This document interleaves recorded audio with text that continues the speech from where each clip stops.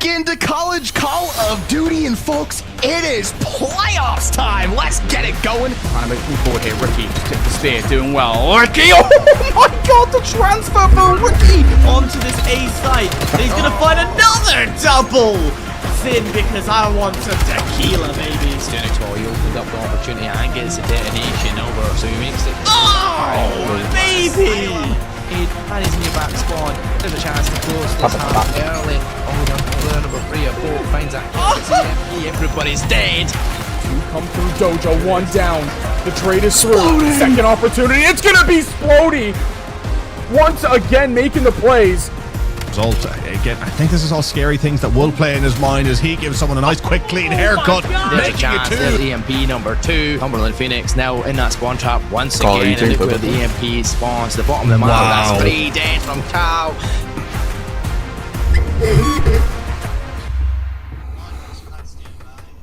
And the road to land continues as we jump into day 2 of our College CoD playoffs. We're already in elimination style for a couple of these teams playing for their life on their way to St. Louis. My name is Seymour. With me is Zach Benoit. And Zach, this is going to be a great day because we get to qualify some teams to go in person and compete for a championship yet again here in College CoD. Yeah, it's going to be a really, really fun one to watch today. We have two teams that have already kind of started off extremely hot in this one. And, you know, it's another great day of Call of Duty. Can't wait for it to get underway. We got Cumberland Phoenix and the Cal Poly Pomona Broncos to kick things off in our elimination side. Two of these teams coming from some great seasons, as we saw, undefeated in the regular season, 11-0 on both ends. You can see the only blemish on the record for the Broncos is their search and destroy, but my eyes are on their playoff runs right now, Zach, because the Cal Poly Pomonas had quite a tough matchup in their round 2. They match up against the Fisher Falcons. A match that not a lot of people would put some faith on the side of the Broncos to do very well in. However, they took them to 4, and even in that map number 4, they made that hard point. They made Fisher work for it. The other side for Cumberland Phoenix, they're coming off of a loss. Game 5 versus the Wichita State Shockers, a match where Cumberland really had a shot for that winner semifinals, maybe a chance for them to play the Falcons yet again in the season or in their record as a team, but falling down now, matching up against each other, we get to see who moves on. Yeah, it's going to be a test between two really good teams. I mean, you know, you talk about the early matches they had. You mentioned they go up against that Fisher Falcons Navy team, and they drop it 3-1 for the Broncos, and it's just kind of a bounce back. You look here, you get the bounce back you needed in your first losers round matchup. You get that hot 3-0, and you come into this one against a team in the Phoenix who, you know, it was a 50-50, a great match against Wichita State. And then they come down to the loser side. They go 3-0. So both teams coming in hot. You mentioned those records. Undefeated on that season. 9-0 in the hardpoint record. 7-0 on the other side. I mean, it's just going to be gunnies all day long, Colin. Gunnies all day and every day when we're talking about College CoD. Let's look at the maps, though, for this series, because as we move through the elimination side, best of 5s for the day. What we're looking at here, Den, Hardpoint, Den, Search and Destroy to kick things off. Exposure Overload guaranteed for that 3. If we go to the distance, it's another Exposure, a Scar to close it out in map 5. And for both of these teams, I would love to see that Scar, Search and Destroy. But for you, when you're looking at this one in terms of the series, we get no new maps, but what stands out for you? Honestly, when you look at that overload, which whatever team is going to be able to kind of control those spawns, manipulate the sides, and really I can see that kind of being the big swing map here, obviously barring whatever happens in the two dens, but exposure overload, for my time playing it, you know it's going to get mixy. You go into the hard point in map 4 as well on exposure. The two maps, it's going to be fun. A little bit upset we didn't get to see any of those new maps coming in, but it's all good. Should still be an absolute electric 5-game series. Cannot wait for it to get started, but Den, let me tell you, those gunnies are going to be hot on that P1. Yeah, I'm excited for this, Den. I mean, we've seen so many Den hardpoints, Den searches, exposure overloads across the entirety of this season, but for this one between Cal Poly Pomona Broncos up against a really tough opponent for Cumberland Phoenix. I mean, you're going into a map that this is something where the Broncos are going to look to continue to keep that pressure on. I look at the subs to make sure you're playing for those routes. Make sure you're playing for those new hills, because I think for Cumberland, which is a team that we know has quite a successful record in College COD just in general from previous seasons as well. So for the Broncos, I mean, they're punching above the belt here. I want to see them set the precedent early here in Den hardpoints. And if you're falling behind for Cumberland, this is a team that's going to punish you in those mistakes. You don't want to give them that advantage in the score line, because as soon as they do, they're going to really put you behind the net. Yeah, when you look, and you mentioned, I mean, these two teams, the year that they have had, the numbers speak for themselves and what they've been able to do. The Broncos, I mean, if you can come out early and get hot, kind of push Cumberland onto their back foot, give yourself that kind of extra edge when you're looking at the battles. But again, we're patiently waiting for this Den to load up. I mean, you know, looking at Den, it's an interesting map in my opinion, because, you know, it's just so easy to flip those spawns, especially after the P1, go into the P2. You know, fighting in lights, fighting outside on that rooftop. It's going to be very interesting to see how these teams control it, the break-off points here. Want to see, you know, which team is going to be able to kind of control that mid push over, as we are preparing to load up here, Colin. First match on the day. Very excited to be here alongside you, partner. Oh, dude, I'm pumped. Zach, this is your first CCL playoffs. This is your this is exciting. Right in the fire. So as we get to see these two teams load up into this map number 1, Zach, I mean, come on, let's hear from you. How you feeling for the playoffs right here? This is where the magic happens. Absolutely amped. Got my 5 hours of sleep, cracked open an energy drink, and here we go. Map 1, Den hardpoint. And we're going to start off with the side of the Phoenix. Rushing out, guns a-blazing. And it's going to be Tor here. Top window, just kind of laying down all that cover fire. Nice push out through mid. Early time going to the Broncos. But it's the Phoenix trying to push on up. But Broncos once again shutting things down. Rue currently on the hill, watching around. I'm excited to see this new meta with the NPCs, as Tor helping Rue right there in the mid-cut battle. Yeah, already making quite a change in the CDL. So for CCL, how many teams really going to take advantage of this NPC change for the playoff run? Broncos off to a good start for this first hill. You can already see Tor working on a rotation to nil. Cumberland Phoenix have an idea that this is possible, and right away Tor trying to make some heads turn for this play. Self is right with him. You break those spawns in the back. The only one really to fight this is going to be Disfigured, who now has to stay alive. Yeah, Disfigured trying to hold in the back line here. He's going to get one. That's Rue. Now looking for more. Is he going to read the man in the corner here? They do, but it's going to be Selviz who gets one. Trying to get two, and he can't find it with the pistol. Tor trying to pick things up here. Still, time being held by the Broncos. This is a beautiful display of transitioning from the P1 to P2. Now jumping up to lights. Rue's going to get one. He has teammates help. The 2 down. And again, the Broncos just holding on early here with the push. Zero, can he find one? He does, but Rue is not missing. It's in the name. And you see it there. Rue with a big 3. He'll finally get traded out by Cal. And you can see the way that the Broncos want to play this. Hold rooftop side, force those back spawns for Cumberland, make it difficult for them to get an easy rotation over to the new hill. They're forcing them into what is essentially a spawn trap, and in doing so, Rue already going to be the first one over to the new hill. Big fight versus Cyro, and Self is now here, second up to bat. 8-3 start to this game. The Broncos are in full form in their control for these hills. Well, I mentioned they had to kind of punch Cumberland where they're back on their back foot, and that's exactly what they're doing. Selvis and Rue, they woke up. The Gunnies are hot, and they have been rocking and rolling in the early stages of this Den hardpoint. You see here Tor soaking up the time. He's going to spot 2. Can he get at least 1 on the outside of 10? Doesn't, but it's okay. He has a teammate in Rue who continues not to miss. Disfigured here, last man, waiting for the reinforcements. Good battle there for Disfigured. Oh, 10-4 to start this off. You couldn't ask for anything better from your SMGs. Mr. SMGs himself is having quite a tough game number 1 on this Den. 2-11 out of honor. No time in the hill. Finally, you get a break for scrap time. You're hoping that you can fight through the spawn of the throne room. Tor going to be the first line of contact, and as soon as he sees the double chow, he knows it's given up. Bunker in, yet again, like we saw in P2. They're trying to hold this from the front.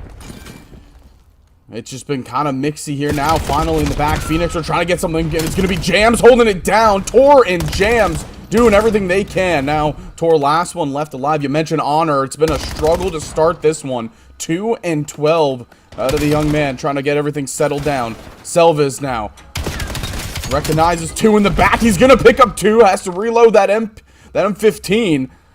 But we mentioned the different meta change with the SMG rolls, and right now it's Selvis and Rue who are loving things. Disfigured just gonna hop in and rip 2. Now here we go. Phoenix trying to settle things down, get things worked out through front window here in computer. Rue just trying to cause as much havoc as possible, but the final 8 seconds here, first rotation done, and it's just really been all Broncos. 120 to 48 after one rotation. This is a good lead for the Broncos going to the second set of rotation. It's the way that they've done it that's really impressed me. That second rotation, the second hill that we saw, the Broncos held it from the front, forced those back spawns for Cumberland Phoenix, did not let them break, and even when they did, Rue pieces them up again and again. P4, same thing. You force those back thrown spawns, you don't let them through the hole in the wall, and it's been a little uncharacteristic from the way that Broncos are playing this map, but it's working in their favor. Now 100-point lead yet again as we're in the second set of hills. You got the setup that you want, and nobody from Phoenix are taking routes. Finally, you see Cyro going all the way out to 10, but he's got to make something work fast, and there's the break for 16. And he goes to 10, but he gets immediately trade out, and who? By Tor, who has been on an absolute tear on the early side here. We talk about Rue, we talk about Selvis, but you gotta look at Tor. He's been the hill kitten, a minute 8 so far, and he's on the flank here. Finds 1, finds 2. Last man on the outside. Can he find him? No, Cal's gonna be able to trade him out. Rue is gonna be the one fighting Cal here, and Rue immediately traded out. Get, again, Mixie P2. Honor trying to get things going. 4 and 18. He just hasn't been able to get the gunny hot early on here. Cyro trying to find Rue again, not missing early. 18 and 8. The SMGs have been rocking and rolling for the Broncos. Selvis, and it's a little bit of a TK coming in. Does that come back to bite them? No. Mixie Hill, 1v1. Honor, can he do anything? Yes, he can.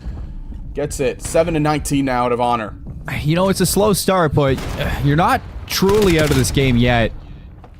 You can see a couple of issues here for the Phoenix when it comes to holding these hills or breaking some of the setups that the Broncos are kind of bringing into you. Is I don't know what's going on with Rue. It looks like he's actually disconnected from this map. 160 to 84. Cumberland Phoenix, they're still focused on these rotations, but yeah, obviously something not quite right there for the Broncos. And a player like Rue, you know, that's not something that he wants to back out of a game like that, the game that he's been playing. So, gonna have to wait to see what the admins are gonna say for the ruling for this one on where things stand for the game. But the Broncos, quite a lead after the first set, Zach. And like I said, it's uncharacteristic the way that they're playing this. That P2 rotation, the P4 rotation, holding the front of the hill, forcing those back spawns, and kind of spawn trapping the Phoenix in the back there, both thrown and the back P2.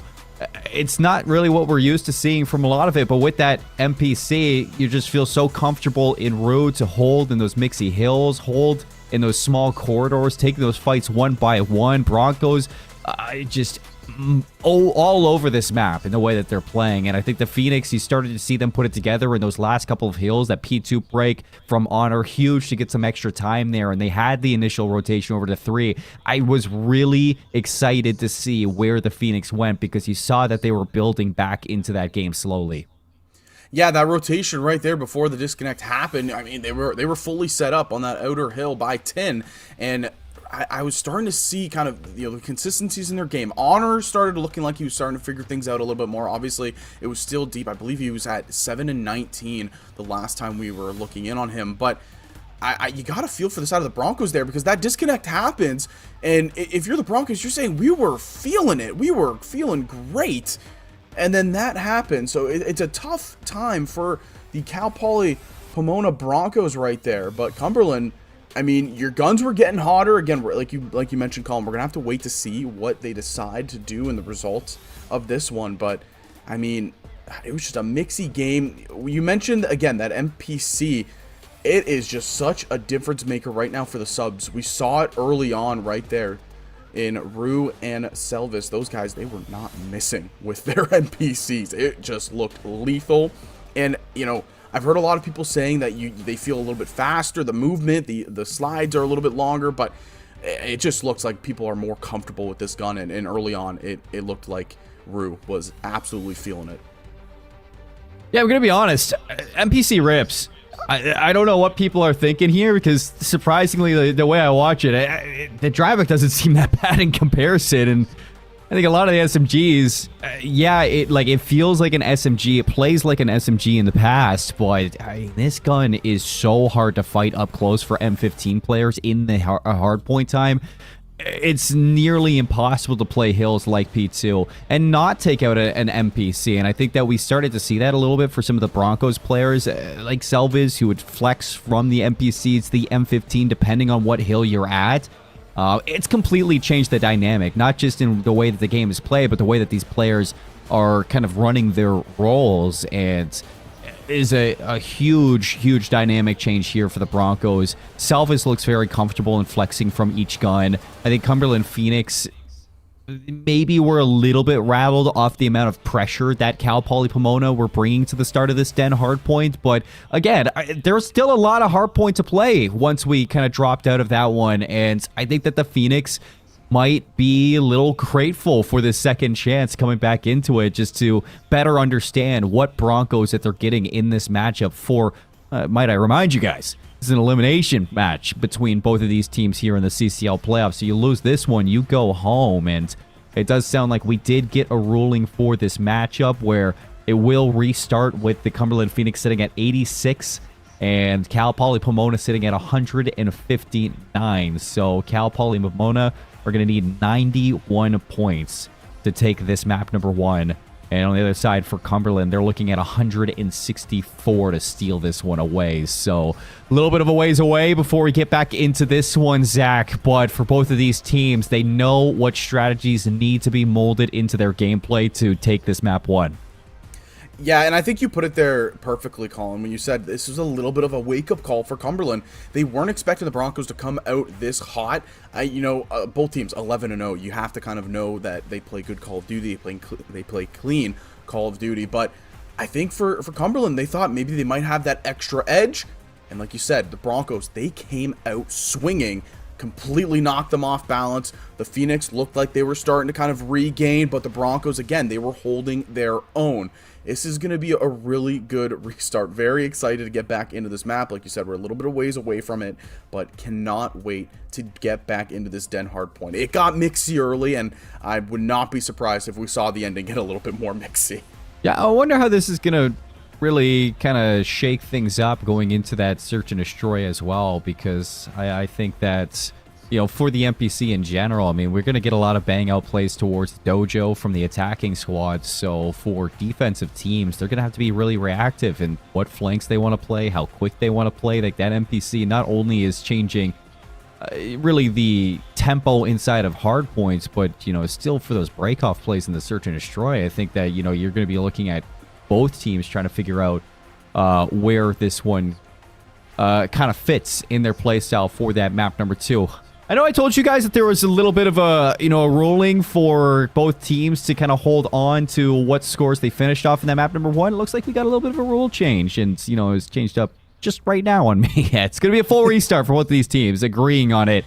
I think for the Broncos, yes, you look at this and you're like, okay, well, we came out hot.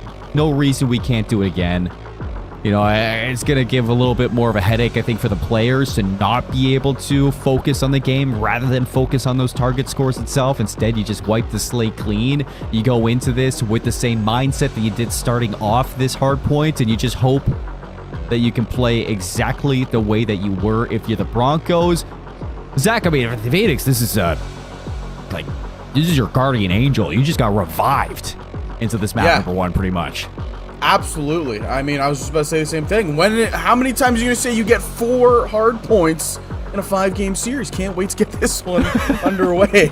A little bit of extra extra play here between these two teams. But again, you look at the side of the Broncos, in their minds, you're probably thinking, you know, our guns are hot. We can do exactly what we did before. Side of the Phoenix, you're thinking, all right, we know how they're going to play. Let's get back into it. And, well, early on, again, it's going to get mixy here on P1. Saros is going to just push up, get 3, make it 4, complete wipe, and a complete 180 of how we started this Den hardpoint last time out. Oh, boy.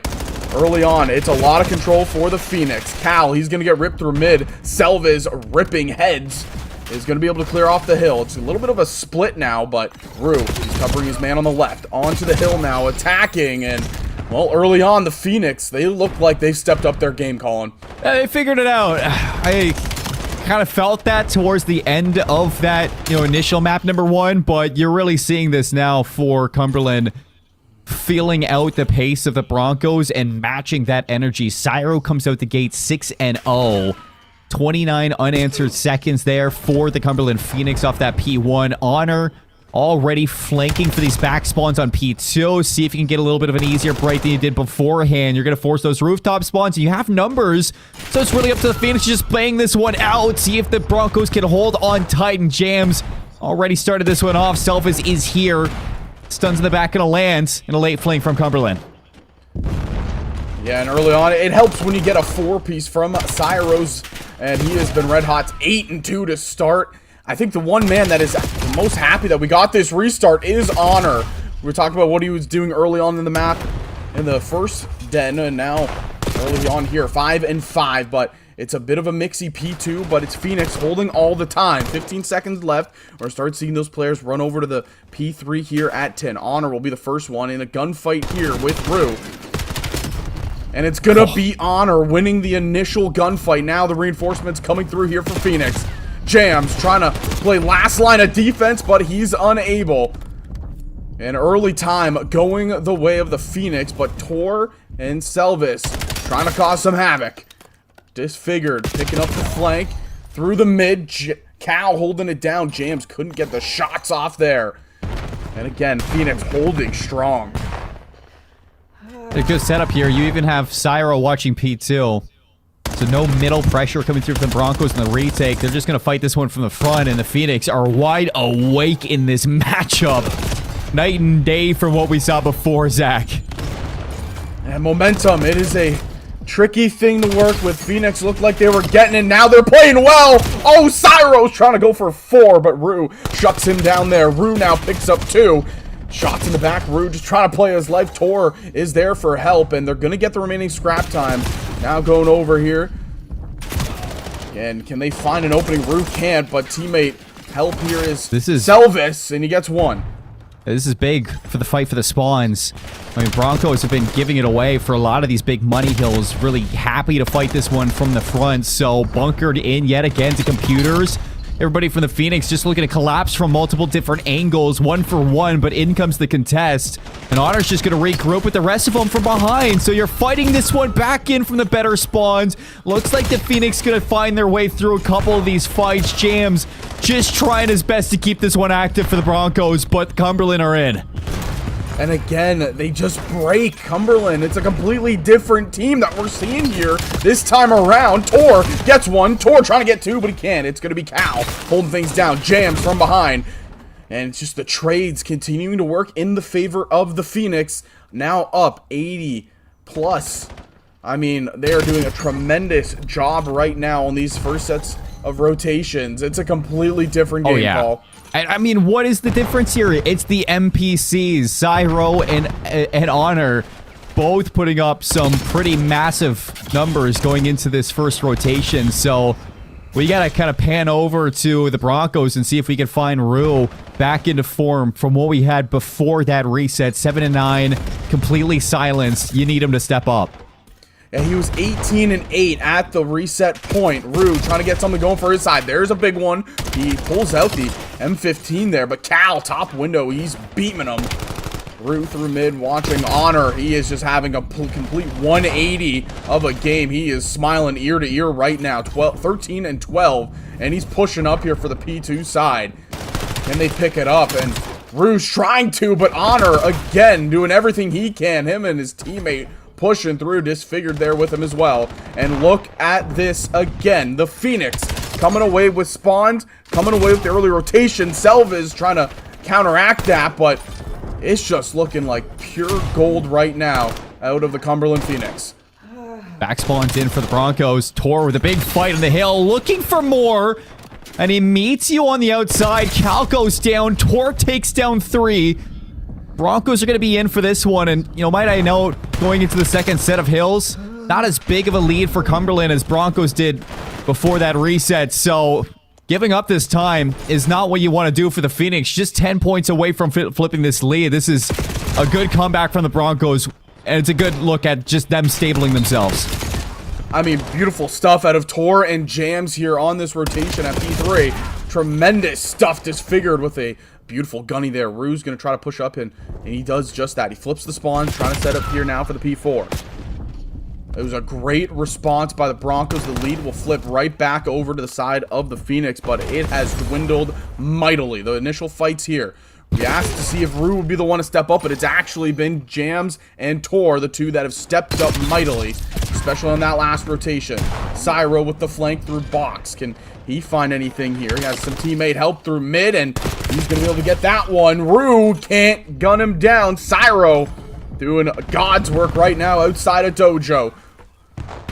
Yeah, I mean, the one thing that I need to see change for Cal Poly Pomona now is these rotations. They gave up a lot before the reset, and that's because Rue was bailing them out for these breaks and for holding down that time.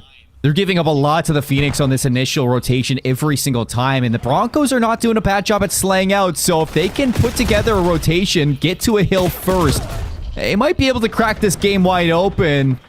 They should be able to flip this lead one more time, but here we see on the map, they are going to have the solid setup to new. And just tremendous trigger discipline out of Jams on that push through box for the side of the Phoenix. They were not expecting him. Watches one go by, gets a 2-piece, and that helps kind of hold down these spawns. But look at this. It's kind of the same thing we saw before. A complete push through the back. One. Oh my goodness. Coming from top window. Are they going to be able to read this and hold this one down? Jams inside of that server room. Can't find the first. Honor spitting. Rue, he's going to pick up a massive 2-piece, and that's another 4 down for the side of the Phoenix. We saw that on the last hill. They were able to get 4 down, and the Broncos were holding on now, trying to build up a lead of their own. The spawns kind of mixy. One push to the front, that's going to be Honor, and he's going to set up a pinch perfectly right there with Cal. Phoenix are happy that they got split spawns off the back of that hill, because that could have been really troublesome. If you give up the rest of this time, you walk away with scrap. Should be able to keep this within an even tie game going into the third set of rotations. 159 or 162 at the end of it to 158. Broncos working towards new. You shut down the flank from Cyro. One more's getting worked on from Disfigure. Tor going to be in the bottom of you. He's got a lot to do. Tor gets 1. Tor fighting, gets 2. Trying to stay alive, but Cyro's going to come away with that kill. Jams now. Next man up. Holding things down, the Broncos. Again, this is kind of the game we expected to see between these two teams. It's just mixy back and forth. Phoenix came out red hot to start the reset, but the Broncos have settled things down. Holding on strong, and the early gunfights here. Team kill comes through Disfigured, gunning everything in his sight. Doesn't care if he's a teammate or an enemy. Holding downhill now, on the side of the Phoenix. It's a split.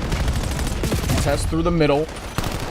15 left to go here on P1, going over to this P2 side, and it looks like the Broncos are going to be the team in control of P2 side, and that's going to be big for the boys in green. Yeah, it doesn't matter if you kind of keep this one contested or leave the hill white at the end of this P1, because as long as you're holding onto your lead, that's all that matters. A couple of split spawns, though, come out, and the Broncos are all the way across the map, so you're on an island. Selphis needs to go big. Selphis turns it into a double kill, so somehow making something out of nothing. Jams has a turn at this one, but he gets blindsided by Cyro, and Phoenix, they get their setup at P2, now looking to flip this back into their lead. Broncos with spawns on rooftop. And the man that made that play, that was Honor, who completely just made it so mixy against the Broncos, and now they're trying to get reset up here. Selvis in the back, finds one. Fighting here in Garage, he's not going to be able to win it. Cyro coming away. He's finding 2. And he has Disfigured in there with him as well. Things settle down for a moment, But the lead back to the side of the Phoenix. They're the first ones to cross the 200-point threshold. They're holding for this scrap. And look at this again. Honor already pushed over towards the new hill. He has been the early rotation king, and that's what was missing from the Phoenix team in the first first map road. And oh man, look at this. The gunnies are hot for Phoenix. Oh, the MPC is one of the guns of all time. I will say that. The Phoenix in control, and they can win off this hill. Broncos need to kick things into high here. You got Rue around the back. 2 go down. Here's the break for Broncos getting worked on. You need this one to be clean to have a solid setup, and so far they get it done. Force the tower spawns. Broncos are in. And they read the push here, like you said, through box. Can they find anything? Good hold here. It's a similar hold to what we saw Phoenix do earlier. Cyro, he's going to drop the Hellstorm down. Can he find anybody? No, he can't, but it's Jams who finds 3. Jams, when his team needs it, he's coming up with some clutch plays. They're going all the way across the rooftop, Zach, because they know they need to play for these new rotations. The Broncos aren't going to be ready for it, so they say, screw the old hill. This is a tie game. We need to play for the win. But Jams, he reflanks the flank, and it's Tor on the front finding 2. Jams outside. One more on the hill. Can he win it? No, he can't. Cyro comes away with it. Rue on the hill trying to fight. He gets one. Mixie gunfights, and it's going to be Cal coming away. Here on the P2. They're stacked up in the corner. Tor just staying down, playing his life. Cyro fighting inside of window. He finds one. Outside. Selvis can't get it. Held down strong. Phoenix, they can win it on this hill.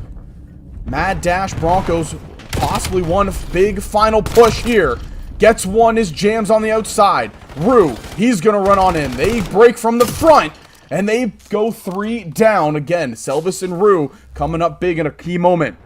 And you still need to hold for a couple of seconds here.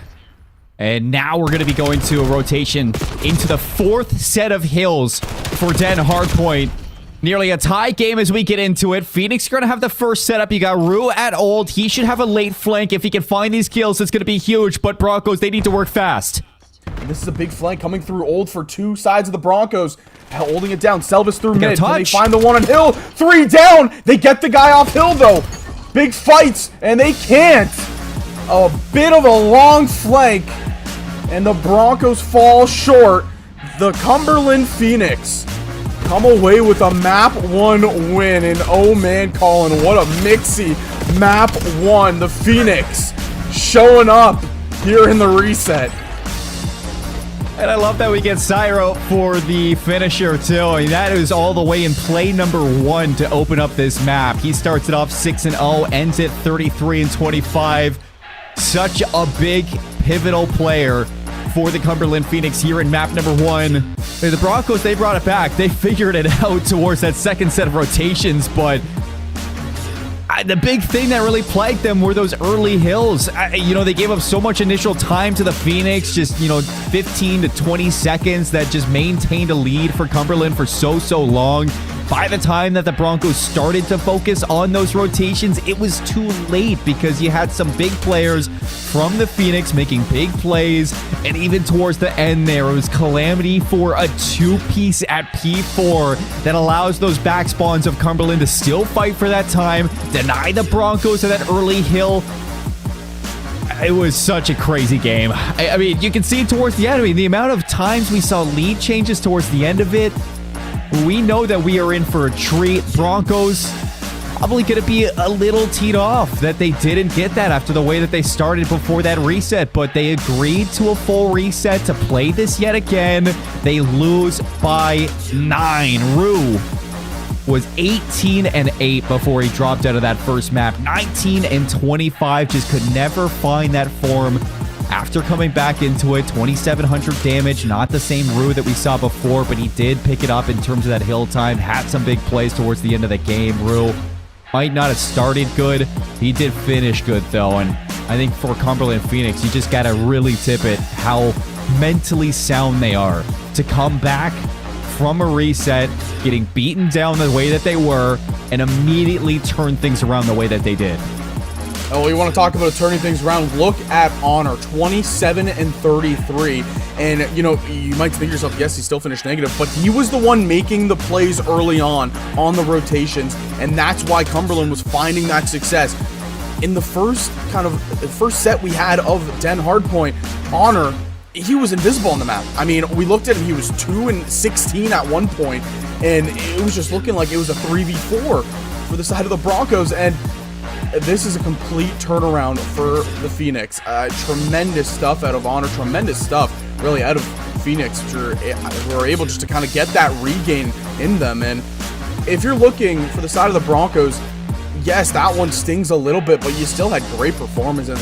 Jams had some big moments. Tor looked phenomenal through basically the entirety of that map. And I mean, you know, Rue didn't have as many kills and the gunny wasn't as hot. But look at the hill time, leading his team with 1:30. Yeah, I think that for the Broncos, I'd be upset losing that map number 1, especially by 9 points. But at the end of the day, and Chad, you guys got to understand that they agreed to the full reset. So they agreed to play it against Cumberland yet again from the start.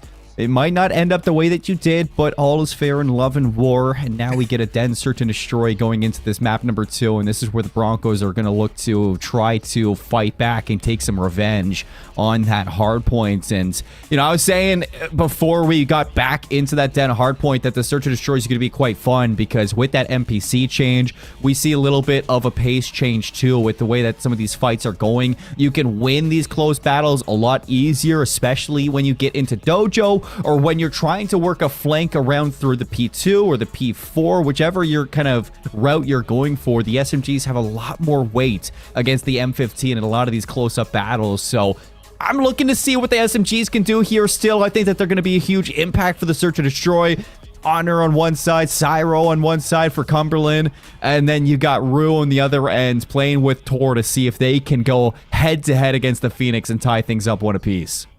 I think the key word you said there was pace. The pace has definitely changed with the NPCs coming into the meta, and yeah, those flanks, the pushes through mid, I mean, it's going to be completely different, and I'm very excited to see how Den Search and Destroy plays with these NPCs, and I'm very curious to see if we're going to see any big sniper action out on that Dojo side. That's always the fun one, when the snip snap gets brought out there on this map. Loading up here into the Den S&D. Can the Broncos bounce back, or will that reset have completely resetted Phoenix to continue to roll here in this series? Can't wait for this one to get in. We're loading up now, Call. I mean, we got such a change just in so many different ways, because even when I was watching the Cup last week, you know, a player like Capsule, who on a Den Search and Destroy, you normally see him bang out mid, tries to play for couches, you win a fight there, you just get lost in how many corners there are on this map. And right away, it's going to be a bang out and no question unanswered and where these guys are going. Jams trying to get around the attackers, 2-on-2. Rue just trying to stay alive. And Honor, he's found his way into the A site. All right, well, after the chaos at mid, here we go. 2v2. Rue can't find an Honor. The sneaky snake that he is continues to roll around here on the backside. Tor, can you read it? He does, but it's Honor with the gunny, and man, oh man, has his gunny woken up. Yes, you said it. An ace there for the SMG. Oh no, it's 3. Never mind. My bad. I thought he got 4 as well. I thought he got 4 in that, but it's just that opening play through mid. No, it's because the sniper, I think Calamity, that opened up that round with that first blood for the Phoenix. You know, Honor's just the one that took it a little bit further through P1. He takes down the player trying to get across. I think it was Jams there, who does take down the bomb carrier. And as soon as Honor gets that play, he gets into the A site, plays on the side of Cal Poly, and doesn't allow you to get that retake for free. NPC shredding. Another mid hit from the Broncos. Jams taking the bomb up to top window. They've fully given up the B site. They've backed up the Phoenix to throne room. Does seem like Cumberland happy to play a retake over towards A, but they want the kills. They get information here, one in the back. Not sure if they found the one that's deep there in Zero, but pushing through, can't find it there. It's Honor coming away with it. Recapturing control here of the B side now. Everybody pushing through. Dojo, Cal, big snipe in 10. I think Tor actually had a Dravik out for a second, so maybe trying to change it. Cal's not missing with the sniper. Oh, he clipped you off the jump.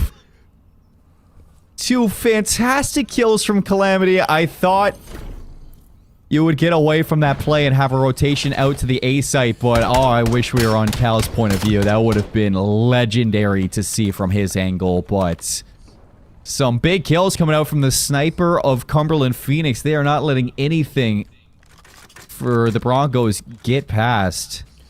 I'm really glad I need to start seeing some routes from these SMGs. Yeah, I'm really glad that Cal heard me and he pulled out the sniper on B side. I mean, oh boy.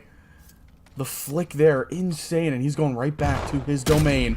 Oh, please. Thought he would have had Tor on the cross there, but Tor immediately having to back up, and look at all the control now on the site that Cumberland have. Cal opens up so much with the sniper, can't connect there either. Now everybody pushed back. Just gonna smoke it out. Cal trying to go for the God shot, can't find it. Oh, you got a big flank. Disfigured. Is he gonna get cleared? Oh, he does, but Selfish doesn't finish it. He turns away, and with 7 HP Disfigured, now in a place to really spoil any flanks, Cal finally lands a shot. It's Rose's turn now to try to take Disfigured out. He's already repositioned. 30 seconds. They have no way into the site. Yeah, this is just pure control of this B site. Tor trying to come through the mid, can't. And easy as ever there for Cumberland. It comes off the back of Disfigured with that kill in the back. Because if he drops, that is a big opening you have on the flank side. But he rips the flank, and just a beautiful reposition here onto Rue. Phoenix. I mean, it's a complete 180 than what we initially saw, Colin. I can't believe that Selvas didn't finish that kill. I mean, he should have 100%. I think he stopped shooting. Believed you had the kill, and you immediately just looked to take the next gunfight, but hey, yeah, Disfigured goes big. 3 kills in that round. Calamity on 3 in a row, too, with that sniper. He shuts down Jams through that half jump. And they go for the hard read to the A site for round number 4. Giving up B. I like this call from the Broncos. They want to kill before they plant, so they're fighting through Dojo. They gotta watch the flank, though. Selva's going to be able to pick up that there's 2 flanking. He sees 1, trying to reposition. Doesn't pick up the second, and there's 2 on the flank. Next gunfight, Rue's able to find 1, and Jams with the team kill. Just like that, all down to Rue. Phoenix, everything coming up for the side of Cumberland. Up 4-0 in the S&D, and that's just unfortunate for Selvis, who catches 1 on the flank, can't catch the second, and everything gets opened up, and there's the Dravik. Yeah, I mean, a couple of players bring the Dravik out. I saw Tor earlier, now Calamity has it out. It really seems like the Broncos are a little mentally compromised on this search and destroy.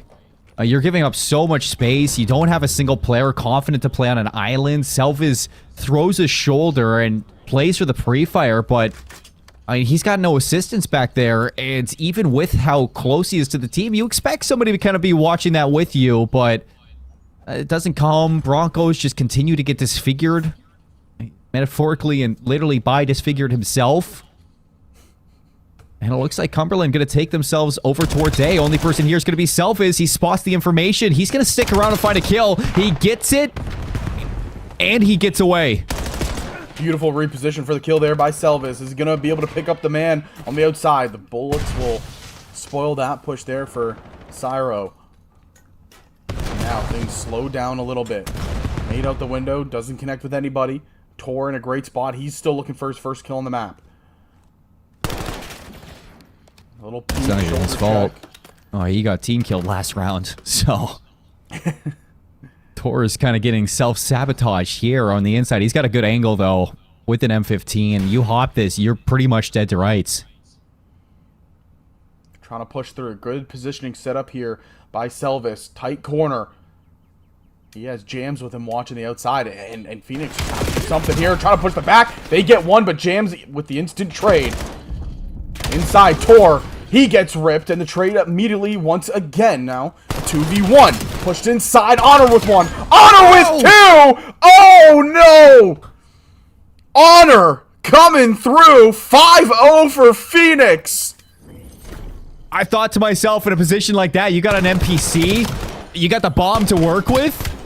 All you need is a clean gunfight, and for Honor, that's all he needs ever. SM Jesus. What a play. 5-0 up, the Phoenix can do no wrong.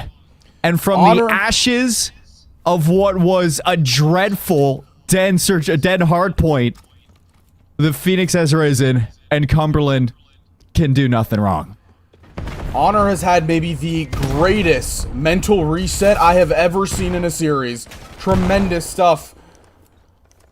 8-1 leading his team here. The Broncos able to get something there. First blood. Oh, you've got a full rotation now from the Phoenix. All 3 players are going to be here, so you still got to battle for it. Can't find another team kill onto Tor. Oh, and the sniper comes through. 6-0. Absolute stomping out of the Cumberland Phoenix.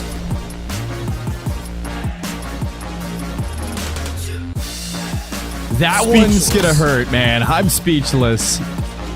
I mean, there's so many rounds that you look back and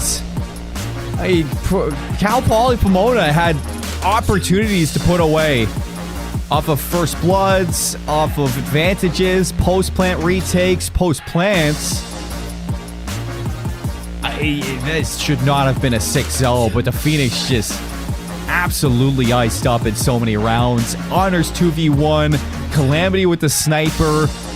You had so many plays disfigured watching the flank on that B hold. Just so many players from Phoenix going big in those moments where you're behind to pull you back into those rounds. And for the Broncos, they had no answer. Every single time they threw something new, it still felt like they were 2 steps behind what Cumberland were offering in the Search and Destroy. You had an 8-2 performance from Honor on that SMG. Calamity 6-2. I mean, Cyro there, a silent 5-2. I feel like we never even said his name during that entire map number 2, but he still has 3 non-traded, nearly 600 damage, just finishing his fights on his own. It's just some big and impactful fights, and the entire cast and crew of the Broncos just absolutely silent. You even said it, Tor had 0 kills across 4 rounds, got team killed twice. It's just shambles on the side of Cal Poly Pomona, which is so sad to say because this team was electric out the gates of this series. And since the reset, I don't know what's happened to them. Yeah, they're gonna have to find something down low inside of them to kind of bounce back here in the series. You see there the overload exposure up next, but it has been control straight out of the Cumberland Phoenix. I mean, dominant in the S&D, a complete regain in the hard point. They can do no wrong right now, and the only question I got is how will the Broncos respond? How will they have that mental reset? Because right now, the Phoenix, they had that mental reset. You saw Honor have the mental reset, and now he has been an electric player in this series. Cannot wait to see this one happen. Colin, I mean, this has been everything we could have asked to start off the day. It has been a tremendous 2 games. The Phoenix looking strong as ever. I could ask for the Broncos to do a little bit more. I don't think it's everything that I can ask for right now. I think I would like to see Cal Poly Pomona force a couple more maps here to the Cumberland Phoenix, especially with the performance that they had versus Fisher Falcons Navy yesterday. This is not what I would have expected from the Broncos at all. So hey, they got an overload coming up. We got exposure after this break. A last chance for the Broncos to stay alive in college CoD playoffs. We'll see you soon with some more CoD.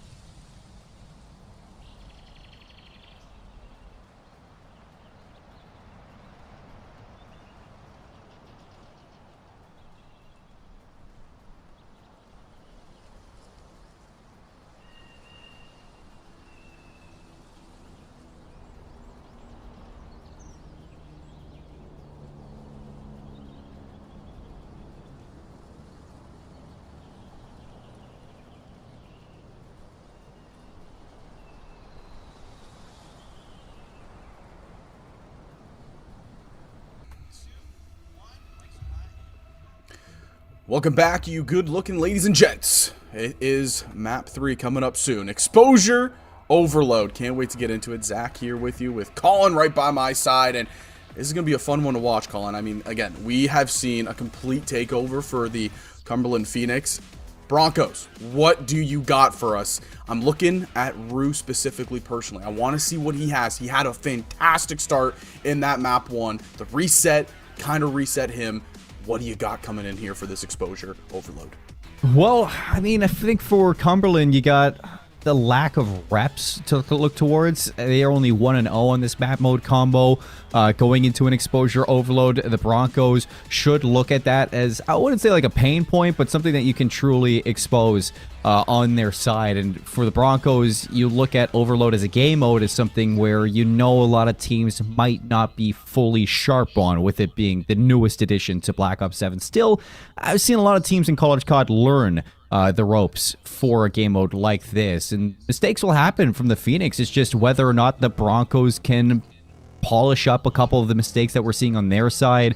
I think there's a lot of initiative lacking on their side in terms of where the play is going. We saw it on the hard point. I mean, you're just missing out a lot of these rotations, the search and destroy. You're not winning a lot of these opening duels. So for the Overload, I just need to see some initiative. If you get 3 down, try to make a play for the point, try to make a play for the ball, try to manipulate those spawns of Cumberland as best as you can. And if you go 3 down, I need to see some alertness out of that last player to make sure he plays his life, play towards the objective, slow down Cumberland on their attacks. You get your trophies down, you deny those stuns off spawn, and you try your best to hold some of those goal line stops. Cannot wait for it to start. And the Broncos, again, need to see that mental reset. Got to see the strength between the ears here. Can they do it? 2-0 series count for the Phoenix, loading up into an Exposure Overload. It's going to be a fun one. It's going to be a mixy one, and well, can't wait for it to get underway. Here we go. Map number 3 of match 1 of the day. It's what a riveting start to the day we've had. A restart on map 1, a complete one-sided S&D on map 2. What does Overload have for us here today, Call? Well, Sunny with a chance of kills. I think that's what we expect on a map like this all the time. Just high slang, high engagements. Opportunities, especially if you're spawning on ringside, to get some good captures in. Really hard to play from back P3 if you give up that high ground. So a lot of teams from the P3 side of things are going to be trying to hold the building control, make sure that nobody can get behind you, nobody can get that high ground on the platform, because then you're just going to be trapped. If you yourself playing from P3 can get a nice crisp 4 down, get out to Solar and start forcing those ring spawns, we've seen some good rallies off the rip, so let's see if the Broncos can get that in hand. Oh, good early nades right there for the side of the Broncos. Jams and Tor able to get 2. Cyro pushing through the tank side. He's going to find 1. Disfigured helps, and no, Jams is going to be able to come away with that kill there. Disfigured pushing up, finds 1 here. Early action. It looks like Cumberland, they're going to be able to fend off those early nades as Tor counteracts what I'm saying and finds 2 of his own. Top window now, pushing up alley. You see here Selviz trying to cause chaos with those spawns in the back. And look at this. Immediately, the Broncos going to make a play for Solar. 4 players here. You have a flame from Selvis that's not going to be a part of this one, and you needed your players to find those kills. They don't. Ball down. Selvis dies. Roof falls. Only 1 kill. All 4 players of Phoenix now in a counterattack. And this is a beautiful look here for the side of Phoenix. They're pushing up. Jams is going to be the first one to initiate gunfire here, and he pushes them back through mid. Oh no, they find the kills through mid. They're finding 2, and it's going to be a complete wrap towards the A side. Jams, can you get there in time to play defense? Yes, you can. He gets 1. Cero pushing in the back, finds Jams. The trade's coming through. Selvis is there. But Honor, the man causing havoc, is going to be able to find it through. Cal is going to pull this back, taking it towards that tank side, towards Solar. Well, the defense, this is a beautiful job backtracking from the side of the Broncos. Push through the mid, can't find anything. Tor pushing up, attacking top silo, and he's able to find him. Looks like a re-wrap here through the spawn, and Cal is going to be met quickly, and he's going to be able to pistol him. And now Jams and Rue through the staircase at mid-cut, looking for a stop. And it's a little bit more thought out from Cumberland's side. It's not as easy to get some attacks going from the ringside spawn. You have a chance at B now, and you do have a flank him through from Cyro. Tor's going to be late on this one. You don't even know he's through, so Cyro takes down Rue. You get an unfortunate team kill out of Calamity, but with Cyro's positioning, it's an easy capture to kick things off for the Phoenix. Yeah, not sure what happened with Tor there. He was just sitting at steps, and I thought something happened, and it did. It looked like Tor, when he was trying to push out the backside of the window room there, something happened with him, and that was kind of why he stopped that flank. It looked like he was in a prime position to stop Cyro. But early on, we saw a lot of control by the Cumberland Phoenix with that overload, just pushing the sides, kind of trying to find an opening. But the Broncos, they just kept countering Colin. They did a really good job just backtracking in their spawn, making sure that there was one or at minimum two defending on the site and not leaving a site open. They did a good job holding that mid elbow push as well. So early on, I mean, Cumberland, they got that score through, but the Broncos, they were holding their own. Now I want to see that on offense, transition that to moving it up the map. Yeah, there's some approach there from Cumberland that I think was a little bit better than what we saw out of the Broncos, especially on that last push that amounted to a capture in the B portal. You waited for your player through mid to get into P3, get back towards the platforms, cut off a couple of those respawning members of Cal Poly Pomona. And for Broncos, when we saw their attack towards the B portal of Cumberland, you had Selvas playing through mid, but it was kind of a little late. I mean, everybody was already into Solar before you even had Selvas into P4 position. No chance to catch some of those early kills onto Cumberland Phoenix. And as soon as the Broncos went to take those gunfights, 3-on-4, they just get beaten out by numbers, lose a couple of those initial gunfights. And it seems like the Broncos are kind of in a panic to make a play happen. You get another reset. It's going to be another full reset.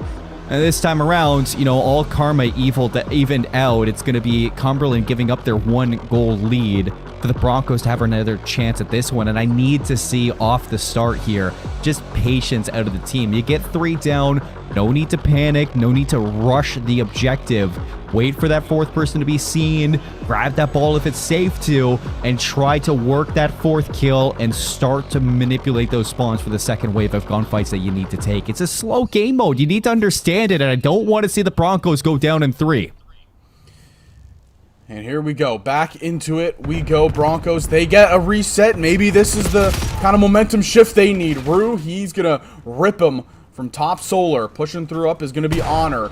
Going to back Turtle, and that's just a great movement out of Honor to find Selvas completely not looking. And now Rue from behind finds one. He's going to backtrack his life, and he'll finally drop, pushing just straight through mid. Tor on his back legs and trying to hold it. Honor with a push. Can't find it, and it's Jams able to shut it down. Well, the chaos can be settled as the Broncos will try to move it out of their spawn. This is what we need. I mean, look at it. Rue is kind of playing for P4. You've nullified a couple of these members. You've given yourself a chance. Cal's looking for Rue and eventually will. You need your players on the front line to give Rue that chance. It doesn't happen. 3 down, but the ball for Jams. He's already rotated. Beautiful stuff out of Jams. Can he get there in time? No, it looks like the players are going to backtrack just in time, and Jams is just running for his life, waiting for the reinforcements to come through. Challen, he's going to be able to get one. And nobody around him to help right now. Jams kind of stuck in his own area, but with the pistol, he's fending him off, and finally, he'll drop. Cal, he's pushed up elbow, trying to possibly flank behind this player at A. He's going to be able to get one. Looking for the second. Jams off of spawn. Pushing up to the van. Chaos, and it's Jams coming away with it. Yeah, Calamity went for the shot punch. Jams went over his head. I mean, that was good for Jams, just holding on to the objective as long as he did. You wasted so much time for your players to get off of their spawn into a position to defend, but still need to play for mid-map control. You have a player Dirt, a player P2. A lot of flank presence coming through, but not a lot of focus on the objective itself. You're giving a lot of mid-map control, and if Cumberland win these fights, which they are, you can see Cyro's already going to be looking at you off spawn. Cyro does a good job getting the first kill. Cannot find the second. Rue is there. Trying to get one. Rue can't get it. Jams holding it. He's the last line of defense, and it's Honor with the pistol from the top rope. And he's going to dunk it in for one. Phoenix up one early on here in the first half. And Ball's going to respawn. And they're going to try to rally this. Nobody for the side of the Broncos around. It's going to be a free run here quickly. A 2-0 game. This is the scary part when you give up P3. You just have full focus on those spawns. No chance to break out. An easy rally onto that B portal in Cumberland. 2 unanswered toward the 360. Here we go. See if you can get a counter cap. Cyro in the corner. Should be able to slow it down. Quick trade. You're going to have members here. Can you get through? Honor. The slide out. No. And Nate Jams is going to finally get it. Broncos are on the board. Spawn for the objective. Back to the middle of the map. You can already see there's some members of Cal Poly there. Members Cal Poly trying to hold things off. Jams is, again, the timing not going to go his way. He's trying to flank through tower. Selvis sees one, but can't get clean shots. He's trying to play his life, and he's not going to be able to get away. Honor through alley, and now we'll see Phoenix pushing up. They have mid-map control. They spot Rue elbow, and Rue forced to just backtrack into his spawn. Saro finding one. Can he find a second? Oh, the mantle. Reach out. He's going to have the teammate help. He finds another, and look at this. It is just clockwork for the side of Phoenix. Completely running it into this B zone. Another one. In for the Phoenix. Looking for the counter cap, though. You're just going to grab it and run. Jams trying to get through. 2 members not going to let you pass. I mean, love the effort. Rue, P4, it's going to be a late flank. Has to back up. Cyro on the other end doing a lot of damage to this setup. Cyro, another double kill. Jams is going to be here. Can he stop the push? He does. Jams coming off spawn. Giving your teammate another lease at life. 38 seconds, though. And you need to get a capture here and now. For this one to feel good on the side. That's Rue goes dead. That's 4 dead, and they're in. This should be a chance. You got to push it up here. Great job by Rue. He can't find the initial. They're going to push it up. Right at the Solar, and the Gunny and the defense holding on strong here for the Phoenix. Man, oh man. A tough break there for the Broncos as they were trying a last effort push, and this will probably be it for the first half, but oh wow, what a half. Broncos trying to grab it for a last ditch effort. They're just going to pull it through their own spawn. Again, 30 seconds on the timer. And not sure if they're going to re-wrap it. Oh, they are. They're going to re-wrap it towards mid. See if they can find any openings here. Pushing it through. One more chance. You're going to take it dirt side. However, full mid-map control and only 12 seconds to get it across the line. Kills coming through. Tor's going to take down one. Tor for 2. And the pistol there, but 5 seconds. There's no chance he can get across the map. And even if there was a chance, still one player lurking in the woodwork to take you down. I mean, there's a couple things there that I saw going right for Cal Poly Pomona. Try to get those setups over towards Solar, but even in the last one, a lot of people should know that if you're the first one forward, you cannot take that cut through the middle of the map. You gotta be the one to force those spawns twice. You saw the Broncos on their attack towards that B portal. They gave those close spawns up to Cumberland, and off the respawn, Cumberland just rip you from those headies. Some big kills coming up from the Phoenix to keep their 2-goal lead.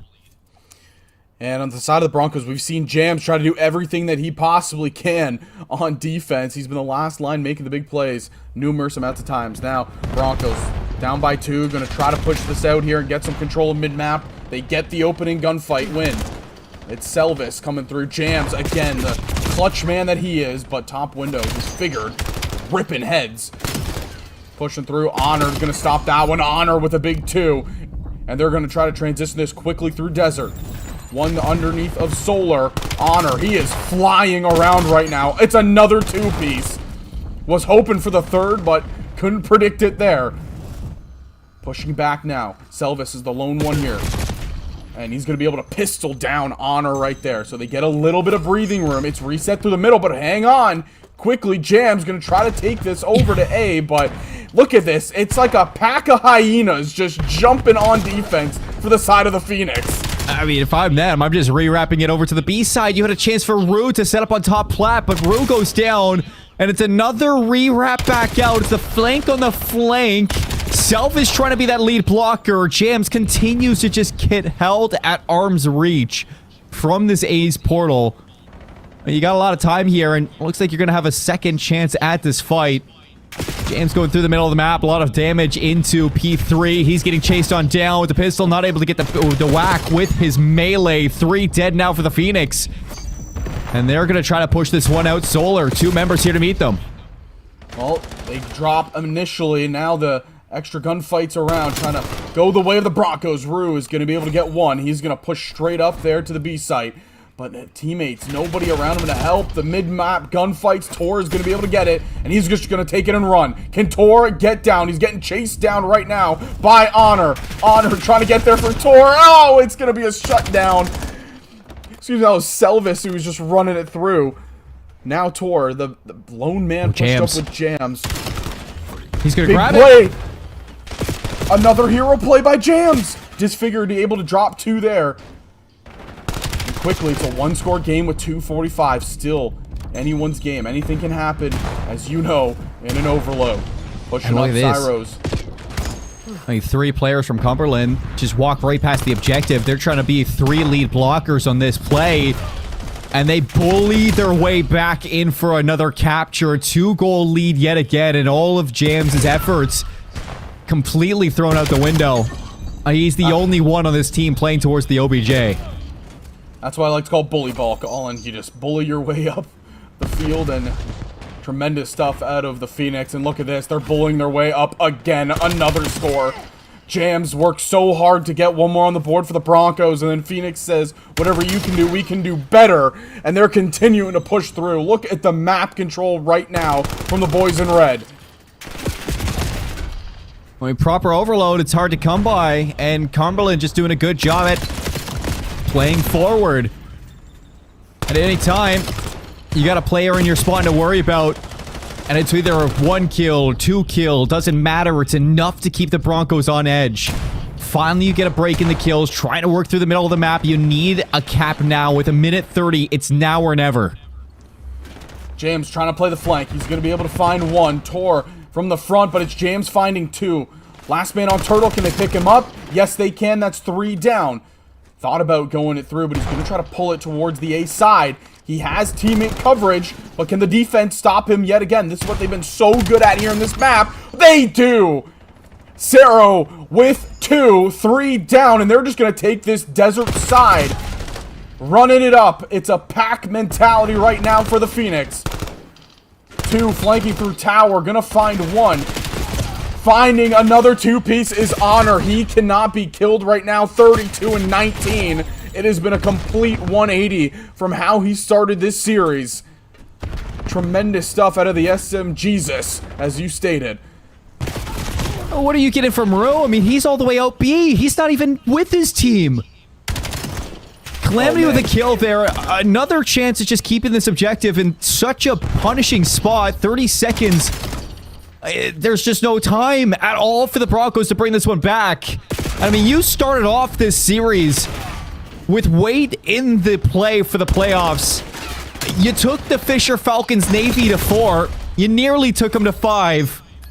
Everybody thought the Broncos were here for a playoff run of a century, but the Phoenix had other things in plan.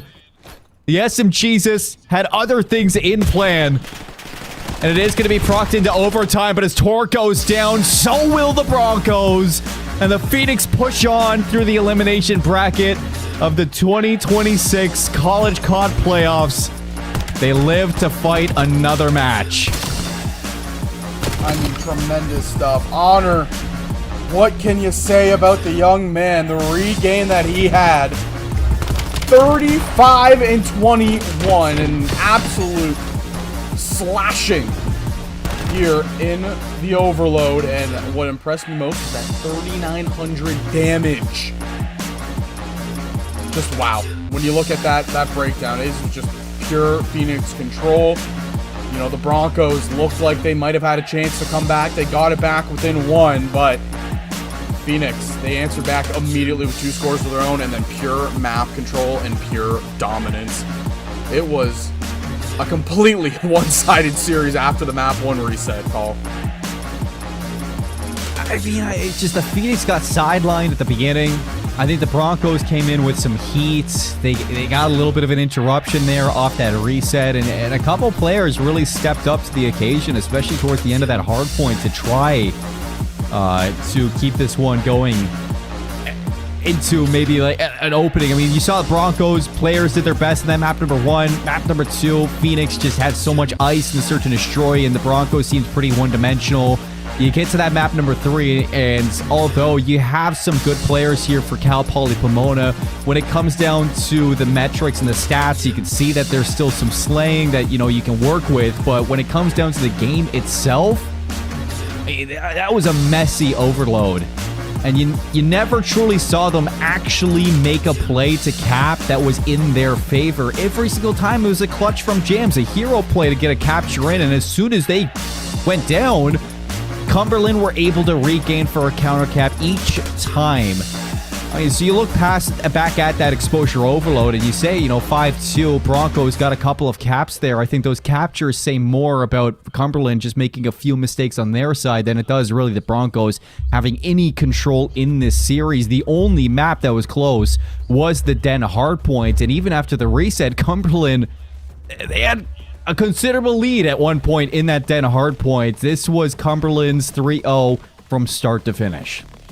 Yeah, that reset, I mean, they were locked and loaded after that, and you mentioned the 9-point win in the Den, straight beating in the S&D 6-0, and then the exposure overload. And it really, when it comes down to overload, it's one of those things where you got to play the spawns. You got to play a clean brand, and if you can't, it's always going to be tough. But Cumberland, they completely showed us why they were 11-0. I mean, tremendous stuff out of the Phoenix. It was electric from start to finish for them. And Honor, I see why your name is S and Jesus, my friend. Wow, what a job done. What a mental reset out of him. What a job out of Honor, honestly. It's always fun to watch. Same with Calamity. I love to see that, you know, even through the test of College CoD playoffs, the Phoenix are still just as fun to watch as we've seen in previous years. We don't have anything to kind of, like, talk about for the series after that. I mean, Cumberland do what they do best, and they come through with 3-0. I think the Broncos, I mean, what a season from themselves in the Western Conference with 11-0 through the regular season. You get to the playoffs. I think that, you know, next year we see these guys back. I'm excited to see what can be worked on. But for the Phoenix, man, they look like they have hit another stride again in the postseason. And what we got coming up next is going to be a winners quarterfinal for a team to qualify for LAN. We're getting into the business now for College CoD playoffs, as when we go to this break, we'll come back with Martial versus Nwosu.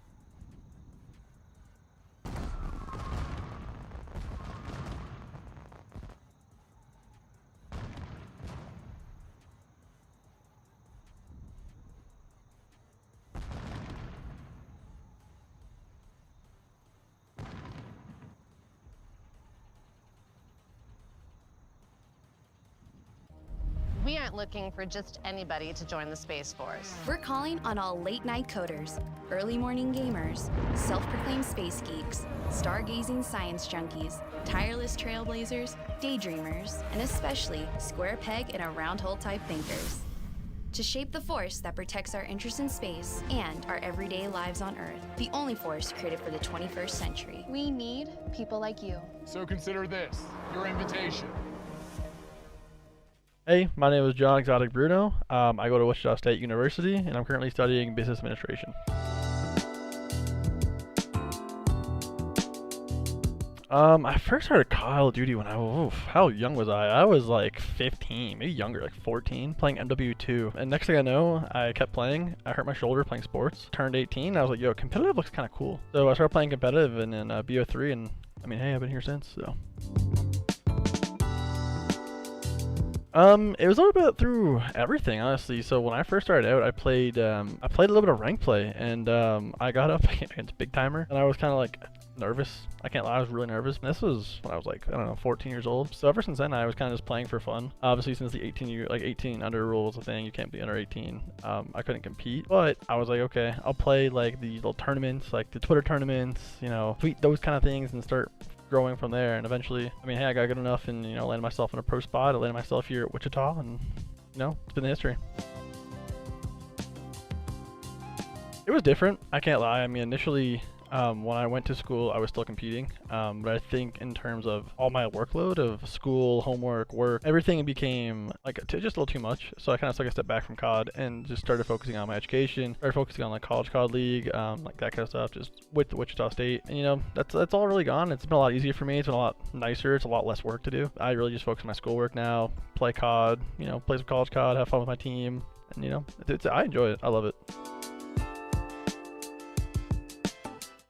It was different, because I mean, I'm from Ontario, so we have something called OSAP, which was like the student stuff that I'm supposed to be filling out, but I'm also going to school in Wichita, so it kind of made it to where it was kind of confusing initially. I needed some help from some of my directors there at Wichita, and I needed some help from people at, you know, my OSAP stuff that helped me out with it. But the transition wasn't the worst. I mean, I don't really visit the school very often because, you know, I am an online student. The transition was okay. I didn't have really many issues. It was just kind of figuring out all my paperwork, my FAFSA stuff, my OSAP stuff, and like I said, it wasn't too bad. Well, I mean, you gotta think, it's very, like I said earlier, it's really time consuming. Obviously, if you compete competitively, you want to have some kind of end goal, right? And a lot of people, that end goal is to play in CDL. And that's obviously what everyone wants to do. It's not as simple as just, you know, snapping my fingers and you're the league. You know, it's gonna take a long time. You have to work your way up. You have to, you know, actually learn the game. You have to get better. You have to have a lot of connections. You have to know, like, understand people, find good teammates. It's a lot to go. So, I mean, for me at least, the CCL is a really good entry point into a tier below CDL, if you could say so. So it's a really good entry to where you can, you know, meet some new friends, meet some new people, some new friends. CCL is actually really important for, I mean, Call of Duty in general. But it really is a big foundation of, you know, just Call of Duty, the entire challenger scene, the entire scene itself. I think CCL should be a lot more looked at than it is, and you know, I love it. I think CCL is doing a fantastic job. So. I mean, a little bit, right? Because you take some classes and you kind of learn some things from your classes, and you put it into real life situations. And for me, my real life situations is Call of Duty, right? So I can learn a little bit easier. I can read things easier. I can understand things easier. But I definitely think there's some correlation between, you know, going to school, learning, and then translating that into COD. I mean, for me, you know, I've always been a player that enjoys LANs. I mean, I think everyone can really talk for that, right? Everyone enjoys the LAN environment, the LAN gameplay. And I know College COD, they do have like the end of the year LAN League, the playoff LAN League, or the playoff LAN, which is always a good time. It's always fun. Really, besides that, I mean, I feel that CCL's done a really good job, especially since when I've joined. They definitely changed things up, and I think every year is progressing better. It's always a fun time. It's always a good time, and, you know, no one can really complain about that. Well, for me, it's just how friendly they've been. I mean, you know, a lot of people, and just in jobs in general, they're always like, oh yeah, we have a family environment. Wichita is literally a definition of a family environment. I feel like no matter what happens, I can talk to them about anything and they'll always be there to help me. If I'm ever struggling in a class, or if I'm ever struggling with my own personal things, any single person on that team and every single person in the program will be there to help me if I need it. And to me, like, that's just one of the biggest things, right? I feel like I have a family here, and I feel like I can trust everyone, and I appreciate and love everyone here. So yeah, shout out to those guys. Love them. Well, I mean, I come from obviously like the CWL era, so I might have, I guess one could say, ego. But I think the players I'm playing with, they've definitely grown from their own, you know, when we first started playing together, which maybe about a year and a half ago. And I've seen them individually progress as players, as friends, as people. And that's something that I enjoy seeing, right? I enjoy seeing the people I'm around progressing through life and just progressing as a person. And in terms of COD, I mean, hey, they got a lot better. I think I'm not the only one who talks about stuff. I'm not the only one who gives input for our team. But I think that the input that we have given to each other has helped everyone, including myself. I mean, I got my passion back. I enjoy competing again. I mean, really thanks to my team.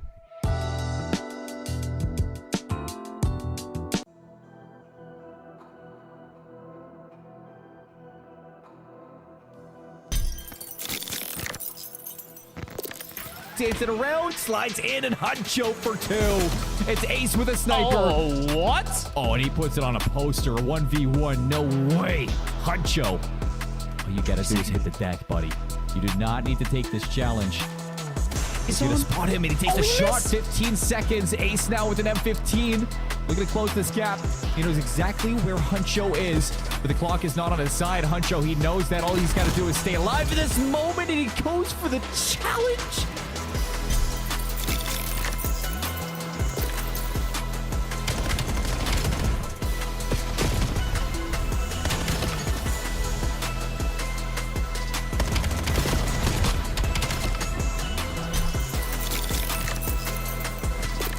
Way Exotic though gets caught. 13 seconds, keeping the 1 versus 2, and he's got a sniper out.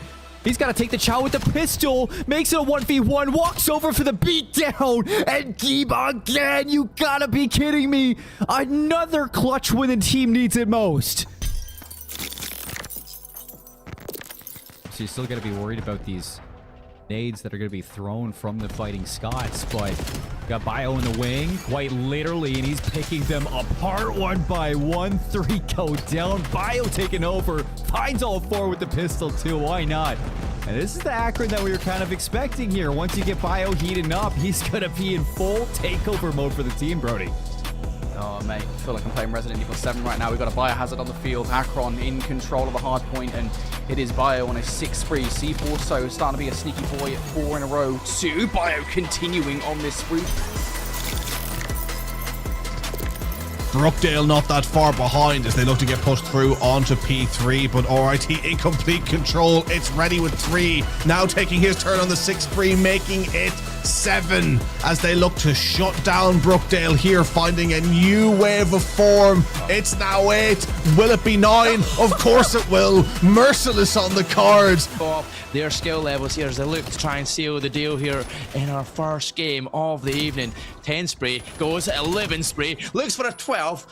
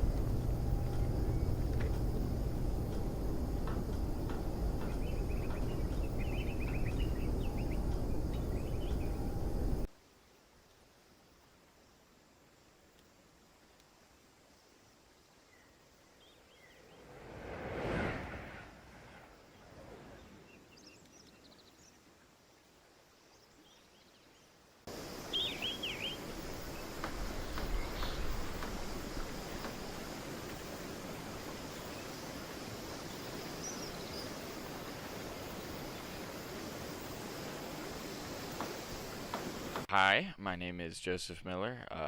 I go by Biohazard. I play for the University of Akron, and I am a social work major.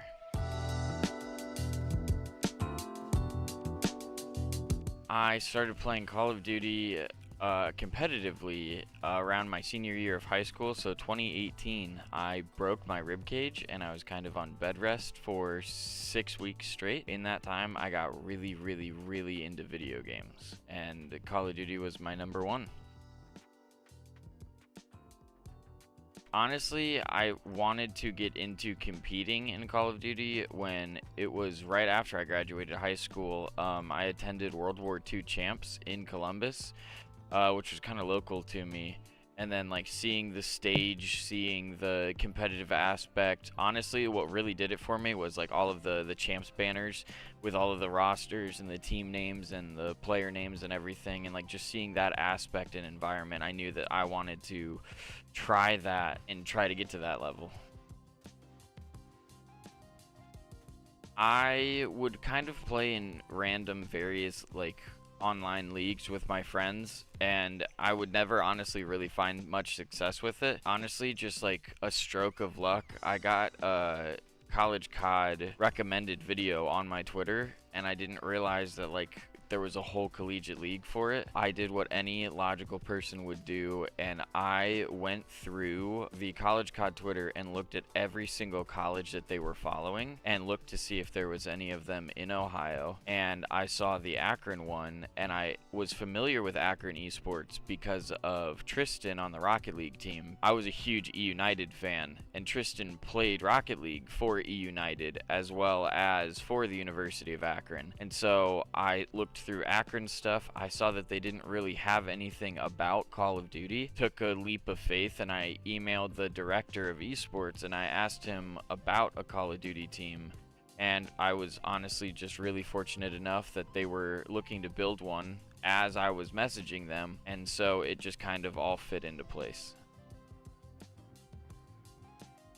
It's definitely not as easy as most people probably would view it to be from an outside perspective, especially like going to class, having things in person, you know, like contributing to like college life and stuff like that. Like you don't want to just be a shut-in who, you know, goes to class, goes to practice, and then that's it. Like, you know, I tried to, you know, put myself out there and, you know, meet people and make friends and all of that, while also, you know, having that competitive aspect, you know, going to practices and things like that. And it definitely, it's a lot to get used to, especially when I was 22 when I first, you know, went back to college. So I kind of had to relearn school life in general as well. I definitely, for advice, I would tell people to focus on, you will be a student athlete, and you need to focus on that student part as well. Make sure that you are attending class, you know, doing your homework and things like that, so that way you still have the opportunity to compete. Obviously, you know, competing is fun. Making a name for yourself is fun. It's very enjoyable, but you have to do the not so fun things as well in order to appreciate, you know, the enjoyable things. So please, go to school. Absolutely. Last year, we were watching in our esports facility. We have like a 9-panel TV wall that we normally would put, like, if one of the esports teams has a match up, we would put it on the big screen. It was a football game, and so we put the football game up on the screen, and I wasn't paying attention, and apparently like the ESPN video people were behind and thought that it was really cool that we were like watching the... Welcome back, ladies and gents, and well, we have a doozy for you. Zach Benoit alongside Seymour. Cass Seymour, how you doing, my friend? We had a great last map, and this one is, I feel it's gonna be a banger as well. It's doing fantastic, as always. I mean, we get into the winners quarterfinals now. Winner of this match makes it into top 8 of the playoffs, which means you punch yourself a ticket to LAN to close out your year, a chance for the championships. Of course, we're going to be playing through to the winners semifinals and to see our winners final matchup as well. And through the losers bracket, we're going to play a little bit further just to guarantee, you know, seeding going into the championships for that LAN. But that's not till tomorrow. Today, we get to qualify our 8 teams to go to LAN. And this is our first match that we have on stream.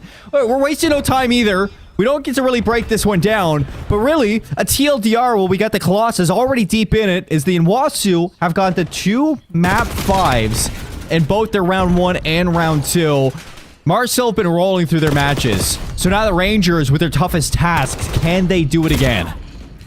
Yeah, I was going to say, Mars Hill, Lions, tremendous stuff. And here we go. Zuner trying to find something on the staircase, unable to. AG, he's going to pick up the gunfights in the front. So Mars Hill, after that first hill, dropping a bunch of time, able to get a little bit of time here on P2. They're going to bring this in within a 20-point game. Biggie Cheese trying to hold down the bottom, but unable to.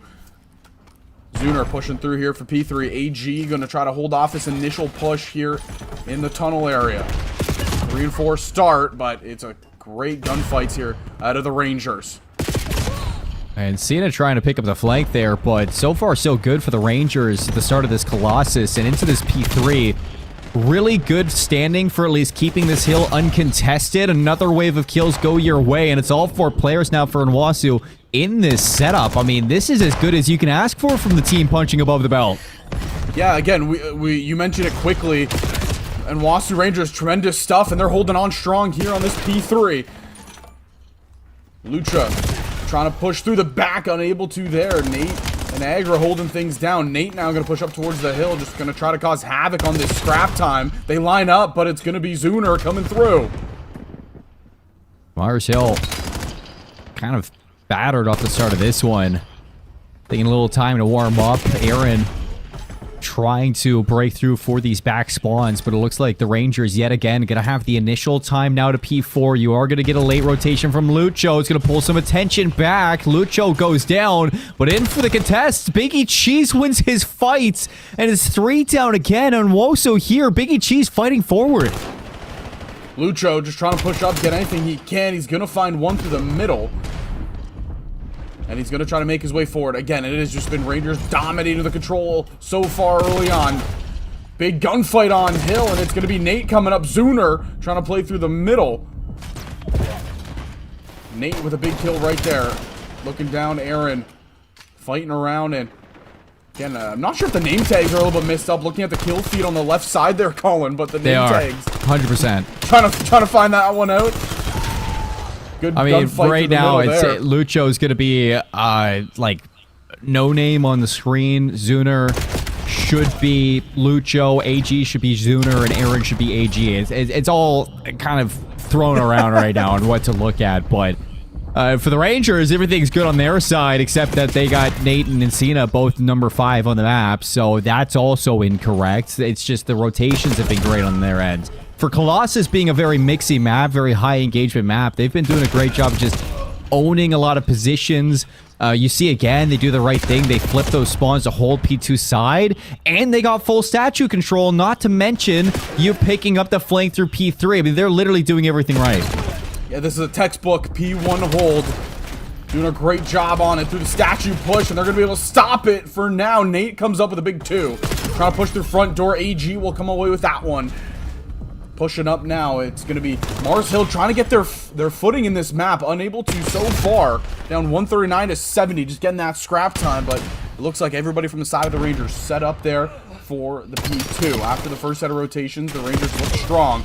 Good kills early on. And again, on the hill are the Rangers trying to hold this back spawn. They catch one, but a lot of pressure going to be coming from the ones up front. Held down for now. 2 more pushing the front of the hill. Slide chow on and not going to be able to find it. Nate with another big 2-piece coming through for the Rangers. Yeah, Rangers again break. They're going to be able to spawn in the back. Might have a split for a couple of them, and no, Aggro going to clean up a couple of those members, allowing your teammates to get here. Another wave their way, and the Lions are getting tamed right now.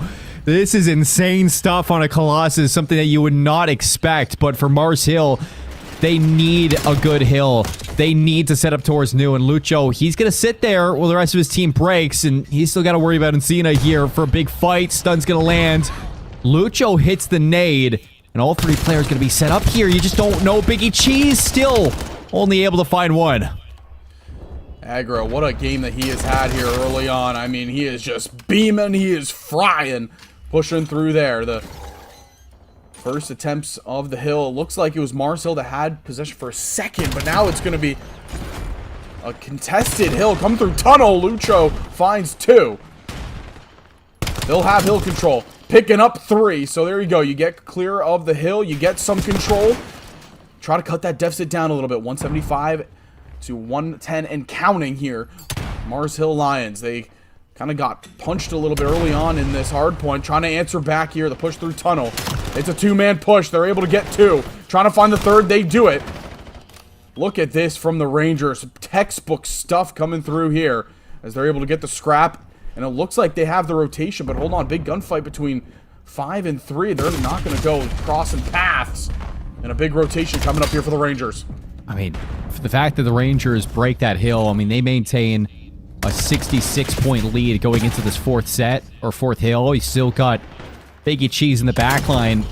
He's got some attention to worry about. Marcel will break with 3 going down quickly, but they got a lot of work to do, and every single time I see Rangers in break formation, it's clean. This time you're going to get 2 on the late flank. Nate playing through P1. You got to expect this flank to do something. Great control right here for the side of Mars Hill, but like you said, there comes the flank. They get 2. Now you can have a chance at this big pinch opportunity. Zuner on the hill, playing for his life, trying to find the one in the back. He's unable to, and it's another big break on this scrap time for the Rangers, but Aaron not done just yet. He's going to slide on, get 1, trying to find 2. He can't connect. Good trades coming through. Zuner picks up 2. Zuner looking for more. He finds 3, and he can't get the 4th there. Nate comes through, finds a 2-piece of his own, and we're going back to P1 with the Rangers needing under 50 to win. And this is just great hardpoint. You look at this as the Rangers with winner's advantage. Time that Mars Hill don't get is time that you're happy to keep contested. Whether it's just a white hill or a contested hill. I mean, that's what the Rangers are looking for. Just maintaining this lead from hill to hill and waiting for them to get a solid setup in one of the money sides. I mean, 209 to 160. I mean, Mars Hill still have some weight in the fight. But Rangers have proved again and again that this is a team that can break hills easily, especially on Colossus. Well, we're seeing the Lions right now trying to hold on to that P1. It's a mixy one. Hopping up there. And Cena trying to find one, but he can't. It's going to be another strong hold there for the side of Mars Hill Lions, who they have quietly brought this back into a respectable gap here. You get a good hold here on P2, which they have an early rotation, but can they pick up the players in the back? They get 1. Lucha finding it, can't find another. Nate with another big gunfight there. AG on the hill, not going to be able to find it. Rangers are going to hold it down after the initial push from the Lions. I mean, that's 2 trophies down, so it's going to be hard for Rangers to get some nades in the back. You have to get your guns up, and look at that. 3 dead for the Mars Hill. They break it immediately, flip the spawns out, and it's only Nate to worry about. Nate takes down 1. You still have some players of Mars Hill just slaying out in the front line, allowing your players off spawn to get into it, but you allow the Rangers for a chance. Aggro slips through, and Aggro with the pistol takes down 2. Looking for all 3. Lucho gets traded, and the Rangers are in. This is incredible. What a break for the Rangers, but look at this as the tide settle. Mars Hill back on it. Trying to bring this within a close one. Get the scrap, trying to get the rotation, but the Rangers, again, just sending more bodies here at the old hill, and they're going to win it. It's Nate again coming through. He has made so many clutch plays for his team here in this one. Now the rotation over to P3. It looks like Mars Hill had the initial opening, trying to hold off the Rangers here. They have the hold. You have a little bit of a pinch opportunity coming through here, but it's going to be Lucho in the back. He finds 1, finds 2, so the pinch erased. Now everybody from the front, and look at this. The Lions holding on strong. I mean, technically they can win off this hill, and then all you need to do if you're the Rangers is contest for about 1 second for this one to get rotated to nil, and that looks like it's enough, unless there's going to be a ghost tick on the ends. Hey, this is no time to get nervous now for Nwosu. You've let the Lions back into the den. And for the Colossus map that has just been so mixy, Rangers need to find some of their mojo. Well, we have the lead change for a split second, and the Rangers get it right on back, but anything can happen here. The Rangers, they're going to hold that scrap, but look at the rotation here for Mars Hill. They're already on the new hill. Lucho, he's made the plays. Can he make another one here? He gets one. He gets two. And that's a golden chance for Mars Hill to try to hold on to this rotation. Oh, they get all four. And now the mad dash to the front of the hill. It's going to be a 15-second break. You got two players there. Lucho again. This time he's cleared. Aggro on the hill. 3 go down. Zuner's going to get some kills in the back. And still, you look at those spawns. They're in the back line. 2 seconds. Somebody's got to touch it. No! It gets close. But Rangers say not today. And they rope up them Lions.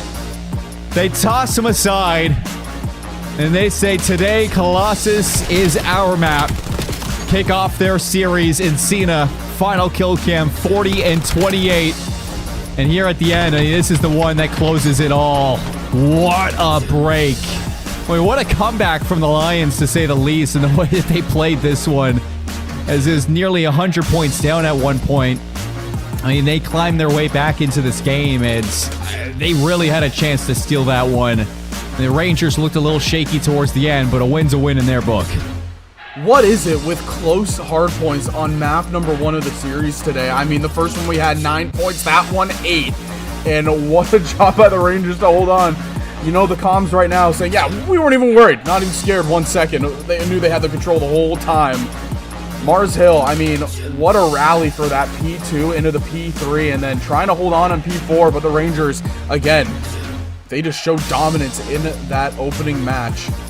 Wow, what a way to kick off this series. Absolutely riveting, and we got ourselves a Den S&D coming up here, Call. Yeah, I mean, hopefully this Den Search and Destroy isn't like a 9-point game followed up by a 6-0 sweep, because that's been the issue, I'd say, for you and I.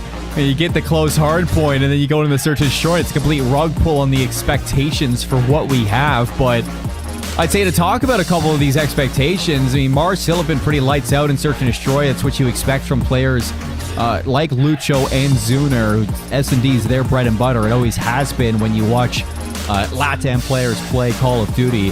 And Nwosu, I mean, their map 2s have been something of, I guess, a pain point. I mean, we saw them in their Search and Destroys, at least through the playoffs, versus SJSU. They lose around 11 in that map 2. Versus St. Thomas, they lose around 11 in the map 2 as well. So S&D, at least in those second maps, have been somewhat shaky for the Rangers, but round 11 means it still gets pretty close, and I'd like to see if the Rangers can continue to play the Lions close.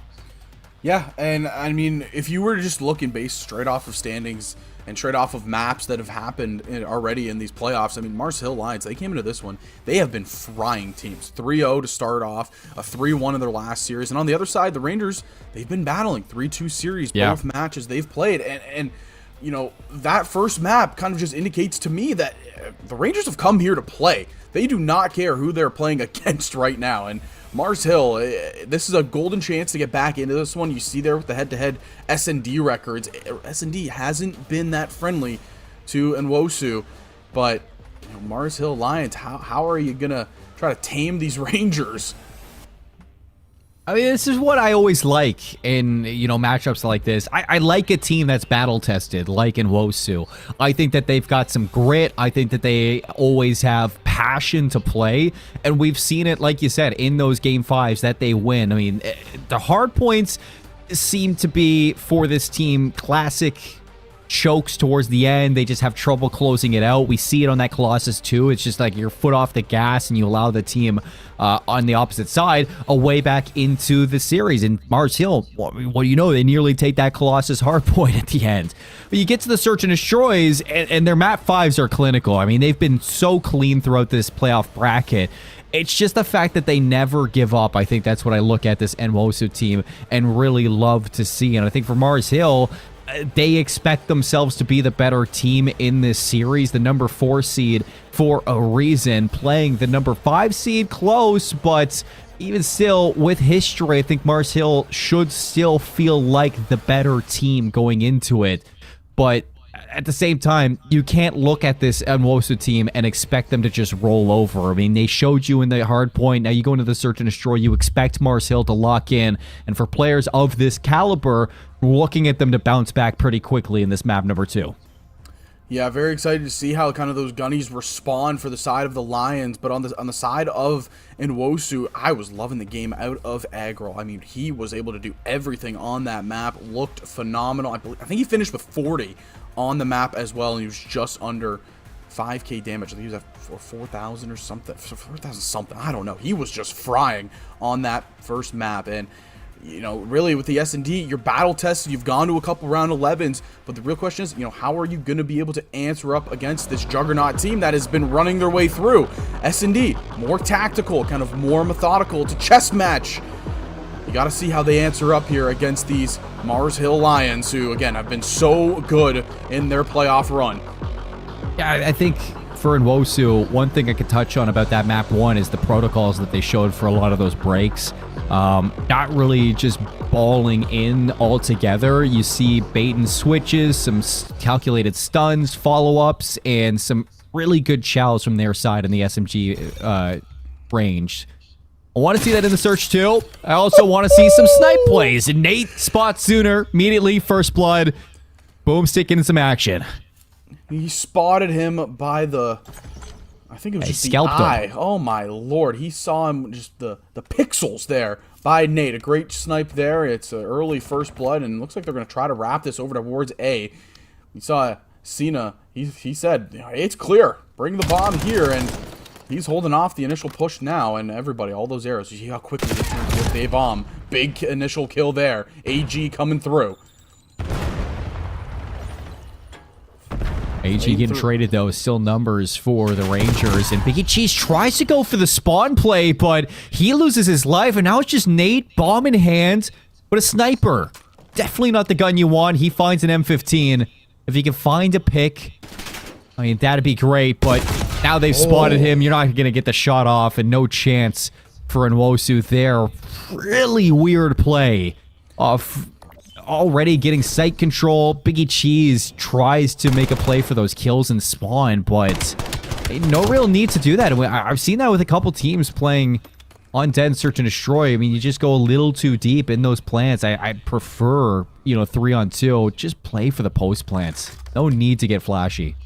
For a split second, thought that the snipe might have been able to come through. Just the quick little flick, but no. Everybody wanted it. Mars Hill, they are looking to try to regain again after that first map where they got punched a little bit. Zuner drawing some fire mid-map. He spots one. Gunfire ringing out now in a dojo. That stun gonna connect. Gonna know there's one sitting inside of tin. And map control here, or site control I should say, on B. They're going for that quick plant down now. Are the Lions working it up? A lot of pressure. You gotta look out for Encina now. That long flank, can he get picked up? And it looks like he does. Fight through here between mid. Biggie Cheese gonna come away with one. The fight in the back, Zuner comes away with it. And again, it was numbers quickly gonna be snuffed out there by the pistol of Zuner. AG on contact, you know that Nwosu now on site. AG just looking to stay alive, buy some time for Zuner to get here, and it looks like he is. Zuner with the M15 keeps things now up in advantage for Mars Hill through the smoke. Biggie Cheese looking for some angles on the players, but you just cannot track them down. So hard to take the fights through the smoke, and Mars Hill, another round iced up. I mean, Biggie Cheese, he was trying. He was fighting that smoke. I mean, used every single bullet in both guns, but he couldn't get the job done. The aim assist, like you mentioned, it is a tough one to beat. AG holding on strong right there. And it's been a good look out of the Mars Hill Lions so far here in the S&D. And Colin, I'm not liking the way this is trending. It's looking like something might happen again with a close map 1 into a dominant map 2.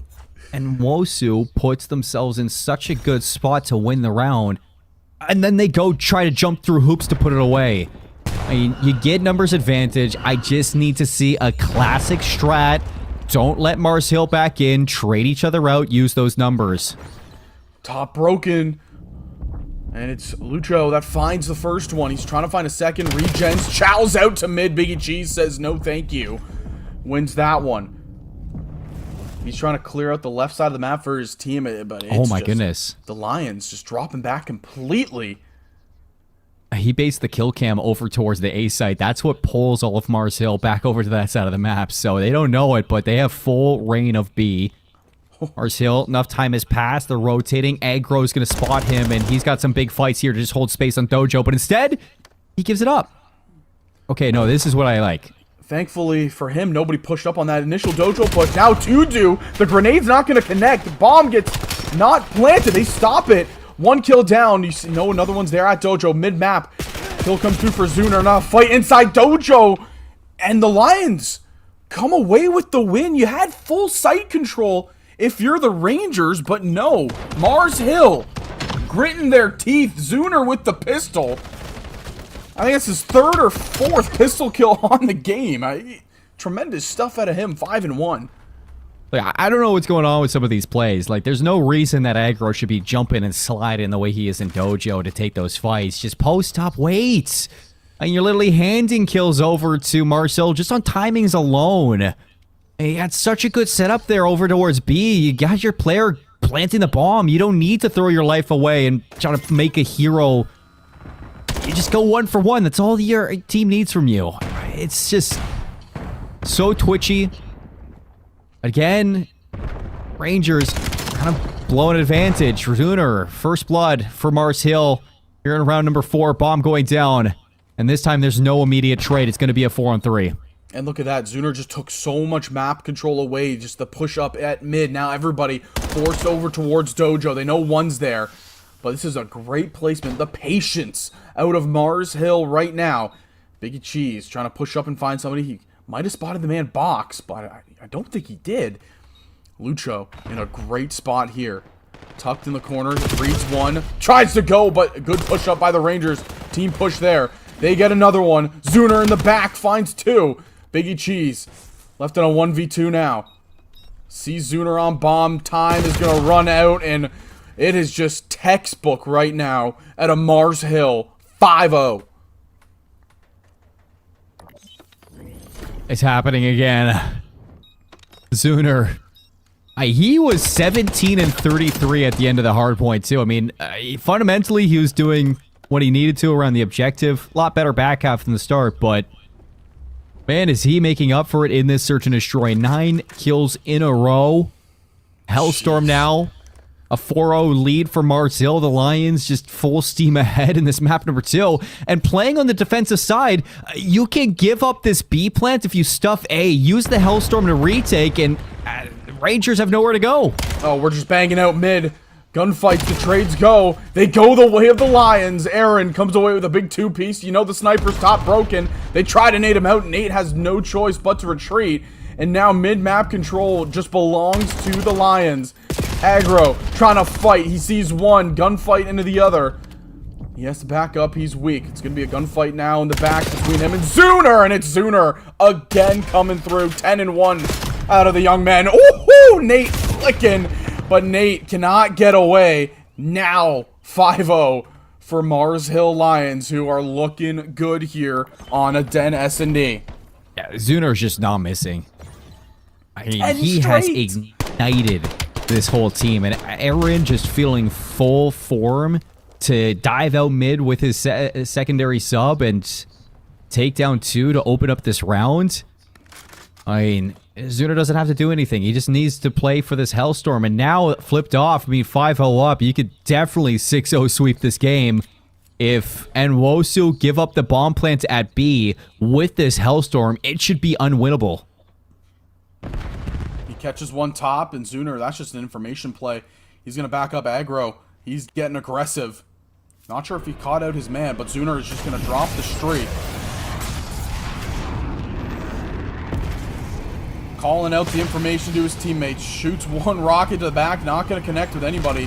The nade by Lucho gets the man Tin, so the B site is wide open. Biggie Cheese trying to make a push through mid. Not going to notice the man in broken. Zuner, again, we've said his name numerous amounts of times. 11-2 on the game. AG gets the kill through mid, and Cena drops. Mars Hill Lions 6-0 in the S&D. Pure dominance and a masterclass out of the boys in blue. What? I mean, again, it happens. I said it, you know, it just seems like we're cursed today in the Search and Destroys. Another 6-0 after what is a neck-and-neck hardpoint. All right, teams just got to start learning this game mode, I guess. Just learn the game mode and map, apparently. Apparently, yeah. It's just Den is not easy to play. And we see there, too, I guess, you got to look back at the stats again. A couple of first bloods, too, from Nwosu in some of those early rounds. And we saw even back in round number 1, and I said this again and again, it started getting frustrating the amount of times I'm watching it. It's that you're just doing so much in those plays. Like Biggie Cheese pushing Throne Room in a 3-on-2 when you already have site control on B. It's a hard site to retake. You don't need throne control. You go over towards the opposite end. You have Dojo. You're sitting there with your aggro, watching the players trying to reach out, and instead of taking the challenges in the off angle, you slide mid Dojo. You don't get the timing against those two. You give up your life, and you give up the round. You look past it, and it's just those mistakes from Nwosu, albeit small, are not allowing your players on site to have proper post plans, to have proper setups. You're just missing the timings, and you're giving Mars Hill momentum on the retakes. You see Zuner goes 10-0 at one point, 10 untraded kills. I mean, he has 8 non-traded kills, but 10 straight. He goes nuclear in a lot of those gunfights. And it just seemed like Zuner getting those kills pretty much for free leaves the rest of the Mars Hill Lions and like, all right, we just got to do supplementary things. And Aaron finds a couple of those kills through mid in some rounds. You got Lucho at the end, AG finessing through smokes. They're just doing whatever they can to tee up Lucho for this, or Zuner for this game. And we looked at the head-to-head matchups between these two teams, and me and you both did. We highlighted the S&D record for Nwosu and said that could play a factor. You know, they might have had that extra edge because of a couple of those games going late into S&D's round 11s. But, you know, you look here, and it just kind of seemed like you said, Colin, a couple of those mental mistakes where you don't need to do that extra chow. You don't need to do that extra aggressiveness, play a bit more passive. And it just kind of bit them in the behind here in this one. Mars Hill, I mean, from start to finish, it was pure dominance. Zuner, what can you say? You mentioned the 10 streak, damage over 1,000. He was doing everything you could ask for the side of Mars Hill Lions, and that is a great regain map here in the series, and tees us up for a big swing map in that overload, map number 3. Yeah, I mean, so the Lions might have came out a little slow in that map number 1. They closed it out with nearly winning the Colossus hardpoint, and Nwosu barely scrape away with that hardpoint win. You go into the Search and Destroy. You expect Nwosu to look a little bit better, especially considering just, you know, a couple weeks ago, we saw them play Oklahoma Christian on this map, and it was them, you know, that looked like they were the better Search and Destroy team against our champions in all of college COD. Well, Mars Hill, different sights to see here. A 6-0 sweep ties us up, and like Zach said, Scar Overload, it's a swing map mode combo coming up after this break.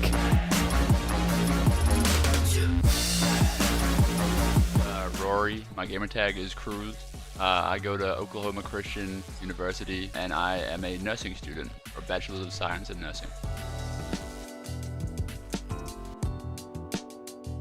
Okay, so my very first memories of playing COD, my parents had never let me buy Call of Duty before. I'd asked them plenty of times, me and my brother. But yeah, I went to one of my friend's house. We played Modern Warfare 3. We played it all night, and then I came home, and I managed to convince my parents to let me get it. Me and my brother just played it all the time. That was probably my first memory of playing COD. So I would say Black Ops. So when I first started playing in Modern Warfare 3, I think my full first prestige in Modern Warfare 3, I had like a .28 AD. I was like the worst player ever. Black Ops 2 League play, kind of towards the end of that game, I started realizing that I could kind of be pretty decent. I was a lot better than all of my school friends, so I started looking for like other people to play with. And then when Ghosts came out, that was when I really being like, oh, okay, I could actually maybe do something with this.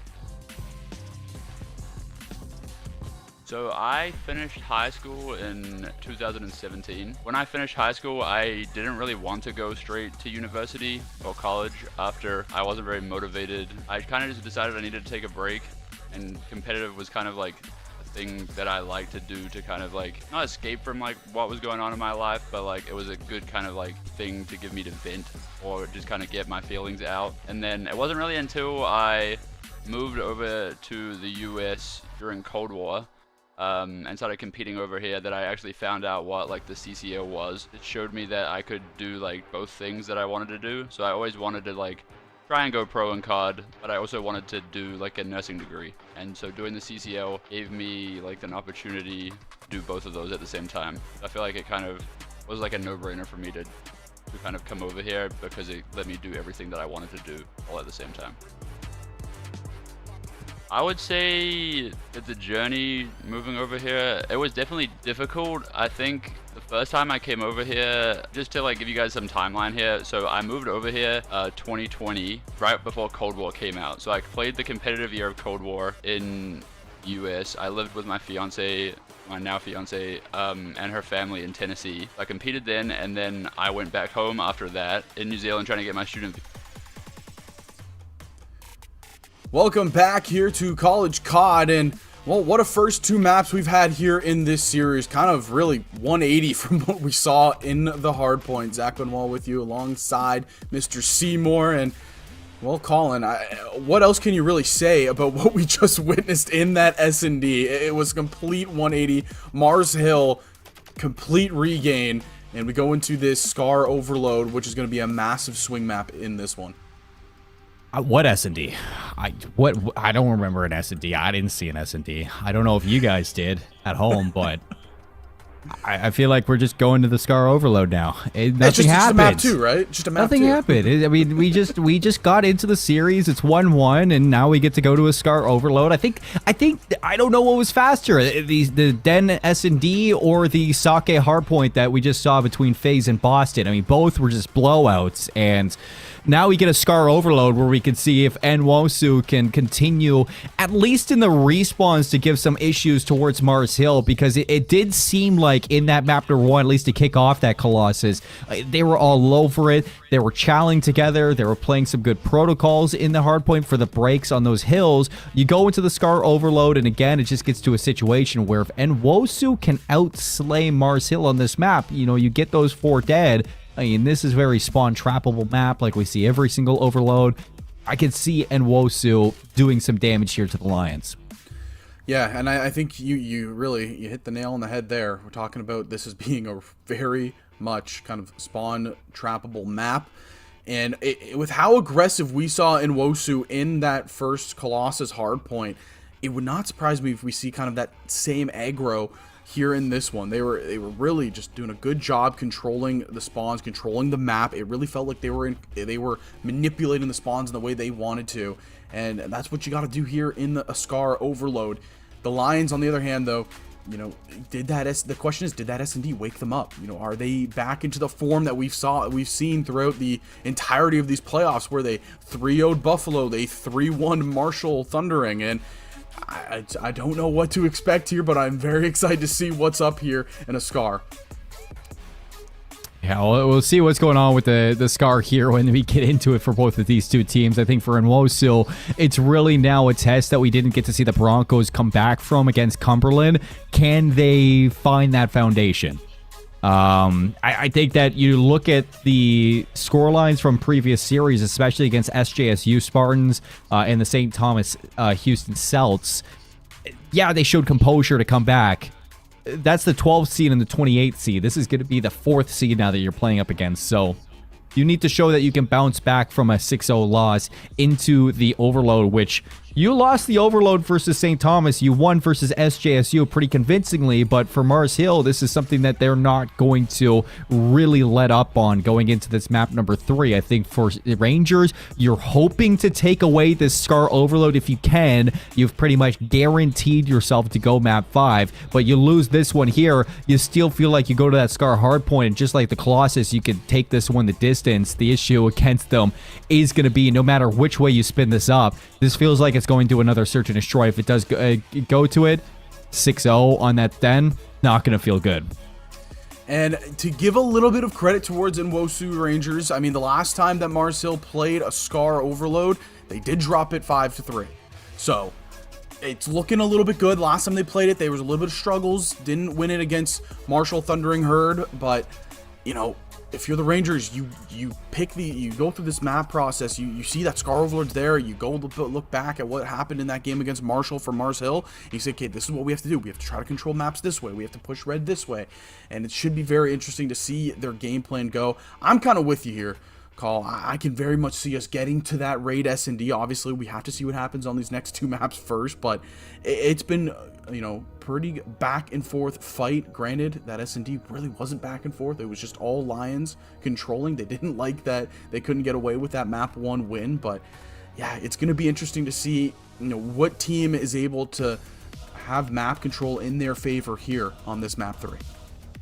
Well, I'm sure chat's going to be excited for this one, because whoever expected some of these top teams to get tested in the College CoD playoffs? I mean, when you look at history of CCL playoffs, there's bound to be some upsets. And for Mars Hill Lions, I think that this is a team that, in my mind, it's a long time coming, because this is a squad where a lot of these players have started to stop playing through challengers as much as we used to see. You know, they haven't had as much of the ability to play through challengers as we've seen in the past, and in doing so, you know, focusing on their studies has allowed other teams close to that 4th seed to catch up, like we see with Nwosu right now in some of these battles. Yes, they're going to have the edge in a lot of their experience in the way that they come into the series, and we see that in the Den Search and Destroy. Not a lot of scams, really good finesse, and, you know, some good attempts at just playing your life and playing as a full team.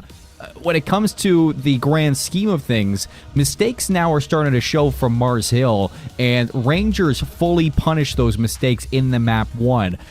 My question is, the reps on Overload, who's going to really have the edge there? Because I think for Mars Hill, albeit they're still a team that should be looked at as the better squad in this, Overload's a little bit of a question mark in my mind when it comes to the playoffs for a lot of these teams, because a lot of the regular season matches and a lot of the, you know, conference finals, it was very distinct advantages to a lot of teams in their final matchups or in those big head-to-heads that we saw. For playoffs, everything narrows down and the matches become a lot more difficult when you are going against seeds that are closer to you. So for Mars Hill, I don't think it's as straightforward as a lot of people might think going into this map number 3. I think that it is still very much a question mark, an unknown to see. Yeah, and I just kind of question the mentals on both sides, really, because if you're the side of the Nwosu Rangers, you're looking into this one saying, okay, this is a regain. We did not play our best COD in that S&D. We got to bounce back and have a big one. If you're the side of Mars Hill, you're saying, we just dominated. The guns are hot. Let's continue that. You know, we might have not found success last time out against Marshall Thundering, but you know what? New day. We're playing well after that map number 2. Let's bounce into this map number 3 and really grab a hold of that momentum. That's going to be the kind of what I'm looking for in this map with these 2 teams. It's going to be really interesting when you think about it. You know, 2 teams that are very similar. Nwosu Rangers, the record kind of doesn't show. We saw it in the S&D, the 6-4 record, the total record on the season 9-2. I mean, we've seen teams dominate with those 11-0 records, but I mean, the Rangers, they put up a really good fight in that map 1, and I want them to get back to, you know, those gunnies being red hot, aggro, challenging everything and winning. Nate breaking hills like it was nothing. Now I want to see them manipulate those spawns. Gotta see Biggie Cheese too, man. I love that name. I think one of my favorite names in CCL right now. Up there with Doja Cat Fan from a couple of years ago. I miss Doja Cat Fan. I hope you're doing well out there if you do tune in to the CCL still. But while we wait for this map number 3, I still got so much to talk about, guys. So let's pull up the graphic. Let's talk about what these guys are fighting for, because this is a winner's quarterfinal matchup. This is a matchup that guarantees your way to St. Louis. Top 8 on the line now. You lose this one, you're not out of the tournament, but your road gets a little bit longer in qualifying to go to Fairview Heights. And we got such a good weekend ahead of us when it does come down to it, May 2nd and 3rd. It's always looked forward to. It's been a while since we've seen a LAN for CCL. MW2 was the last time that we had at least a LAN where everybody, well, actually we had our LAN last year for Black Ops 6, but last time we had everybody from the team there, the casters, the production, the admins, the leadership, and the players all competing together. That was all the way back in MW2. So for everything here coming together in St. Louis, the LAN finals, alongside College Halo, it is going to be a banger weekend. You guys don't want to miss it. $15,000 up for grabs, so make sure that you mark this on your calendars and you guys are tuning in. Yeah, and it looks like it's going to be just a tremendous, like you said, a tremendous weekend, the May 2nd to 3rd. I mean, all these teams understanding how important it is to get qualified for that, the 8 teams, and $15,000, that's a good chunk of change right there, partner. I don't know about you, but I would love that. Wouldn't be that bad, I'd say. You know, it's a good payday. I agree for sure. Seems like we're kind of getting ready into the map for map 3. Yeah, I'm kind of running out of things to kind of talk about and hyping this one up. I think that we've really gone through everything, all the notes. Everything's been said. Now we just got to see who's going to execute going into this map number 3. I would like to see the Rangers stick it to the Lions here, because an underdog story is always welcome in my mind. But the Lions, after a 6-0 sweep, I imagine they're still going to be feeling the advantage going into this map. Yeah, I'm right there with you. The underdog stories, it is always fun to watch, and we'll see what happens. Can the Rangers bounce back after a really quick 6-0 in the S&D? Here we go. You hear the grenades bombarding down. The initial kills go the way of the Lions, but the Rangers answer back with 3 of their own. And look at this. It's a quick push, and no, shutting things down is going to be AG, and that's going to halt the push for now. Nate inside of market. 1 sitting at red. That is going to be AG. Chowing it, and 3 down quickly for the side of the Rangers. The Lions are just going to push this through mid-map. Are they going to get a free run? No, shut down through mid. Yeah, I like that too. I mean, Biggie Cheese does a lot there, just keeping the attention on him inside market. AG watching it. He gets sidelined by the players from the Rangers working off that spawn. They're going to pick up this device and see if they can work themselves a play. Biggie Cheese in through P2. He's now behind the play. See if he can do some damage to this setup. But Lucho, the turret up top, takes down 2. 3 dead, and Cena can't get his gun up in time. The cap is put through. Zuner kicks it off for the Lions. And now he's just posted up. Look at a pitch attempt back here, but he's cleaned up. And you need something here from the Rangers to break out of their spawn now. Oh, they do just that. They get the breakout now. You got to go for a little bit of control here. You're going to have a spawn right in the back side of point A, and it looks like Encina's just going to run it back through mid. Trying to find an opening. There's going to be a lot of control here. B is open for now, but the crosses is the big thing. They get all 4. So look at that. A quick response out of the Rangers. They have a chance to rally this. They have them pinned back at A. The gunfights. Zuner doing the best he can to push out, and they're going to be able to push out and get some control back. That could have been very, very dangerous, Colin, if they were stuck in that back corner. Yeah, no rally, but hey, you tie things back up. You're showing some good fight here right now, and Wosu have a chance. You got Lucho on a late flank. Does anybody read this one? Nobody's going to be watching it. He's just going to grab it and go. Yeah, and Cena says no. Thankfully, he backtracked in there for a second. It did look like Lucho had a good run there. He just snuck behind everyone. Now, inside of Red and Cena, he's going to get chopped down there by Aaron. Aggro, looking for anything he can. He spots 1 through mid. They're going to try to wrap this. Inside of Shop is AG, just causing havoc. And look at this. It just, and the Rangers stuck back at blue. They can't move. It's a full map spread of just Lions players, and they're winning the gunfights too. That's 2 down right there. Bomb, or Overload, excuse me, gets picked up. They're going to ride this over to A. Can he slide in? Yes, they can. Big and Cheese can't get the kill in time. The Lions up 2-1 here, and they still got map control. Zuner is just being a menace inside and around blue, fighting for it here. Gets another kill onto Nate, and again, havoc being caused by Zuner. Aggro on the other side, he's just trying to nullify any plays that Zuner is making, and now Zuner, the only one alive, does kill Biggie Cheese on the grab up of the objective, so good stop there, allows your teammates to re-clear green. The Rangers setting themselves up in good positions. I like their focus on green control, because that's really what's going to net you some captures on this side of the map to start those spawn traps, but Mars Hill have been doing a great job at not allowing you into those power positions, and on the other side, they are so slow at working their way through mid-map, just taking all the control over methodically. This is so hard for the Rangers to play through. Yeah, tons of control right now for the Lions, who are set up at mid. One has slipped the seams, and it's going to be Encina. He finds one, tries to find two, but he decides to play his life. He backs up to trailer. 3 challenge the gunfight. Encina's going to win it. 3 down. Can they push up for an attack here? It's going to be a gunfight in the back. 5 wins it. They have the reinforcements. Who else but Zuner shutting things down yet again? He has had some huge plays. But look at this. As I'm saying it, 3 down, 4 down. Free run for the point. We're all tied up at 2. I love it. This is what I'm talking about. The tenacity from Nwosu just never gives up. 15 and 10 from Aggro, 15 and 13 from Encina. If Nate and Biggie Cheese can have a little bit of a better game going into the rest of this map, you can really see the Rangers with a lot of these attempts turn this game into their favor. 24 seconds though. Both teams might have one more chance at a run if you can grab this and start the overtime clock, but it's going to reset. 14 seconds. Zuner! And Zuner Aaron's with going to grab it. 2. Zuner's in a great spot to play a lead blocker. Look at the push up here. Zuner, he's stopping everything. They're going for the point. They can't find it. Still in the area, though. Zuner going forward. Can't get it. Defense holding strong, but it's Lucho coming through at the buzzer. Oh, my God, Colin. Zuner just went huge.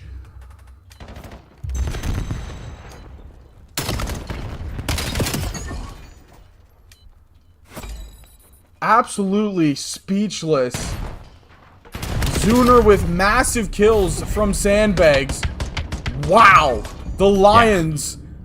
I mean, I don't even know what to say. I mean, I'm just watching a team that knows how to play some good Call of Duty, and that side, Zuner is always in the right spot. I mean, whether it's playing through blue, just trying to catch some of the Rangers off spawn. You thought for a moment, you know, and Rangers were doing a good job at clearing things out, but it just takes 1 second for Zuner to get that position and start to push some pressure through boat, that it all blows up. And Mars Hill are going to feel really good about trying to keep this one going as they run it through again. Zuner through the line. A blitz down the middle. Nobody stops it. 4-2. I mean, like, who else but Zuner? He has done everything. We saw him have probably the biggest defensive play in this game, killing the guy at trailer from blue, and now scores to start off the second half. So much map control for the side of Mars Hill. I mean, they are pushed up. 1 man left inside of green. He's going to have to face off, and he kills the most important one. It's the overload carrier. Fight up top, and, well, look at this. Tons of control at the A point. Initially shut down. Biggie Cheese there with 1. Aaron trying to play spoiler. Look, he's hunting down these kills. Looks like they're trying to wrap it towards B, but all set up. The kills still fall in the way of Mars Hill. Picked up at trailer. Lead attacker. Can't find the kill before his teammate drops. Lucho right there. Just gets the trade, but it's a candy cane kill feed right now, partner. I think for Nwosu, they really need a Zuner on their team. They need somebody to get through, get some blue control, and just force the arrows of Mars Hill to turn around. Ball's going to reset back plane side. AG tries to make a play for back green. Lucho, P5. Tucked away. This is going to create a couple of issues for the setup, but only goes 1 for 1 through the middle of the map. And you can see Nwosu still in position to deny this push. It's just Nate. you have other things you need to get done right here. And with Nate taking down 2, might get a chance at this one if you can clear out Lucho, which you get done. You need to get through to blue. Nate's going to make a play. There's the kills. Here's the run. Nate, he has been the hero here for his side, pushing through. Can they get a cap here? No, it gets shut down. Oh, and Cena saving it right there. Through sandbags, AG and Aaron combined for 2. Nate just trying to play spoiler, but Lucho stops him. Biggie Cheese snapping, but he can't find the third. It's Aaron in market, pushing up. He's stopping this push, and what for a split second looked like a Rangers point is just immediately swamped out by some big kills from the side of the Lions. Aaron now at mid-cut, pushing through Zuner, making the play. Zuner gets 1. And the last 2 are sitting at green, and Zuner will just wisely wait for the teammates to respawn. He wraps this back towards mid-map. Yeah, he's just going to hold on to it, keep it away from the Rangers. They don't even get an attempt at this push. Pulling it over towards P2. Good trades, and Aaron. Ball grabbed yet again, and all this time that you're holding on to it for Marseille, it's a 2-point lead, so time off the clock is really good to just keep putting pressure on Nwosu to go dead, and here's going to be the run. Aaron with the read towards Market. He's got some assistance, and Cena to save the day. Players off spawn, clear it out. Ball dropped again. Minute 30 on the clock. AG goes down, then maybe the Rangers would have an attempt here at this run, but they're just not able to find these multi-kills. It's Zuner now pushing forward. It's been a trade game really all half long, and Mars Hill, they just got that initial attack right off the rip. A pure blitz down the middle, and look at this. Zuner controlling, pushing everybody in the back corner, and he's finally traded out. Aaron trying to play spoiler through mid-cut. He finds 1, and he gets traded immediately. Can they get any attempts here for a point? Are the Rangers pushing it up the far left side? Lucho in the corner. Lucho has him pinned to rights. The pistol chow, the grenade, can it help him at all? They're still fighting here. They're still alive. Hold on. Chows gets 1. Chows almost gets 2. And they get the point. So it's only a 1 capture game now.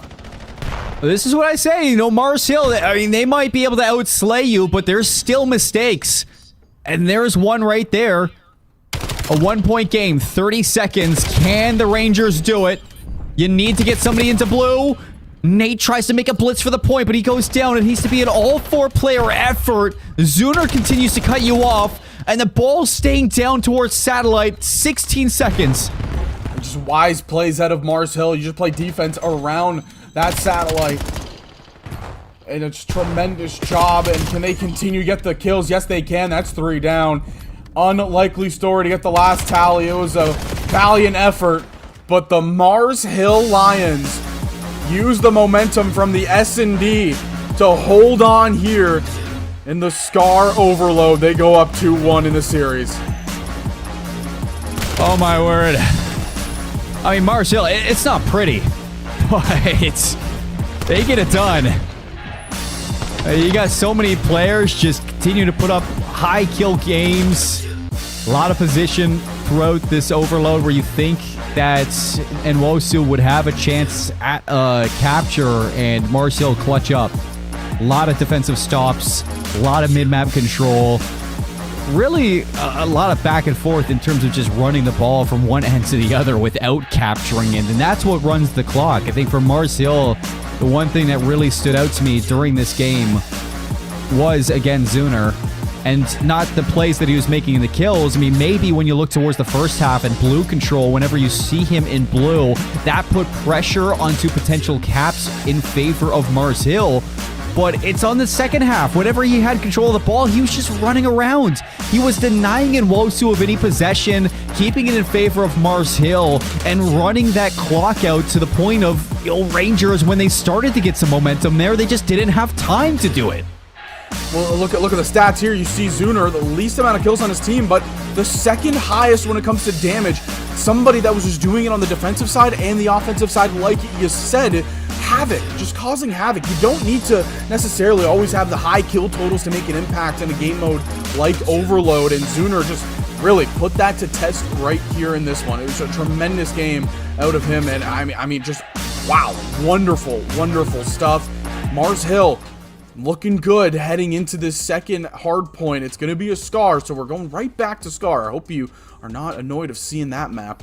It's going to be a fun one. I mean, the slaying power of Mars Hill, it was the strong suit. I think Nwosu just kind of, they woke up a little bit too late in that second round. They were very passive to start that round off, and that's what led to the initial capture.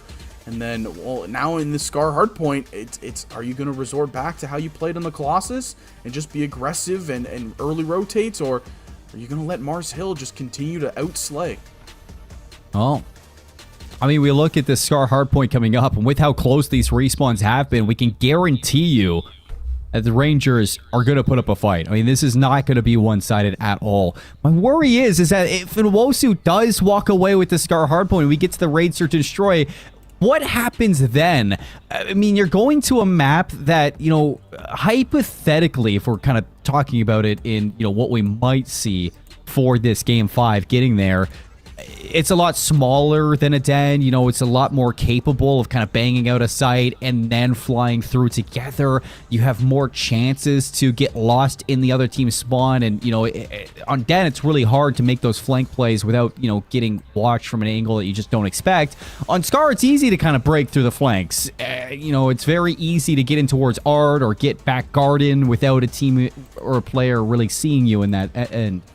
I think for Nwosu, I mean, I would expect Raid Search and Destroy to be a little bit different than the Den. Definitely don't expect it to be another 6-0. But if they want to get to that map 5, it has to be through a Scar hardpoint. And the one thing that's going to worry about me talking about this hardpoint was the end of that Colossus, Zach. Yeah, and, you know, if you're the Rangers, you did it early on in the playoffs in your first series. You went down 2-1 and you bounce back with that hard point against St. Thomas. That's what you got to kind of resort back to. It's just get back to that role of dominating in the hard points. They've only dropped one hard point in all the matches they've played so far, and that was against SJSU Spartans Blue. But I mean, you got to answer back with the gunnies. The Lions have been so good so far in the playoffs. It's just been tremendous stuff out of them. And Nwosu, you did such a good job in map number 1. You were countering them. You were outslaying them. You were just being more aggressive. And then something has completely changed. The Scar really was the difference maker there for me. I mean, just Zuner. What else can you really say about him? He was the deciding factor in that map. He really was the deciding factor, and for both of these two teams, now we sit on Mars Hill. Match point, chance to qualify for top 8 and the LAN here in the Scar hardpoint. They have 2 opportunities now to get it done. And Nwosu, it's crunch time. Can you force a Game 5? Can you win a Game 5 against a team like Mars Hill, stealing away a search and destroy if that does happen? But that question will be answered later on if we get the chance. Scar hardpoint getting loaded in. Both of these two teams ready to go. I want to see this one go the distance. There's no way we miss out on what could be another map 5 for Nwosu. Yeah, these boys have been to map 5s each of their 2 first series. Come on, it comes in 3s, boys. It comes in 3s. Gotta try to push it here. Their backs against the wall from dropping down towards the loser's bracket. Lucho, first one on Hill, and their initial grenades is aggro coming away with the 1.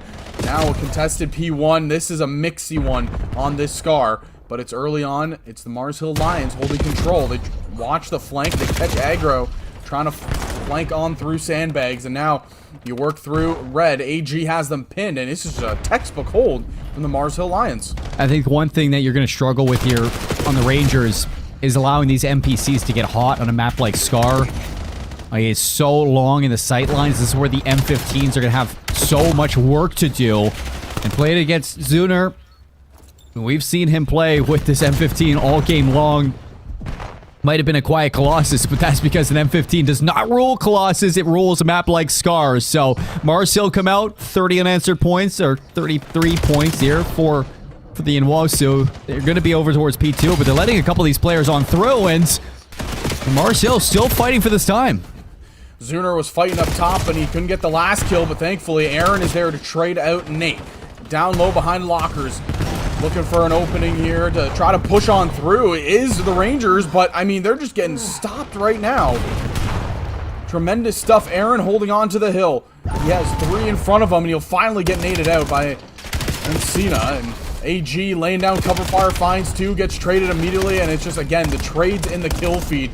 Back and forth. Aaron and Lucha picking up 2, but the grenade answers right on back, and, well, the Mars Hill Lions lead continues to grow. Yeah, Rangers just continue to get beaten down on this map. 10 seconds already. Those red arrows starting to rotate over towards this third hill. AG might have found a break in it.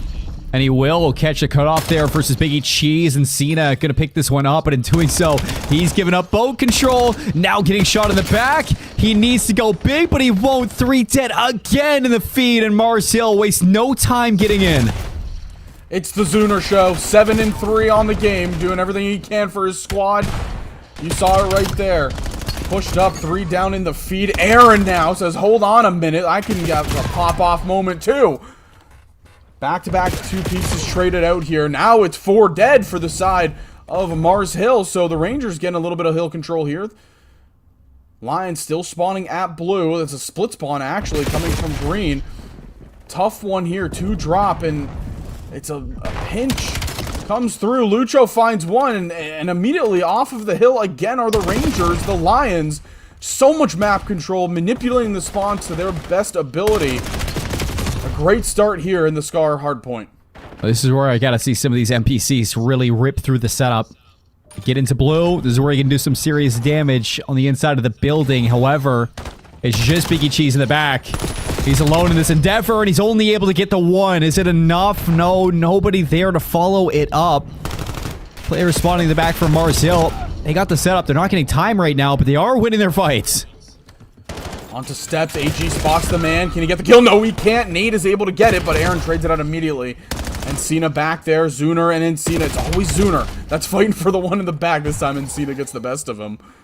And they'll be able to get some hill time off of this. And, you know, you get a little bit as you can. Again, it's going to be a tough rotation over because it looks like the side of the Lions, they've already started to hold down that left side of the map, and they have. So get as much points and as much scrap as you can here if you are the Rangers. Fight inside a market. AG is going to be the one to come away with it. Fights at red, and again, they're holding it down at the 50-yard line. Are the Lions not allowing them to cross? Did aggro sneak through? He finds 1. Immediately traded out by Zuner. Zuner catching them all, and look at the setup. It's beautiful right now out of the Lions. Oh, and Cena. Big fight for the top. You're only down 50, and this would be a good break to find. However, haven't really fully cleared some of these corners, and the trade's still going back and forth. AG on the flank. The timing, oh, it was good, but you don't win the fight. Zuner in the back, blocking those spawns. It's going to be a race, but you've lost middle map control. They have a little bit of a split spawn come through. You have 2 at mid-cut, 2 in the back. How are the Rangers going to hold on to this? Hill gets contested, the 2 in the back. They win their fights mid-cut. The 2 are still holding. Hill time will go to the way of the Rangers, and Cena pops a 2-piece, and they're going to be able to hold and get some more time here, closing this gap. After 1 set of rotations, the Lions, 113. They built themselves a nice little lead, but the Rangers, the last 2 hills, Colin, they've been able to grow back and cut that deficit down. Yeah, I was actually going to kind of go into this one, and that was a respectable comeback from Nwosu after the way that they started this game. Pretty much scoreless across 3 hills, so for you to go 4-5 and still be looking at a 40-point difference, I mean, you are well on your way to back in this game. You just need to see something better in the P1, P2, P3. But for some reason right now, it looks like Mars Hill have the perfect setups on P1. They are super soaking the time right now, forcing those spawns out towards mid-cut and green. They see 1 top green, 1 mid-cut. Can they have any push through right here? This is great positioning out of Zuner as well. He'll get traded immediately though by Biggie Cheese. Good gunfight wins here for the side of the Rangers. They flip the map in their favor. Get some of this scrap time. Try to transition it over to P2. Well, this time they're winning their fights on transition. Biggie Cheese, 9 and 18. We knew the subs would struggle on a map like this. Didn't know it would be this big. He's in a cheeky spot. I haven't seen this one for a while. He gets caught in the subs, but I don't think anybody's going to clear this corner. He finds his kill. Nate follows up with the kill in the back line. Biggie's still holding on to the front. Going to get cleared out from Aaron up top. You win this fight versus Zuner, you're still holding on to some of the time, but Aaron lives, AG follows it up, and you've been broken with still 30 seconds on the hill. Aaron has done everything in his power to hold on to this P2, and it's looked tremendous. Gunfight, Lucho cannot find the third, and Cena wins that one. Aaron popping 2 pieces left, right, and center. He's on 5. Biggie Cheese chows up top, and finally Aaron will drop. We go over towards that dreaded P3 at plane. 179-106 currently, with the lead continue to grow on the side of the lines. They flip the spawn, looks like, for blue. One pushed up here. It's going to be Nate trying to hold down the initial push at a green. Mid-map control, Lucho was shutting it down. Nate can't hold it. Good hill time, and Cena will just jump right onto it. Initial gunfight's won here, and Cena trying to fight Biggie Cheese, trying to cover, but it's Lucho coming away with some fights again. Now Biggie Cheese with the pistol will hold it down. The chaos will start to dwindle down as Rangers continue to close on this lead. Nate, how about that? Some gunshots through mid. Big shots coming through. And this is what we're looking at from Nwosu. Timing for Nate. Oh, he turns at just the right time. I need to see some of these players from the Rangers start to focus on this P4 rotation. You can start to see aggro moving over to try to catch this play. Aaron with the fight there. That's going to cause some issues. And yeah, the reaction from these red arrows, they are turning around. It is high alert to remove these players of Mars Hill. Aaron has been making the plays really all game long, trying to do it again in top blue. Down on the staircase now. They have the back spawn if you are the Rangers. Big gunfight win back there. Trying to fight it through the front. AG falls 3 down. Lucho still fighting in the back, though. And that's going to cause the split spawn to come through. And finally, Biggie Cheese, he'll be able to get the spawn in the back for his team. Big gunfight on the left side. 3 down. And that's a good control here. Biggie Cheese having himself a good hill here on blue. Look at this. A turret. And it was aggro trying to shut things down. Nate holding it down at front. Forcing all the spawns out towards red, and now look at all these red arrows pointing down towards red. We'll just try to stop the push, and closing in on a lead change here. The Rangers, this never give up attitude, the slaying has not gone their way, but they have brought it back and they have the lead. Wow. A lead change after the way that they've started this game. And Biggie Cheese, the super soaker for the squad. You got a rotation to new. It's a 3 versus 2 for these fights in the back. Cheese is going to spot them. The nade. And it doesn't hit. But it gives you some disruption to track it down. Cheese on 4. You got players here. Some weight in the fight. And you're blocking the spawns. Tremendous stuff here out of Biggie Cheese. The last 2 hills. He's still fighting. And Cena now in the back. 31-19, by the way. Tremendous stuff out of Cena. Through the front. Oh, it's going to be aggro with 1, aggro with 2. He has some help, but Zuner in the back is causing havoc. He gets the spawn. You got to watch the push through mid here. Zuner, he is doing a good job trying to cut off the reinforcements to the hill. He gets the man on hill, and then, look at this. It's just a flood through for the Lions. Tremendous stuff. Contested hill. Aggro wins it. Wow. They'll have the back spawn. Oh, man, here we go. So you get the scrap time. You flip this lead going into the new hill. The new rotation. I mean, you've struggled with P1, P2. That's been what has allowed Mars Hill into their advantages. So here we see Mars Hill once again going into their comfort zone, but they lose 2. And the Rangers need to work themselves a break quickly off this advantage. Lucho, though, a big fight in market. Can't find a second one. You still got a player in the hill. Aggro, big streak usage, gets the kill there. Gonna try to get the ones coming off spawn. He gets 1. He calls out the next 2 are inside of blue. Arrows haven't flipped yet. 1 on hill. It's going to be Aaron contesting the time for now. Again, a close game to finish this one off. 228-220. Zuner come through with 1, finds 2, can't find the third. Aaron, you don't win. And aggro, back and forth. AG and Aaron, they cannot win off this hill. Aaron holding it down right now for the side of the Lions. Last-ditch effort to try to get some scrap time. They can't find it. Second kill comes through AG. They're all pushed over towards the P2R Mars Hill Lions. It's got to be a 15-second break. You got a flank coming out for Briggy. The timing's going to be good. But Zoner with the snap. You got 3 players in. It's going to be a 3-player flank, and you need this to go good. 1 down. They're going to push from the front as well. Aggro looking for the man on the bottom. Aggro finds Lucho. It's a big time break. Holding it down. They know the spawn's coming from blue. Aaron, you've had big plays. Can you have another one? No. Gets shut down immediately. Zuner, again. No, the grenade comes through. But the trades, Nate. It's back and forth in the kill feed. A 2-piece from Nate. And they hold on to force a map number 5. And Wosu Rangers down to the wire. Hold on. And we're going to a map 5 raid S&D. Whoever said magic doesn't exist has never met the Nwosu Rangers. What a game. What a comeback. 40 and 25 from Aggro. I can't believe what we just saw from that. That was sheer fundamentals to bring them back into the game. They got outslayed by miles from Mars Hill in so many moments.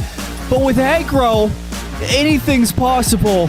Just look at that advantage, 184 to 106 in the second set of rotations. And the exponential comeback between P2 and P4 to get to that third set of hills. You see at Mars Hill, they couldn't win off that P1. You know it was going to go to new, but you didn't want to give them that 240 mark. You kept them at 235. You give yourself a 15-second grace period to break that hill.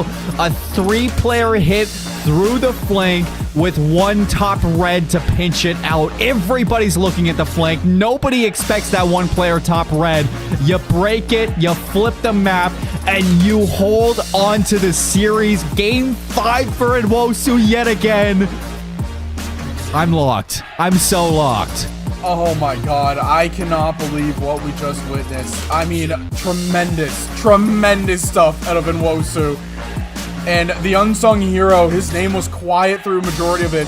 Nate, in my opinion, had a massive second or last set of rotations. I mean, the 2-piece that he got at the end of the game right there, Colin, completely solidifying it. Biggie Cheese, you said it, he was the super soaker.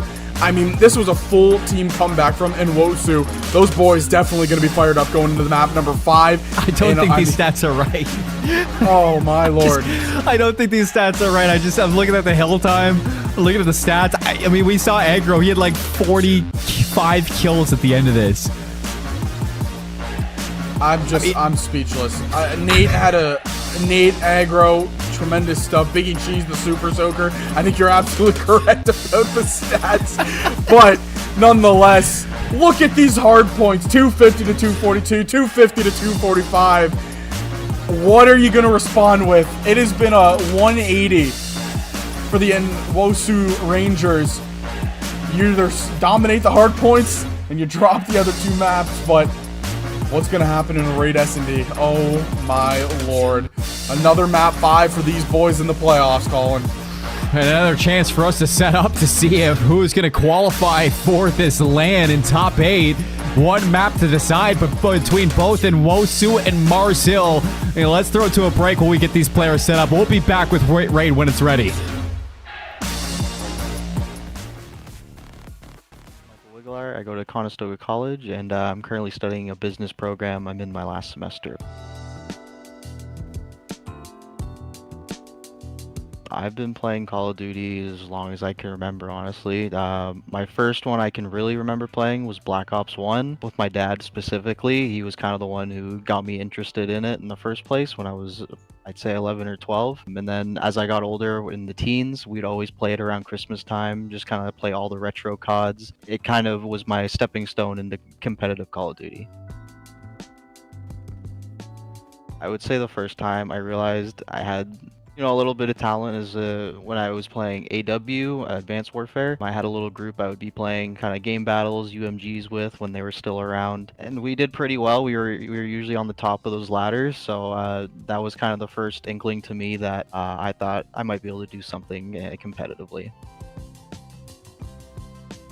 So I've always seen the CCL from afar. I've been competing in challengers for a long time, since World War II almost, or since Black Ops 4 was my first competitive Call of Duty when I went to challengers events. But I've been seeing college COD grow for a long time. One of the last Toronto XPs that I attended, I believe it was the one last summer, Potsy reached out to me afterwards, our coach Potsy. He expressed that he had some interest in me going to the college. I was kind of on the back tail end of my career at that point, or competitive career, and I thought that it would be a good opportunity to kind of continue it a little bit longer. I have some interest background in kind of starting my own business, which is why I wanted to do the business course in the first place. So the stars kind of aligned for it to happen. You know, I wanted to play competitive COD a little longer, as well as while furthering my personal life, getting a business degree, being able to help me in the future. Honestly, one of the main things I'd say is just make sure it's right for you. You know, I've seen a lot of scenarios where kind of someone's has a general interest about college, but once they get started, they kind of, that interest starts to fade away, and they kind of, you know, some people end up wasting their own time with it. So one thing I would say, just be sure about what you're doing. You know, I know life's never certain, but do some research into what you want to do. Like I said, the stars aligned for me. I went to college in the past for a different degree. Didn't exactly work out, kind of life changes. But the stars aligned for me to go to College COD and go to Conestoga. Very grateful to Potsy for the opportunity that he gave me. But again, you want to be sure about what you're doing. You want to be passionate about what you're doing. You know, even if you're passionate about just COD, you don't want to be going to college for just COD. You want to be setting yourself up for the future. So that's one of the biggest things that I would suggest is just try and be as prepared as you can be. You gotta have a lot of time management skills. Sometimes you gotta make sacrifices, one thing for another. Well, welcome back, ladies and gents, and we have another map 5 for the side of the Nwosu Rangers. This time it's against the Mars Hill Lions. What a series we've had. It has been a complete 180. I mean, either it's Nwosu somehow getting away in the hard points, or it's been Mars Hill dominating in that S&D and then coming away with it in the control. Colin, I mean, what else could you really ask for in this one? It's been a really fun series. Only thing I can ask for in map 5, please no 6-0. I mean, that's what I was gonna say. You asked me, it's like, what can I ask for? I'm like, please, just like more than 6 rounds in a raid search and destroy. Yeah, what a series it's been so far. 8 points in the Colossus, 5 points in the Scar. Scar Overload also very close towards the end of the game. I think fundamentally Mars Hill did play that map number 3 very well. Rangers struggled. They still clutched up in some moments to keep that one as close as it is. But the big worry is going to be the search and destroy. And, you know, fortunately enough for Nwosu, if we're talking about history and their map 5s that they've gone to, they've lost 2 round 11s in both of their map 2s in their round 1 and round 2. You go to map number 5 and you win that considerably easy. 6-3, 6-2. This is where Nwosu should at least feel a little bit more comfortable off of that den search and destroy. A little bit more methodical. You got to play that a little bit more tight towards the objective. Raid gives you some freedom of creativity, especially in that sub role, to make plays, whether it be through the pool side or through ring. Either way, you have a lot more opportunities to take space, make those opening duel plays, and hopefully open up for your team. Well, it's just loading up soon, hopefully for us here. This raid S&D, it's been a tremendous game so far. When you look at the these two sides, I mean, they've just been electric back and forth. Cannot wait to get this one underway. Again, the Nwosu Rangers have done a tremendous job to hold on in this series. Please, boys in red, Rangers, battle back in this S&D. Nobody in the chat wants to see a 6-0 for either side. I've seen it a couple times already in chat too, and truly nobody wants this one to be. Nobody wants it. Nobody wants the 6-0. So give us a round 11, final 2 snipers. That's what. Let me see some big plays from the subs to open it up. However, I mean, I think the big one that we got to kind of pan our eyes to from what we saw on that Den Search and Destroy performance was Zuner for Mars Hill. I mean, since that map 1 on Colossus where he went 17 and 33, I mean, he went on a 10 spree in the Den Search and Destroy. In the first half of the Scar Overload, he was all over blue control. Scar Hardpoint, he opened up the game with like so much hill time possession. Go into this Raid Search and Destroy, and again, I mean, Zuner's been that X factor for the team to play well on that AR. If he can kind of silence those subs yet again, just absorb the pressure coming through Nwosu for these opening breaks, he's going to be an issue. He's going to be one of those players that I think Nwosu would love to shut down in this game. Yeah, and I think that's kind of the key. Like you said, Zuner has been making those plays really the entirety of this series. He made them in the last SND. He made them in the Overload. And, you know, if you're the Rangers, you just got to figure out a way to shut him down. He has been the guy that has just kind of been sucking the life out of you. He has been completely draining this team when they have moments. You know, you look back in the Scar, they could have had a chance to rally and score to tie things up. Zuner from blue completely stops them. You look back in the Den Hardpoint, 11 and 2, went on a 10 kill streak. He has been the man that's been driving the dagger in the back of the Rangers. I'm just ready to get into this one. I mean, we're breaking this one down. We're waiting for the teams to get ready, guys. It's not on us. We don't have the go button, but we do have confirmation that it seems like the players are ready to go for this. Do we see a sniper? I mean, a couple times even for Nwosu, we saw the sniper come out. Calamity early on that Den Search and Destroy. What a play he had with the boomstick in his hand.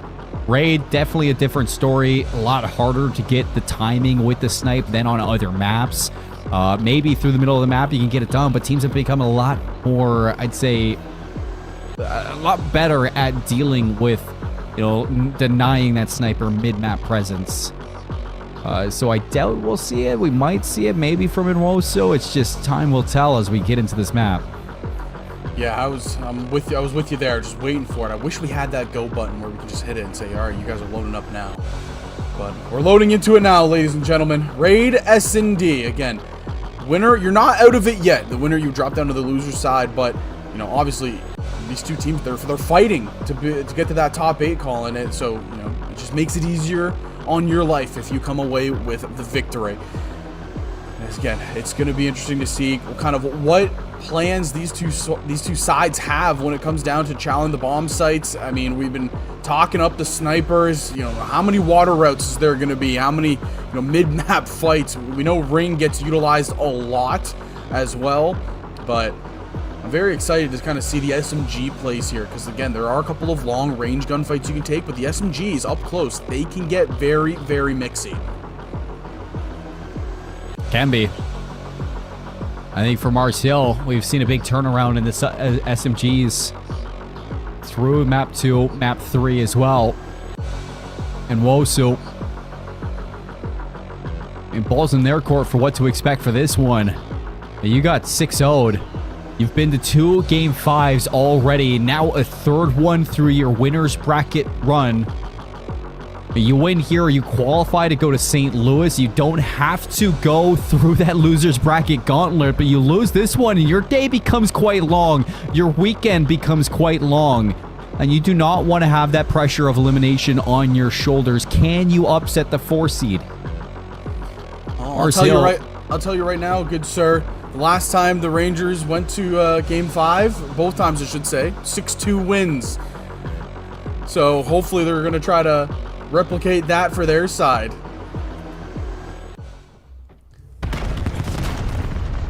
And here we go.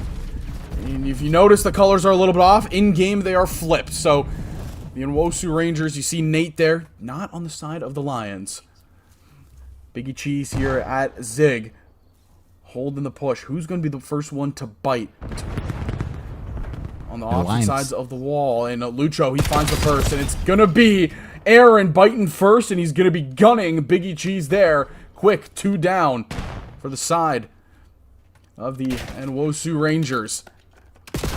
It's quite a battle that you're going to get. Aaron's just not stopping now. He is sprinting at you after that first kill he found. Bomb. Encina. Yeah, bomb for the Encina, but I mean, what do you do in a 1 versus 4 with 35 seconds? Maybe you find a couple kills, but it's 4 down fast for a flawless out of Mars Hill. They won 6, now 7 in a row in Search and Destroy against this team. The motto, if I'm on the Nwosu Rangers, just get one, boys. Just get one and use that momentum to rally off a couple more rounds. Like you said, Colin, 7 straight rounds in S&D for the side of the Mars Hill Lions. Pick it up here, and haven't seen anybody pull out that sniper yet. Well, Nate had it. Oh, Nate, I did not see Nate have one, so hopefully we can get more sniper action here in this one.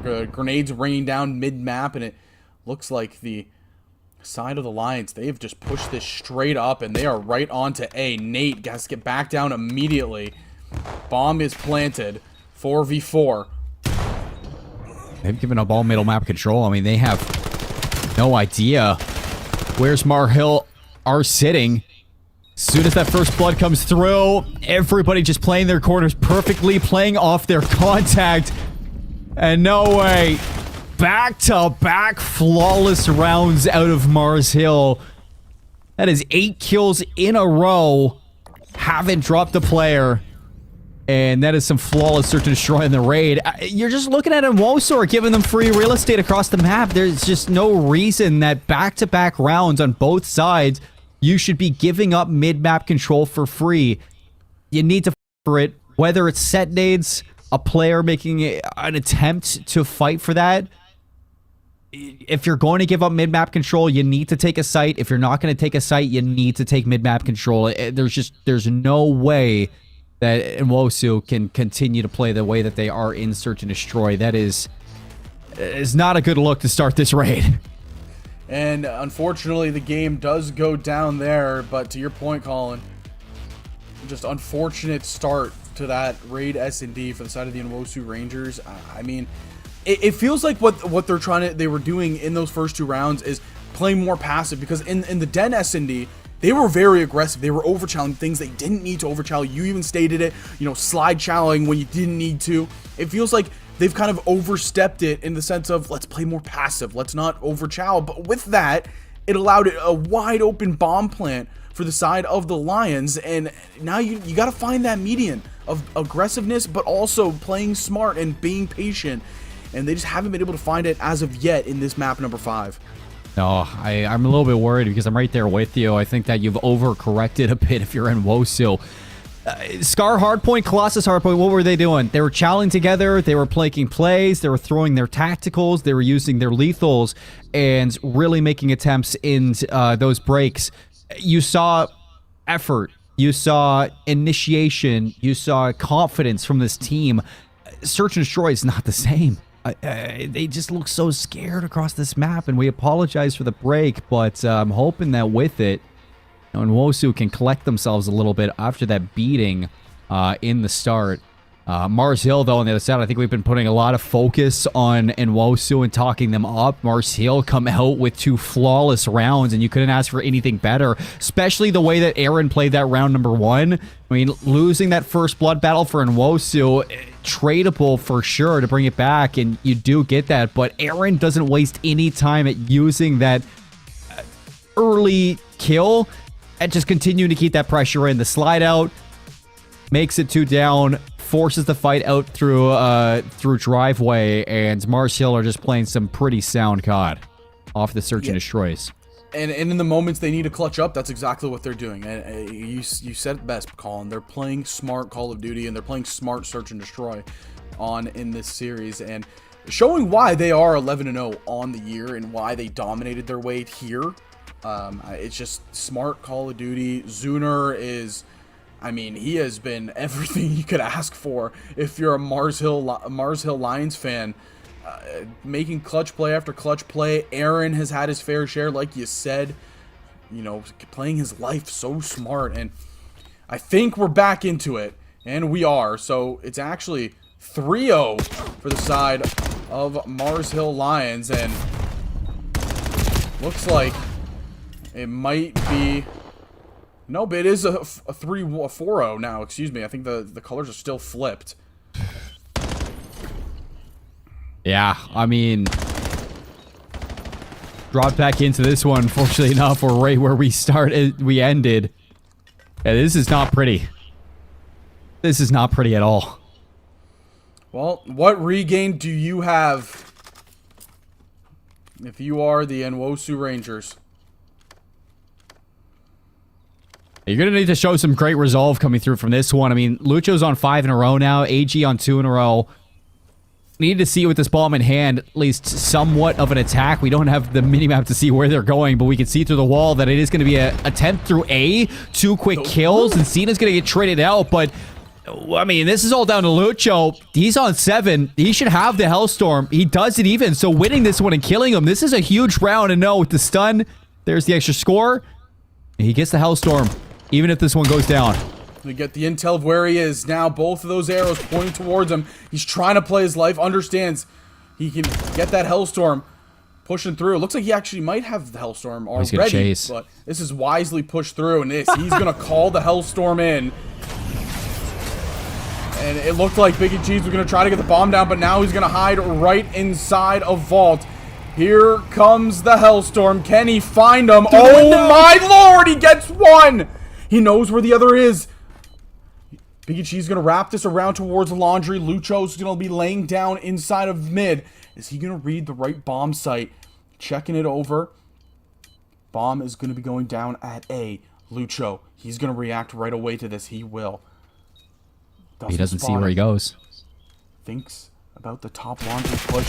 Gets an angle on him, and there it is. The Rangers get their first round after losing 10 straight. Not only that, you burn the Hellstorm, you win a crucial 1v1, and Biggie Cheese gets a little bit of confidence at the end of that fight with the timing going his way. Good call on the rewrap to A to get that bomb planted. Plays down ring, plays where the NPC is going to feel best. And you keep your team in this one, finally stopping that momentum. Now how do you build off of this? You got to get 3 more just to tie it, 4 to take the lead. It's going to be a bang out at A. All 8 members here. Trophies down. Trying to push back. AG drops first. So it's another first blood here. Aggro trying to get aggressive, but Aaron shuts him down. And Encina falls. Zuner, another one. Quickly, a 3v1 and a trade out immediately. 5-1 in the S&D. The Mars Hill Lions just answer that pack mentality that they have. It's working right now. Playing into it, first blood from Encina, and nobody's able to play their life after it, so you win the first blood, you lose the rounds, and some pretty heads-up plays there from Mars Hill just to take the fight into the den of that battle, right through ring. 5-1 up. Can Nwosu win 5 in a row to steal this one away? Or is this where Mars Hill punches their ticket to St. Louis? Mars Hill, they know what's at stake here. And Nwosu Rangers trying to find something, and Cena shuts down the flank of Lucho. That's a big one. Biggie Cheese pushed up as well. Nate gonna be battling through mid. Nate, what a drop shot right there on AG. Aggro, big time play, gets another. Fight in the back, Aggro gets 2. Not dead yet. 5-2. Not dead yet. And it's Encina, back-to-back rounds where they get first bloods. This time around, I mean, this is what I wanted to see back on Den. Nobody chows out. Everybody holds on. You wait for Mars Hill to make a play. You had full site control. You had no reason to push out in that sense. You knew that the Lions would try to catch you in that timing like they did in the past. This time around, you do not let them through. 2 rounds now for Nwosu. Back onto the defense. This is where the troubles have been. Trying to push out through mid. Not going to be able to find it. Already drop. AG finds 1. Chow, it's quickly a 4v2. Almost a 4v1. Backing up here is Encina, understanding the situation at hand. Bomb will go down. 1 inside a vault. 2 inside a kitchen. The other 2 backed up in a bedroom. I mean, they are just stuck in their spawn right now, are the Rangers. And Cena pushing in the kitchen. Aaron finds one. And Cena playing for his life. And Cena will drop. And it's the Mars Hill Lions punching a ticket to St. Louis. Upset denied. Search and destroy looks good. And the Lions, man, they get another date with destiny on land for College COD.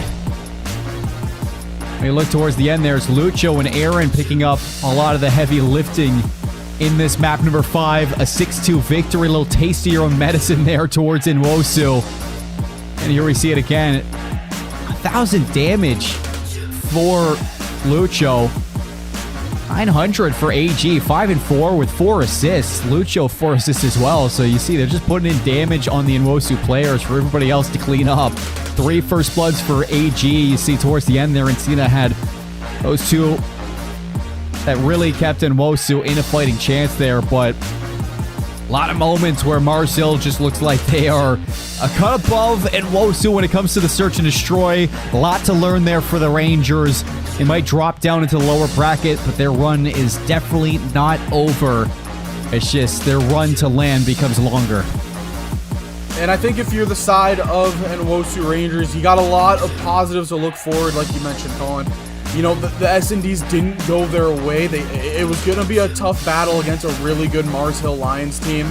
But, I mean, you take a couple of the rounds you had in this Game 5. Biggie Cheese and Cena, a couple big plays. Nate had a great chow through mid to kind of guarantee them that first round win. That's what you kind of have to build off of if you are the side of the Rangers. Again, like you mentioned, not done yet. They just dropped down to losers bracket, but they now are in the gauntlet. Backs against the wall if you are the Rangers. For the side of Mars Hill, I mean, they continue to roll. Dominant in both of their S&Ds. They handled business in the Scars, and really, the hard points, a couple of rotations go their way, a couple of gunfights go their way, and it could be very different. Oh, but yeah. You gotta credit the Mars Hill Lions. They handled their business here today.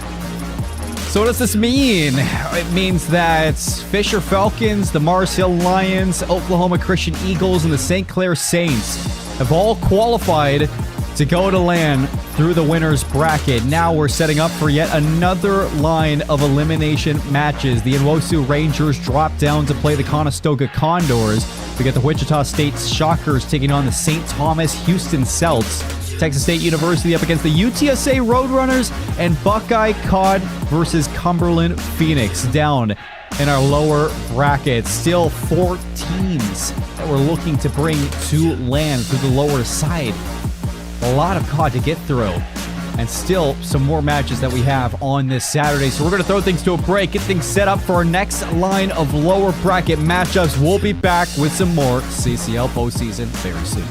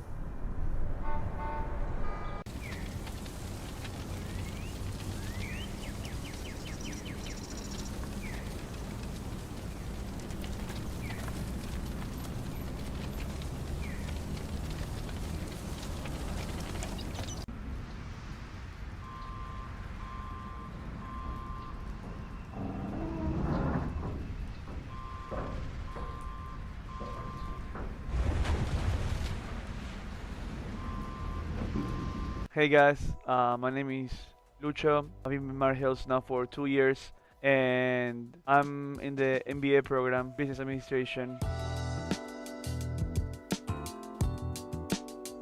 So I was a little kid, and I got my PS3. My father started playing all these campaign games. That's when I first got contact, but when I first started playing was when I got the PS4 and I got BO3. Getting really cracked in the pub games, getting Dark Matter, you know, grinding zombies. That's about it. When I started playing World War II, I was pretty much a rookie, right? I wasn't really known the scene. I was just playing with the homies. The thing is, in World War II, I'm pretty sure just Brazil, right? Not Latin. Brazil had some CWL spot for everything. So like Brazil was taking it very seriously. It all started growing, you know. And then at some point in 2019, all the league was South America. It was every South American country, but mainly was Argentina, Brazil, Chile. And then started all growing until Vanguard that hit the Latin Challengers. I would say they found us. Our team was very dominant in the Vanguard year, and Max Wood, that probably everyone will know, he contacted me about telling me about all these, what college code was, basically. I was already planning on going to study outside my country, not in the US, but in Europe. So it was like a 2-for-1 opportunity, right? Like he found me in the perfect scenario. And then, of course, I told my teammates, and that time was DJ, Evade, and Aaron, right? Aaron's here with me. Then when DJ and Evade said no, started contacting every top player in LATAM. That's when we found Zuner. Also Trakes, but Trakes was a longer process. Testmates was the first team, like the first team of 4 we had, right, in UNA. Yeah, I would say it's all credit to Max Wood. He found us. So Trey is not only my CoD homie. He started there, but he lives 10 minutes from me in Argentina.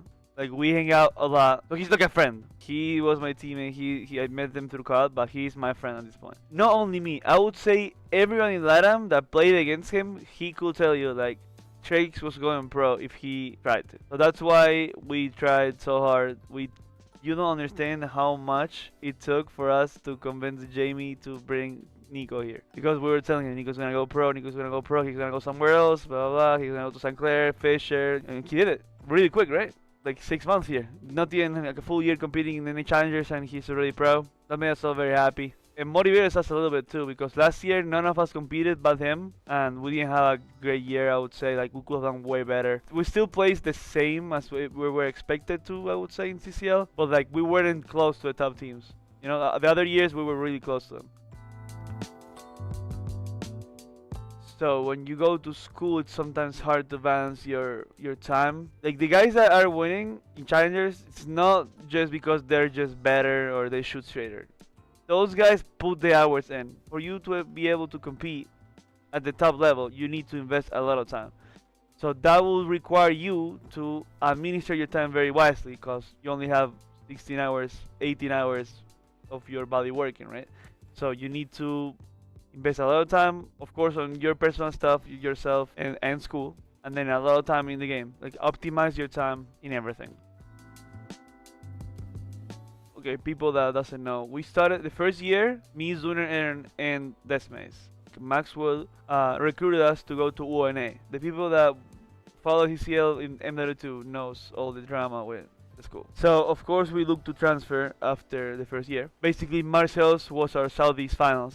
We were the Southeast champions. We beat Marcel in the finals, and I'm pretty sure they had 2 players leave just that semester. They knew us because they played against us, and they had players leaving. We were trying to leave. It was like all just matched. Jamie just contacted me, and then it all happened. At the beginning, I feel like we felt like they didn't recognize us as much. Of course, I'm not expecting as good as the main sports, if that would make sense, because it does, right? Even though the school is Division 2 and we are the only Division 1 team, right? It wasn't that they were prioritizing them, it was like they just didn't care about us at the beginning. So we started talking about it with Jamie. Jamie kind of felt a little bit the same. But from the very first semester, like it went all evolving. We started getting better benefits, being treated differently. Jamie has someone like a higher up from the school that she has helped us a lot too. She really takes care of us. Everything we can ask for, we have it. You know, I can't complain about anything from what we get here. We're really comfortable. So shout out to Jamie and Marcel. Trying to go back to where I left. Of course, that when you quit a year, your stock goes down the ground. Everyone thinks I'm only good in S&D, which is fine. I haven't played Respawn in a long time. But yeah, trying to go back to where I was, trying to improve my placements, trying to be the best version of myself for the school especially. That's my main goal. Like, I'm competing to be on the top, on the level I need to be for college. I really don't care about going pro itself. Yeah, that'll be it. Hi, my name's Chris Rodell. I go by CWADS. I go to St. Clair College, and I'm studying business and esports administrative. I started playing COD from when I could really remember, just like playing with my dad. Like, he would give me like a second controller, probably wasn't even turned on. I was like 3. I originally started off as a sniper. I was really into like FaZe, L7, Red Reserve, all those like sniping teams. And then the way I got into competitive COD was actually one of my friends asked me if I wanted to go to MLG Anaheim one event, and we ended up beating Simp in like a 2v2 booth. And my dad was actually like into Call of Duty. He knew who Simp was, and I told him after that event, that was in like, I don't even remember, I was like 14, 15. That Christmas, he ended up getting me a PS4, a monitor, a scuff, and just said, here, like, let's go see what you can do in COD. And now I'm here. To go pro, it takes a lot. Like, only a select few are gonna make it, and you always want to have that backup plan. Obviously, I have full confidence in myself going pro, but it's always nice having that, like, that extra leverage. You know, like, I think going to school, like, it's a great opportunity for you to be able to chase your dreams and still get an education while you're doing it. The reason why I'm at St. Clair is actually because of one of the players, Bendy.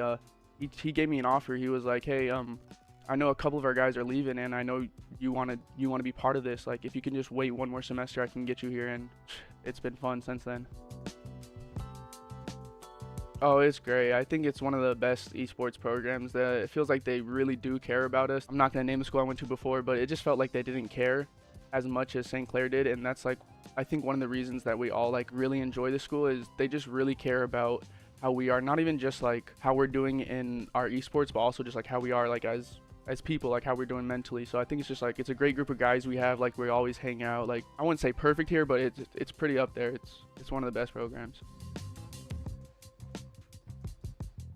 Sometimes I do, yes and no. Coming here, playing in Canada, like, you know, like, we want to be like the best in Canada, you know, like, that's just, we already know we're the best in Canada. But Colombia, Argentina, Mexico, California, Canada, like, we have people from everywhere. So I think it's crazy to me how we're taking over Canada and possibly taking over NA. Like, we really only realistically lost one tournament last year. So I think we're putting Canada, NA, we're putting everywhere on the map. Yeah, so with COD, I definitely think it's one of the harder games to balance, just the way the scrim schedule works. And it actually works out. I take my classes in the morning, so I still have all that scrim time. If you can find the balance, like, if you want it, you'll be able to find that balance. That's what I tell everyone. Like, everyone thinks it's really hard to balance, but if you really want this, you'll find that balance. The advice I would give is always, like, school should always be one of, like, the number 1 or 2 priority. You never want to, like, they're giving you this opportunity. Like, at least in my case, I'm in a different country. Like, that is just insane to me. I'm in a different country to play Call of Duty and get an education. The advice I would give is, like, take the opportunities that you're given. Like, CCL is one of the biggest opportunities for you to still chase your dream and also get an education. Like, it's almost like a no-brainer. Yeah, so I think a lot of people are kind of, like, nervous, or, like, I don't know, they get a weird perception on esports, but we're just like any other sport. Like, we still get the same opportunities, the same everything as any traditional sport would. It's just, back to what I was saying, it's more of just like, if you want it, you'll make it happen. Like, no matter what other people say, like, if it's your dream, like, nobody should stop that dream. Yeah, it was really fun. Like, having the guys here, it honestly felt like we were, like, almost like pros. Like, you're thinking, like, we were here to be, like, to play COD. Like, we were all basically in the same room all day. We were boot camping almost. That's what people kept saying. Well, the playoffs continue to tick away. The Roadrunners have moved their way through the lower bracket here to a matchup against Texas State Esports in what will be one that is going to, I think, decide who gets to the qualification for LAN match in that next round. My name is Corn. With me is Connie. We have got ourselves, I believe, our final match of the day, potentially. I think we have some issues with some overlap coming on top of the elite qualifiers later on in the evening. I think they're starting a little earlier as well. So I believe this is our final match for the day. I'll be corrected if I'm wrong by my production team in the background, but for right now, let's just go off that assumption alone. But Connie, of course, welcome on. Roadrunners looked really good in their matchup yesterday. Texas State fall down to the lower bracket at the hands of St. Clair. How do we feel about this so far? Expected, of course. St. Clair are one of the top 4 teams in the entire country, but Texas State nonetheless actually performed fairly well, not just throughout regular season, not just throughout even, you know, the region finals. Playoffs, they're actually in for a good chance. I'm not really going to dive into the head-to-heads, especially in this stage, because, Corn, if you're going to throw anything towards either team, expect it to be chucked right back at you. Every single strategy now for the whole season is going to be spun on its head for what is pure raw passion and pure raw predicting the masses. You know, it's, I don't know, anything can happen at this point. That's just why it's so special to be in the lower bracket. No, absolutely. And I will say I did make a mistake when it came to the stakes of this matchup. This is for the qualification to get to the CCL LAN and make your way to St. Louis. So whoever comes out on top of this will move on. The loser, of course, season will end as we are in the lower bracket. This is one of those heartbreaking matchups where you're in the lower bracket and you fought all the way up into this point. Both of these teams deserve a shot to be able to make it to LAN. Unfortunately, only one of them will be the victor that goes on forward. Speaking of, let's take a look at our map set real quick for our best of 5 series. We will see a Scar, a Raid, and an Exposure in our first guaranteed 3 in this map set, and a Dead and Exposure closing us out should we need to go the distance in map 5.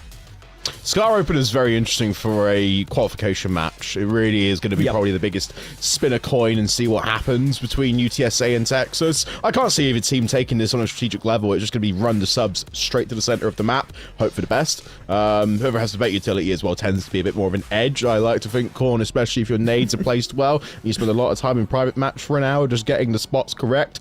It goes a long way, not just off the respawns, but immediately gaining man advantage from a person getting naded off spawn or off rip or off of a blind counter, and then just having the overwhelming force to take hill. Because I feel like you stack hills, you get time. This map personifies it. And when we go into the raid, search and destroy after that, that's when things tend to die down quite a bit, my friend. Absolutely. I believe yesterday when we were watching this matchup between the side of the Roadrunners and Marshall, it was the Roadrunners who were very comfortable on Scar, taking that in a 3-0 over the Thundering Herd, which allowed them to propel even further in the lower bracket. Talking a bit more about the run that the Roadrunners have faced already, it was the first round where they went to a Game 5 against Falcons White on the top side of the bracket and the winner's side, and they ended up losing that 2-3. They go down to the lower bracket. They beat the Houston Cougars. They beat Marshall. They beat University of Cincinnati, and now they have Texas State in front of them. They have gone through the entire gauntlet of the lower bracket trying to qualify for LAN. This is going to be their toughest challenge that they faced so far. But this team is hot for the lower bracket, and what a run this would be. What a storyline it would be to get this team to LAN. I don't think you could ask for any more of a picture-perfect Cinderella run from anyone at this stage, and we've seen quite a few stories that have just not panned out the way in which would have liked to on broadcast, and especially a couple, you know, honorable mentions of even making it this far. That's where Texas really have to try and step up and honor that request, not just from the talent team, me and you, but every single person watching at home tonight, because they really are not expected to be here in this position. So, you know, all that stands between them is 5 maps. They need to win 3 of them. Sounds daunting, but in reality, they're already focusing ahead. You can't deviate from what their goal is tonight, Alex. Yep. Thing you've done through most of the year, got to do it again 3 more times to get yourself a trip to St. Louis to play on LAN against 7 other CCL teams for the CCL LAN playoffs. Here we go. Explodey up middle map, looks for the first shots. It's Whippix who connects on the first. It's DOA up top and Red trying to make a route around, but the gunfight's so good in the middle. For the side of the Roadrunners, early on here inside of the hard point, the contestation good. It is top side spawns back over by Green for Texas State, and as they look to push through, they've got a flank coming through the white wall. Yeah, and it's a very stretched line here for Texas State. UTSA were very much boxed on the hill, but once, of course, we did see Summit pinched around the western side of the map, that's where the cut happened, and that's where they were ultimately broken. Although a 10-point gap and 20 seconds of big scrap time here for Texas State, they can opt to hold it, but looking towards where P2 will pop up, I mean, again, Summit's now been a conductor for the team we saw on P1, similar to P2. He's just going to hold down the AR and keep this line of sight contained, or at least keep his team ready to set themselves up nicely, albeit a bit risky and close cutting. Oh, good congestion there from Ferg. Allows Splody to come over the top with the SMG in hand. Lots of red in the kill feed now to contrast what we saw in P1 at the opening break. He'll held down over on P2. Instead of Market, Summit will look for another and absolutely will find Blipix. You got 2 more players looking to push this now, and the reinforcements coming off the spawn. It has just been a full hold here through the front, as they're basically on 10 in a row combined as a team and looking to keep that streak going on. 5 in a row for Splody. Now looking potentially for number 6. Wants a Hellstorm missile to come around the top. But this has been a fucking perfect hold. Yeah, you can tell me that again, mate. What are we seeing from Splody? Tidy finishing, a 7 streak and a cruise missile to add to his locker. Can be utilized not just now, but later on. That's where we're going to be really seeing Scar open up, mate. We haven't even gotten through the first set of rotations, and already a massive advantage for Texas State, which they can capitalize later on. Back in Splody. Wrap through on. Plain side control full there. Only player that can really make a difference here is Demo. From the top side of green, Summit gets the worst timing up market, and Mib is able to escape with his life for now. DOA, shot in the back. Not able to find anything forward from the low side. Splody by himself, but he's got Ferg up top who's been able to find 2. This slows down the push that the Roadrunners have towards the point. Now it's the pistol drop down and the break-in for the Roadrunners. And again, Summit playing out of harm's way, but keeping that one line in his favor. Texas now are just blocking away UTSA from even touching the hill. They've got 3 barrels pointed directly on spawn. They have to now adjust and cut through mid-map to even alleviate pressure and get their footing in the map, because it's just a punishing barrage of bullets. 70 to 38, and they're going to get a nice clean 60 seconds here on this hill, because I can see UTSA have already made the big play call here, Korn. They're going to rotate towards new. Yeah, these first 30, 40 seconds on these money hills for Texas State have been everything. P1 was good. Back-end scraps for the Roadrunners has been great. Really, that's all they're being afforded right now in terms of positioning on the map and pointage to their name. Northside spawns all through P3, trying to flip this out. Splody wisely backs off, has the Hellstorm to work with. Looking for a few players on the outside. Chip damage in. Semtex over the top will force Splody off the angle. He's going to get back inside of the point. 4 versus 4 backline spawns. They go 1 for 1 early. Whippix now trying to challenge in. Throws a little nade in. Cheeky Semtex not going to be able to stick anything for it. 1 up top now looking for the back and the full. It might be the spawn flip out here within the first 25 seconds, but still in the hard point, P4 being held. Yeah, unfortunately, what could have been a very good turning point there for UTSA means immediately that the kills are not going to be sequenced in their order. Texas State, although have managed to retake what has been a heavily contested hill, I mean, it's all on UTSA at this point now to actually get themselves footing for new, because again, they're rotating off spawns nicely, but they're not prioritizing the hill. They're not making sure that SMGs are smashing it alongside the ARs. They have to throw everybody possible, because Texas State are firing in all cylinders and are very scary to deal with up front. 15-5 through the first rotation from Splody. MPC in his hand is feeling quite nice, I'm sure. Not only the Texas State players, but the fans as well. In the back line, will find another. As mentioned beforehand, Hellstorm to work with. Plenty of space on the map being taken. 6 free between 3 different players. Now make that 7 in a row. Ferg on the flank back around, still spawns deep green. Roadrunners now trying to get a little something going towards the back line. They're going to watch the spawns there, but they're going to have to continue to pile drive this in through the front. They've got 2 more here for Splody. Once again in the corner, will just lay and wait. The contestant in from behind. Good shots in. He's got teammates help and stays alive with 31 HP.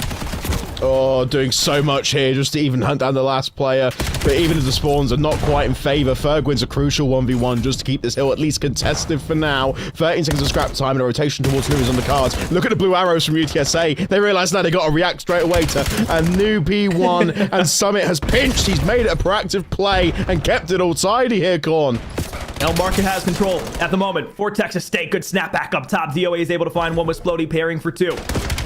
Everything being controlled in middle map right now. Roadrunners have had no answer through the first 5 hard points. We're back inside of P1, but Texas State the first on rotation. 100-point difference in spread between these 2 teams at the moment. This Ferg hops out through middle. You're going to spot another one top red, and it's just another clean feed for Texas State. The Bobcats rolling here in map 1. See, these are all these hills now will be is just heavy contests, because UTSA are just immediately reacting to what is a 120-point gap, and Texas firmly in the driving seat for this map here, Korn. And you can just see how their form from the start of the game now has just broken down, not gradually, but rather sharply. I mean, they're just sprinting to the hill one by one. They're chasing the red dots around the outside to make sure they're not going to get out-pressured or outpaced, but you just look at the maps itself. 3-1 there in the feed. Texas State immediately can set themselves up for brand new, and look at what this could be, a high-low setup, and UTSA are just reacting to what is one player on scrap. That's going to be such a difficult hill to break. They're going to be able to check the player in the corner here. Great trigger discipline. Is going to be able to stop the first down. Ooh, had to readjust on a snapback for it. That allowed a little bit of time for the Roadrunners to jump down and be able to trade that out. So they're going to be able to break into P2 early on here. The best looking time that they've had so far. They'll find a Splody out. They'll get a nade deep onto Summit, and Demo will pair that with the AR support over the top. DOA last alive, still deep spawns over by the backside of blue. They're going to have continuous pressure here if you are Texas State, but the Roadrunners finally getting themselves some time. Unfortunately, Summit is just a lamb to slaughter in this state. So is Ferg. UTSA had got the ARs positioned perfect on Motel, where they're literally just going to now isolate and keep every lane under their control. But the only thing keeping Texas alive is Ferg himself and the nades just being spammed on time. 10 big seconds that they will need to keep themselves ready for what could be the final hill of the map. And look at how they're setting up for it. 1 in mid, 2 playing towards the new hill. Summit is just going to go for the same trigger discipline play again. But his teammate clears up seconds as well. This is excellent Call of Duty being played by Texas State. It's 4 down after 4 down. How about another one here through the front? Ferg will snap left. Inside of the hill, you'll stay down for the moment. DOA deep on the heady. You got one more you got to clear out, and just 20 seconds now for the win for Texas State. Mate, patience is a virtue, but 10 seconds left, and Texas State have not just closed out a wonderful map, Korn, but they've done it in style. They absolutely have. 5 seconds. We'll watch the clock tick down. Maybe one more contestant in from the Roadrunners to the front. You got Ferg, who's still playing up top. He's got 2 more bodies to look for, but it's going to be everybody trying to fly back here. They know they just got to win on the contestant point. And there it is! How about a kill off the map 140? Forward the Hellstorm. No contestant there. Texas State belt to ass map 1. Oh, mate, we were thinking to ourselves, when's he going to call it in? When's the best time to call it in? We just forgot about it in our own commentary because everything has been so intense in this last hill. Oh, yeah, we forgot he's got a cruise missile in his back pocket. Haven't mentioned it 6 times on broadcast, but there, 4 dead. I'll get it. See you later. Good night. Splody, what an exit, my friend. Tip the cap to Texas State and the Bobcats. Roadrunners come out map 1 flat-footed, can't win a gunfight. To save their lives. 64-13, 54-33, 73-10, 40-3, and 19-11. P5 really only had one opportunity to even get some pointage for these 2 teams, but you can see the spread on every single hill that we went to, specifically 1, 2, and 3, where we found ourselves 2 times throughout map 1. What a hell of a shot from Texas State. I know these guys are hungry. Trust me, I know they're hungry. I just didn't expect that far of a spread between these 2 teams. Roadrunner, I don't know if they just came out sleeping or what it is, but that did not look anything like the team that we saw throughout the weekend so far. Yeah, you can't comprehend it, can you, mate? Absolutely tidy finishing, and there wasn't even a single plateau across any hill in that line graph there for Texas State. Massive increases throughout the whole map, and UTSA were pretty much plateauing, stagnant from P3 in the first rotation onwards.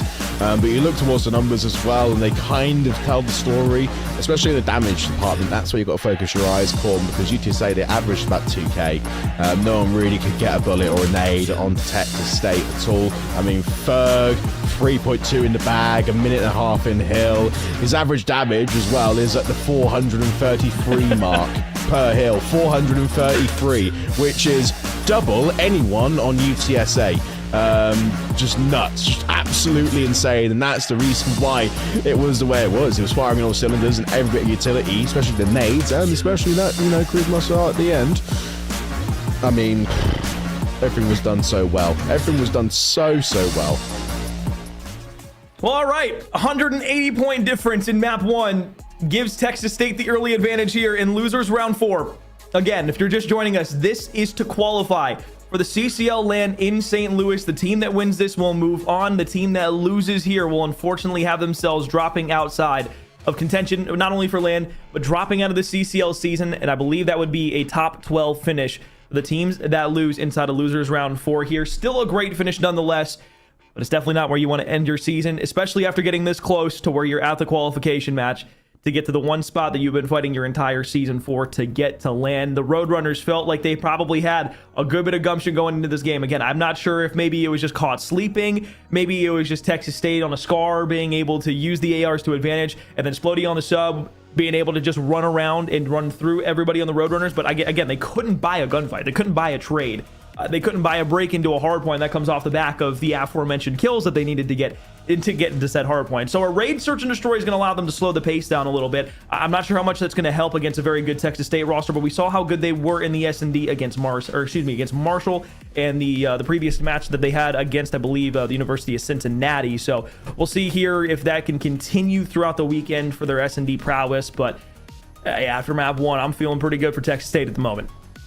Oh yeah, you've definitely been thinking the right thought of process there, Corn, because I mean, they had no reason not to look disappointing in that hard point. Like, I have no notes. I mean, this is the first time I'll say in broadcast I have no notes or no criticism for Texas State. They played it flawlessly, and UTSA, I have no notes for them as well, because it's just they weren't really doing anything majorly wrong. They were really thinking correct in terms of rotation, in terms of head-to-head fights, how they should approach certain situations, man advantage, or at least, you know, maintaining one player on a hill to keep it locked down.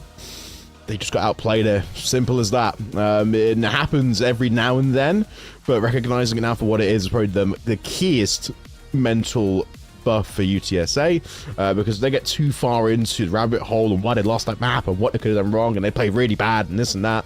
It's just going to do them no dividends for what is a qualifying match. They have to win the next 3 now. We're going to go to Den regardless, but Raid Search and Destroy is where they can inject themselves a rich rate of confidence and a strong showing, because we're not going to be relying on head-to-head slaying power, purely tactics, purely strategy, and long-term thinking. Forward planning is the key for UTSA to getting over the line here, Corn.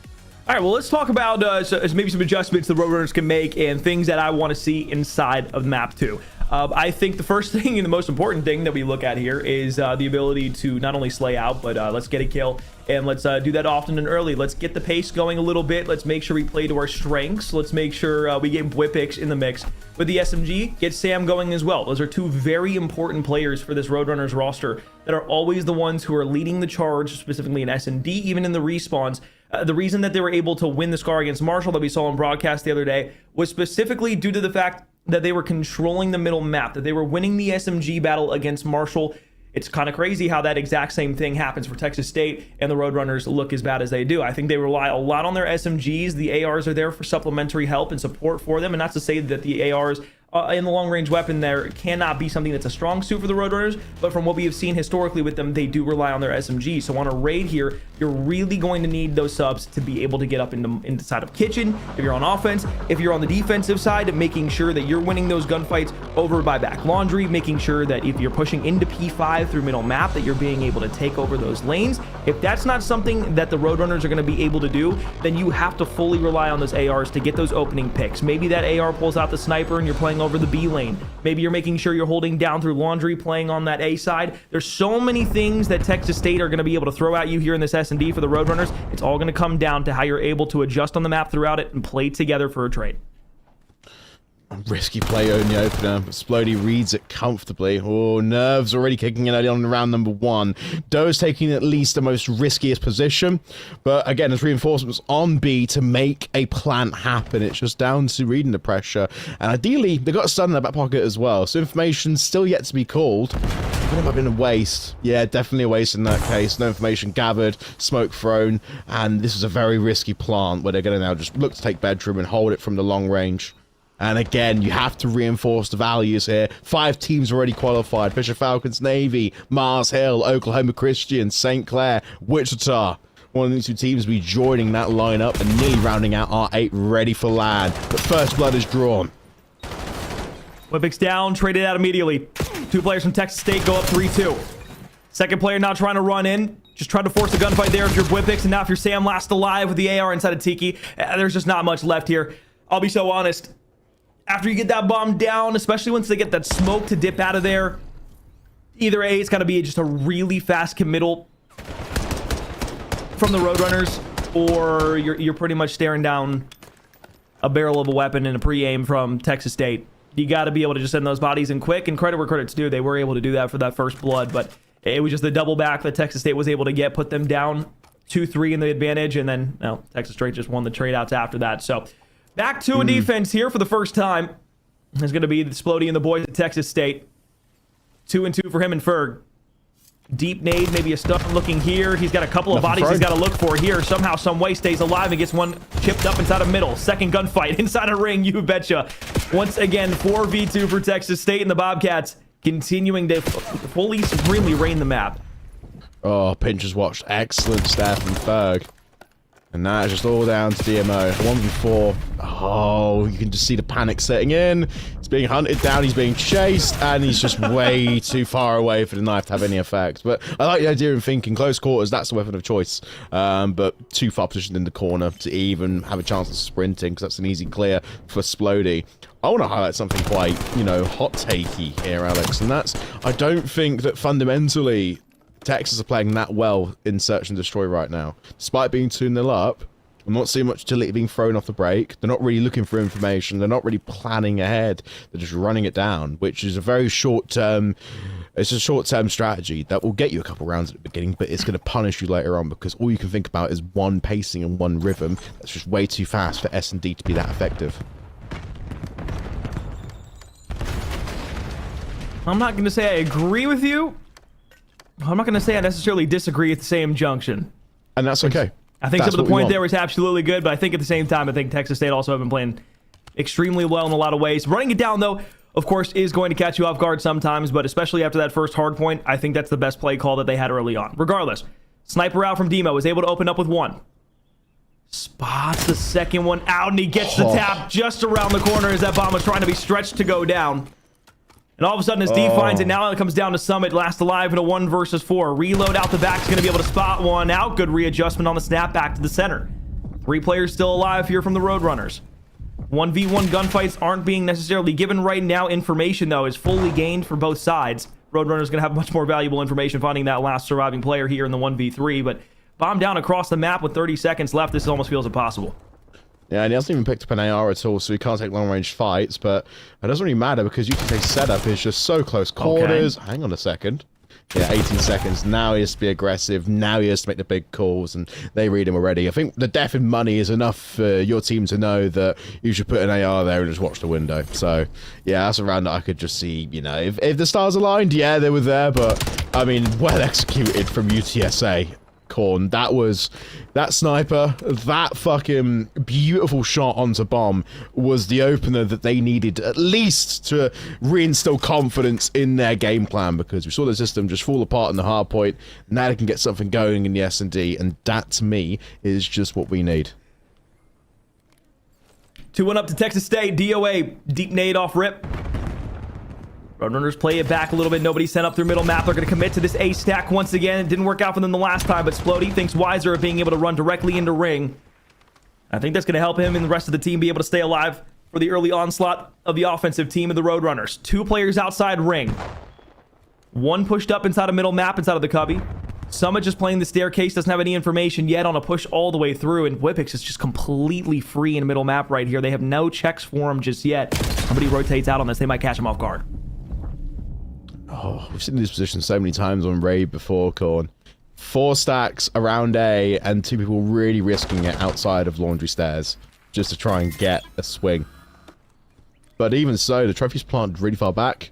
They'll have a free take. And UTSA with BW centered in mid. I like that. He's going to be the big apex here because he can watch all the pinch, get an easy trade, but also has to play discipline very carefully. Yeah, there we go. Exposed from the outside. Taken from pillars. Not the boldest idea. Look at the site itself. It's swarmed by Texas State. It was the right idea for a setup UTSA, but they lost 2 key players covering bombs and they've lost sight.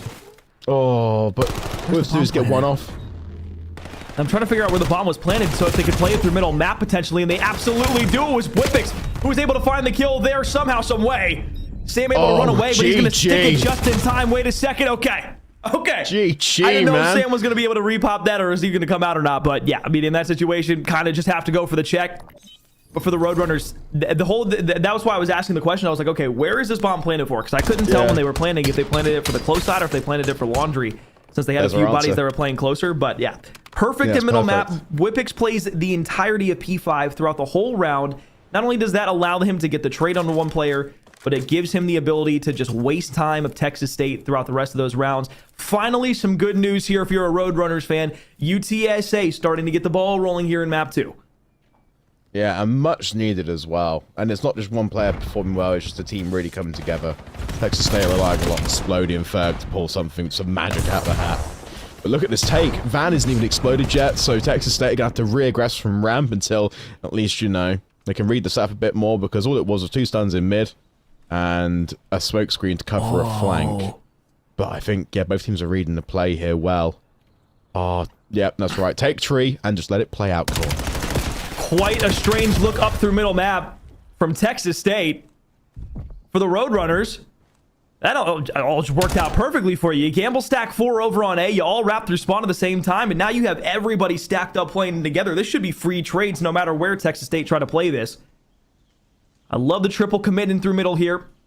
Full wrap back to the spawn side of the opposite side of the map. And it looks like Texas State might want to try and clear out spawn fully here. Maybe get it wrapped back over towards A. But you can see what the Roadrunners' plan is. Keep everybody stacked up together. They will play the retake if they need to. They have the numbers here. 1 up through middle, 2 on the wrap back. Bomb going down at A. And it's going to have to be a quick dip out of harm's way. Just as UTSA now greet them at the front door. I mean, they can cover a plant nicely here. And they're just taking close positioning here with what is arguably the best gun in the game. So I can see Splody now being very much overly tuned up in this situation. Gets one, plays time well. Teammate now can dip out and force a bait and switch. And through pillars he does. Doa gets away. Now it's time to stick the plant or to play it long. But he's going for a deep wrap. Oh my god. It might come off. I don't think it will. Yeah, no chance. Oh, wait a minute! So close. So close. Texas I was looking at the arrow on the minimap. I was looking at the arrow on the minimap. And he literally had a sliver. Probably half a second, maybe 0.3, 0.2 there, Corn. No, that had to have been a 0.1. There was nothing left on that circle. I know. At all. Nothing left on that circle at all. That's why I was sitting there, I'm like, okay, surely he gets this off. Because it was right there at the end. Bar was almost completely full, if not full already. DOA makes the long wrap back around through spawn. I don't think that works out 9 times out of 10. But right there it does. You think fractions of a second at that point. Little plays that go differently. All of a sudden it changes up. But Demo ripped off the heady. Sniper says bye for the round. You lose a life off it. Splody gets out for free. No trade there. 2 players over on the mansion. And the bomb is all the way over at A just by Lone Someone Whippix.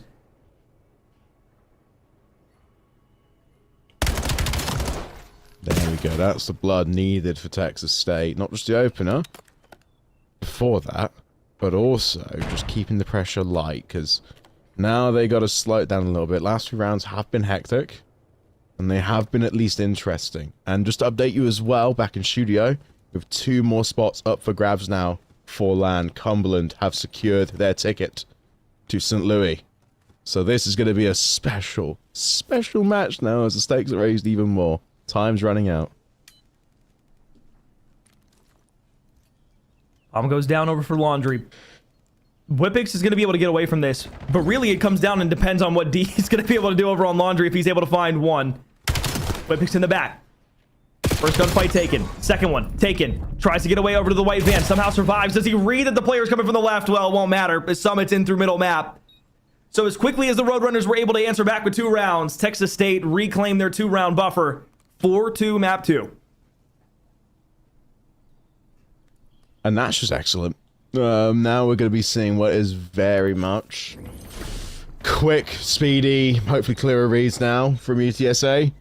Because, again, they're in a position now where it's not ideal. They have sin holes already presented by Texas, and that's just eliminating win conditions early. Of course, Splody's excellent with the submachine gun and can get 2 free kills in a go, but that's few and far between from this S&D. Everyone's split up marking man for man here, Corn. So, really, the impact of what is, you know, essentially the top tier submachine gun players It's not going to be much of an effort here because everyone's just too far spread out for both teams to really conjure up any major play. But D running it down. Oh, with a great idea, but the execution was terrible. Sam isn't able to get the player inside of the water. He's got a teammate that's able to go through middle map, but they're still getting this bomb down at the same time.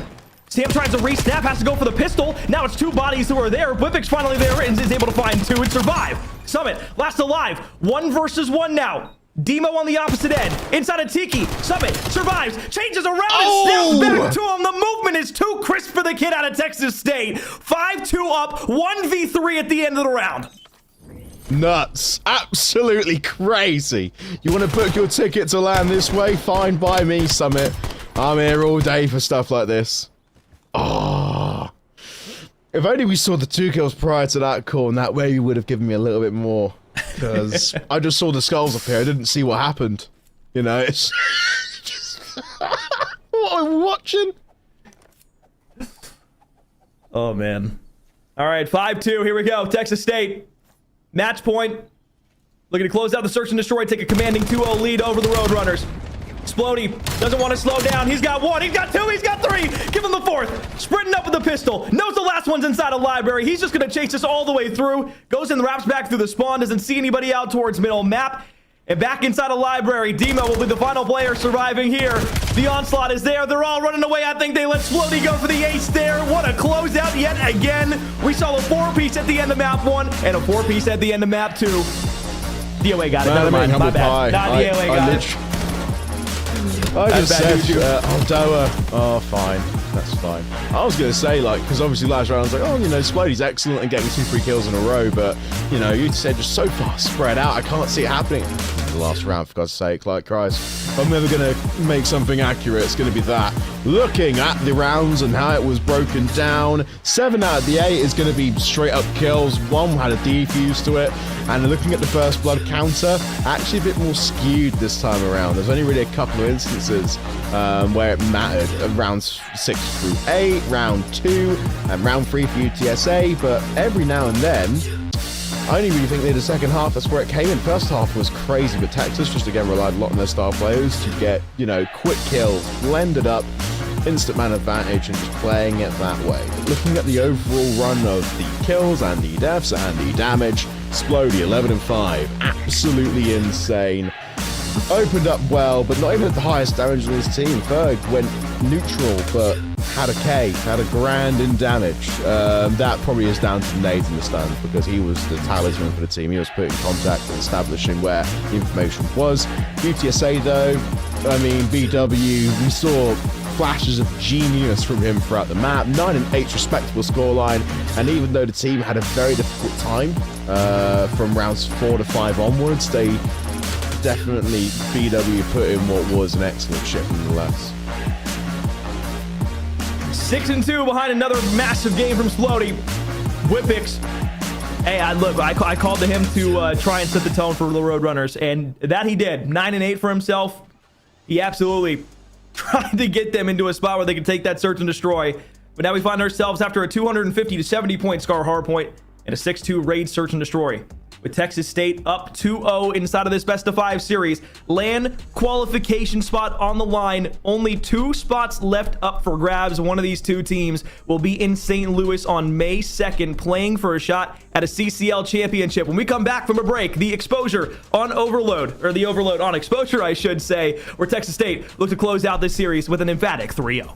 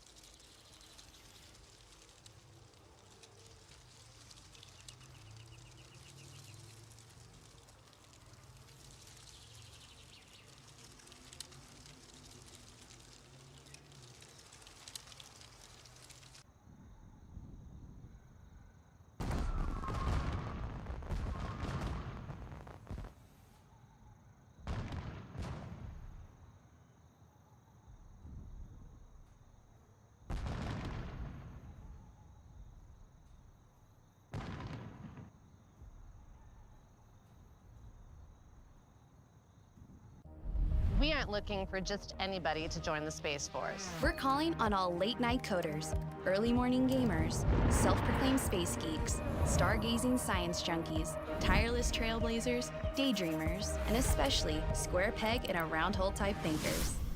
To shape the force that protects our interest in space and our everyday lives on Earth, the only force created for the 21st century. We need people like you. So consider this your invitation.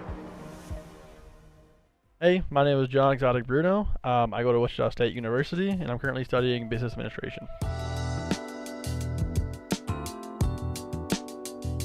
I first started Call of Duty when how young was I? I was like 15, maybe younger, like 14, playing MW2. And next thing I know, I kept playing. I hurt my shoulder playing sports. Turned 18, I was like, yo, competitive looks kind of cool. So I started playing competitive and then BO3, and I mean, hey, I've been here since, so.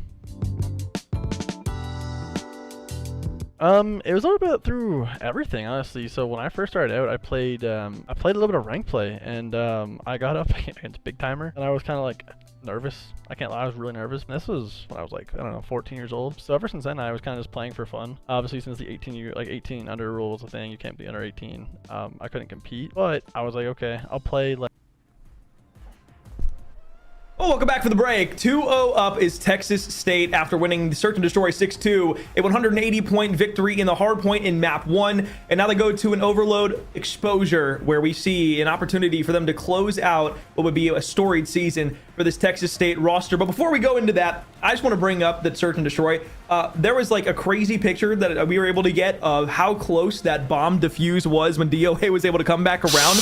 That thing is a pixel worth of something off of being able to get that full defuse in. And that's the difference from a 3-2 lead for the Roadrunners versus Texas State being able to run away with the S&D throughout the rest of that game. If Demo gets that off there, we could be looking at a completely different series right now, but that's in a different universe.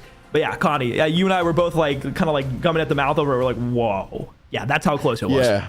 Now biter. Look at the bottom right corner as well. 17 HP before the last bullet connects. So yeah, 17 HP, and he's against the MSMC. I feel like there is just not much you can do. Obviously, you know, if you get to the bomb like half a second faster, it'd be a very different story. We'd be talking about a very different turn of events. But it is what it is. I mean, DMO made the right call, in my opinion, to actually stick it. The long wrap was risky, though, from Durr. I think Durr got away luckily. Like, luckily got away from what could have been a costly round for them.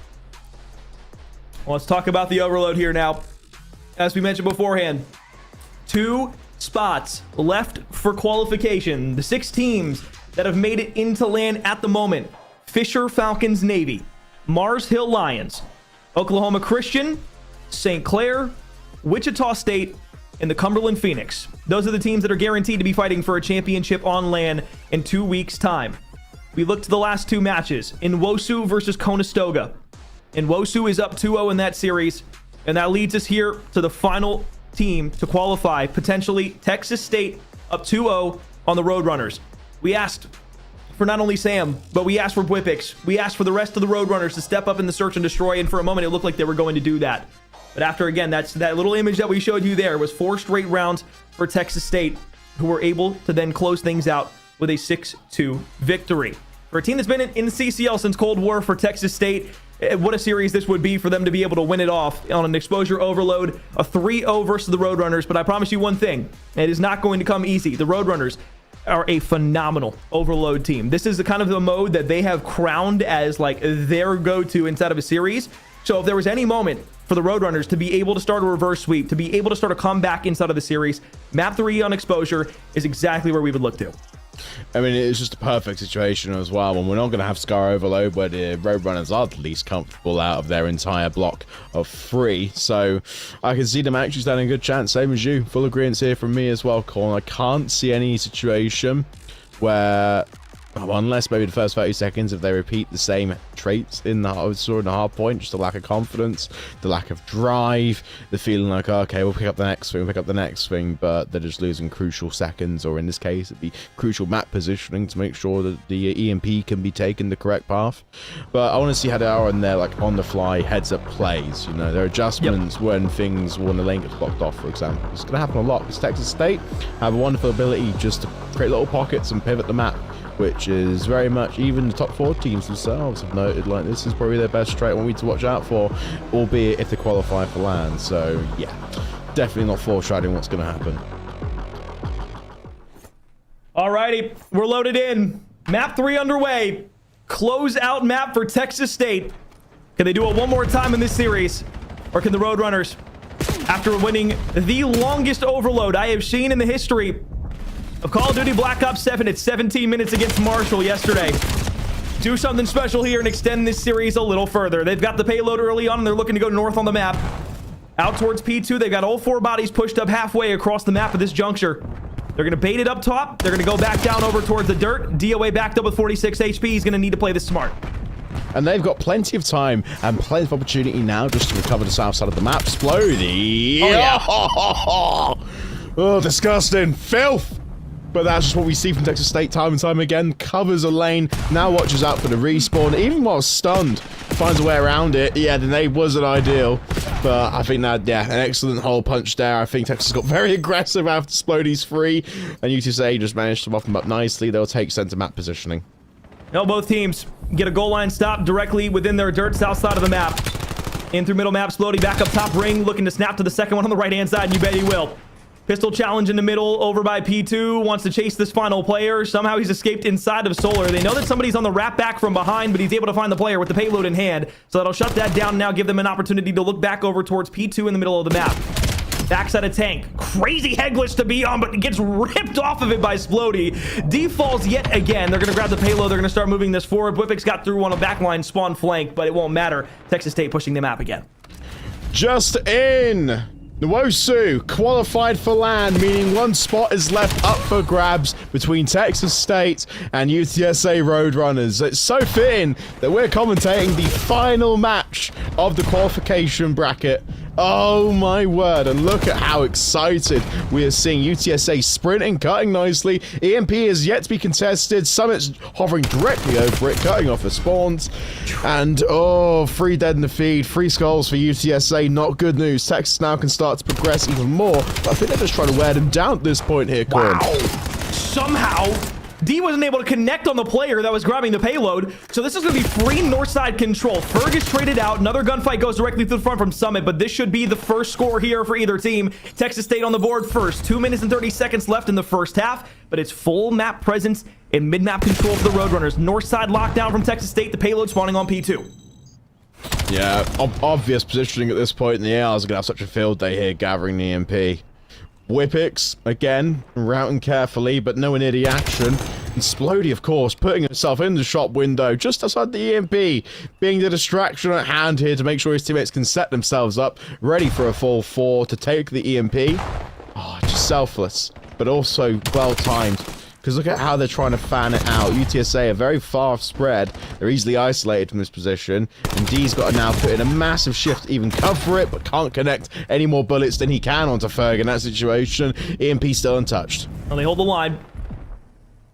Sam wants to push up on 4 in a row. Halfway to a Hellstorm.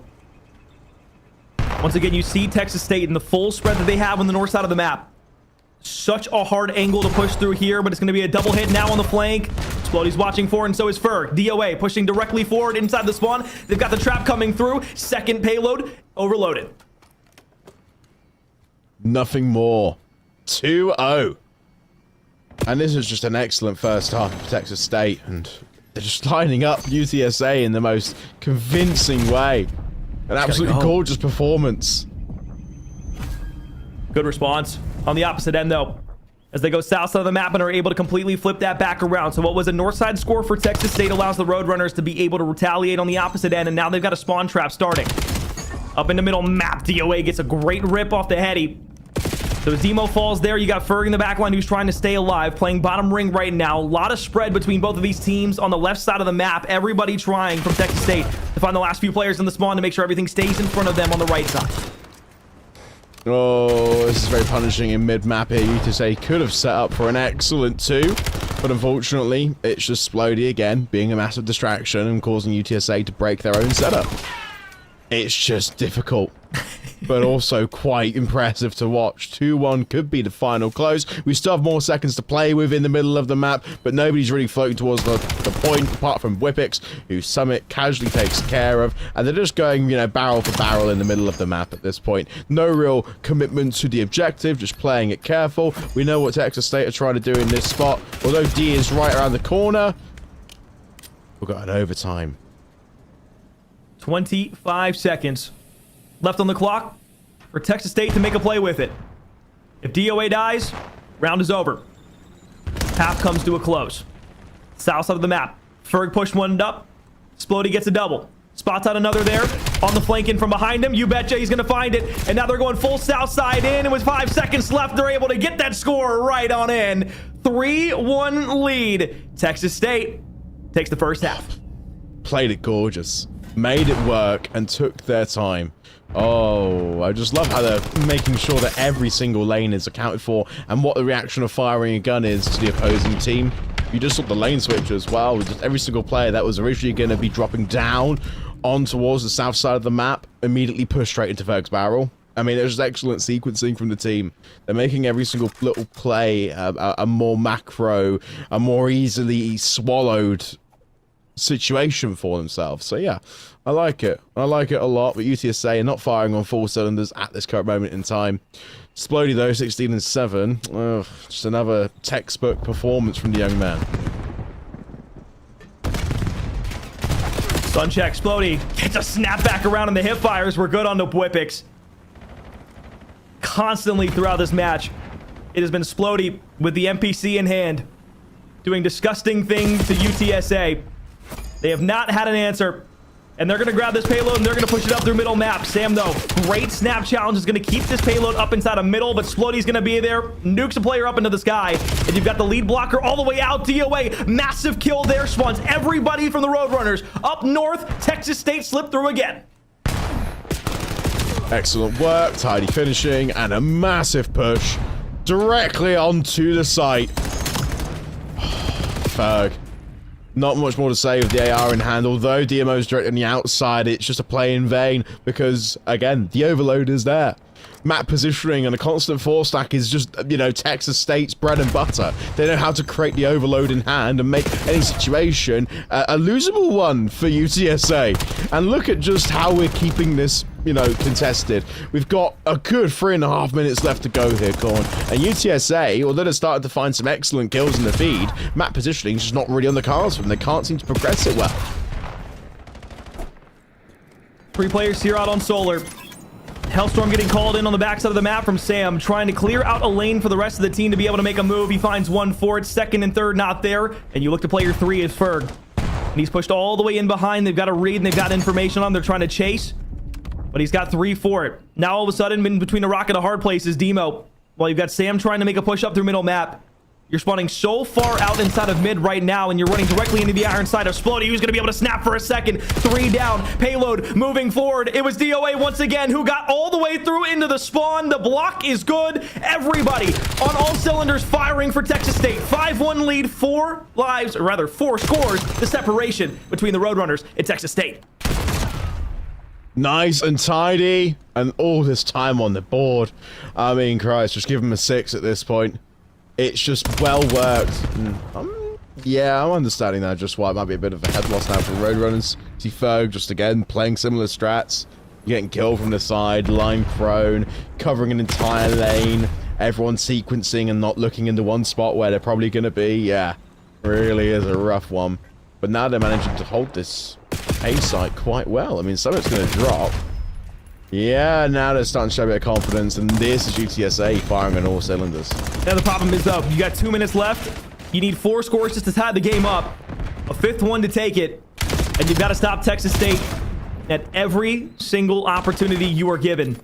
Splody, slide out, pistol player. Last one he needs to find, and you bet he's going to run forward. 26-12 this series has been all Splodies. Trying to get this program to a top 8 finish. He's got 1 minute and 45 seconds with the rest of this team to try and punch their ticket to St. Louis.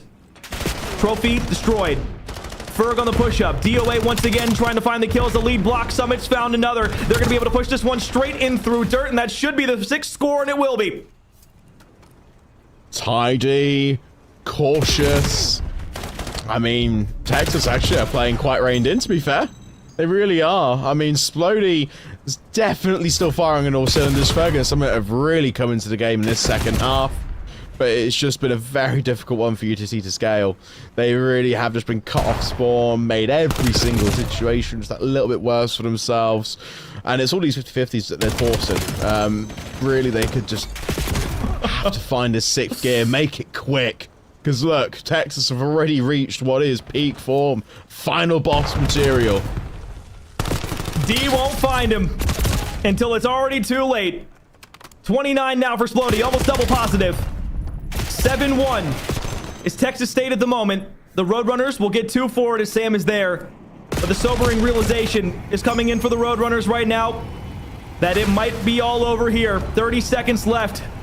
And it's really not going to be anything in the realm of possibilities for them. They're going to try and push the spawns out, but with 22 seconds left, inside of Texas State, they have never finished inside the top 8 inside of the CCL. Every single year, it's been a top 12 finish and a top 24 placement in the MW2 season. Splody on this roster has led this team to a brand new height with the way that he has been playing throughout this series. In the Battle of I-35, for the first time, Texas State is going to finish top 8 inside of the CCL. They punched their ticket to St. Louis. They will fight on land for a national championship.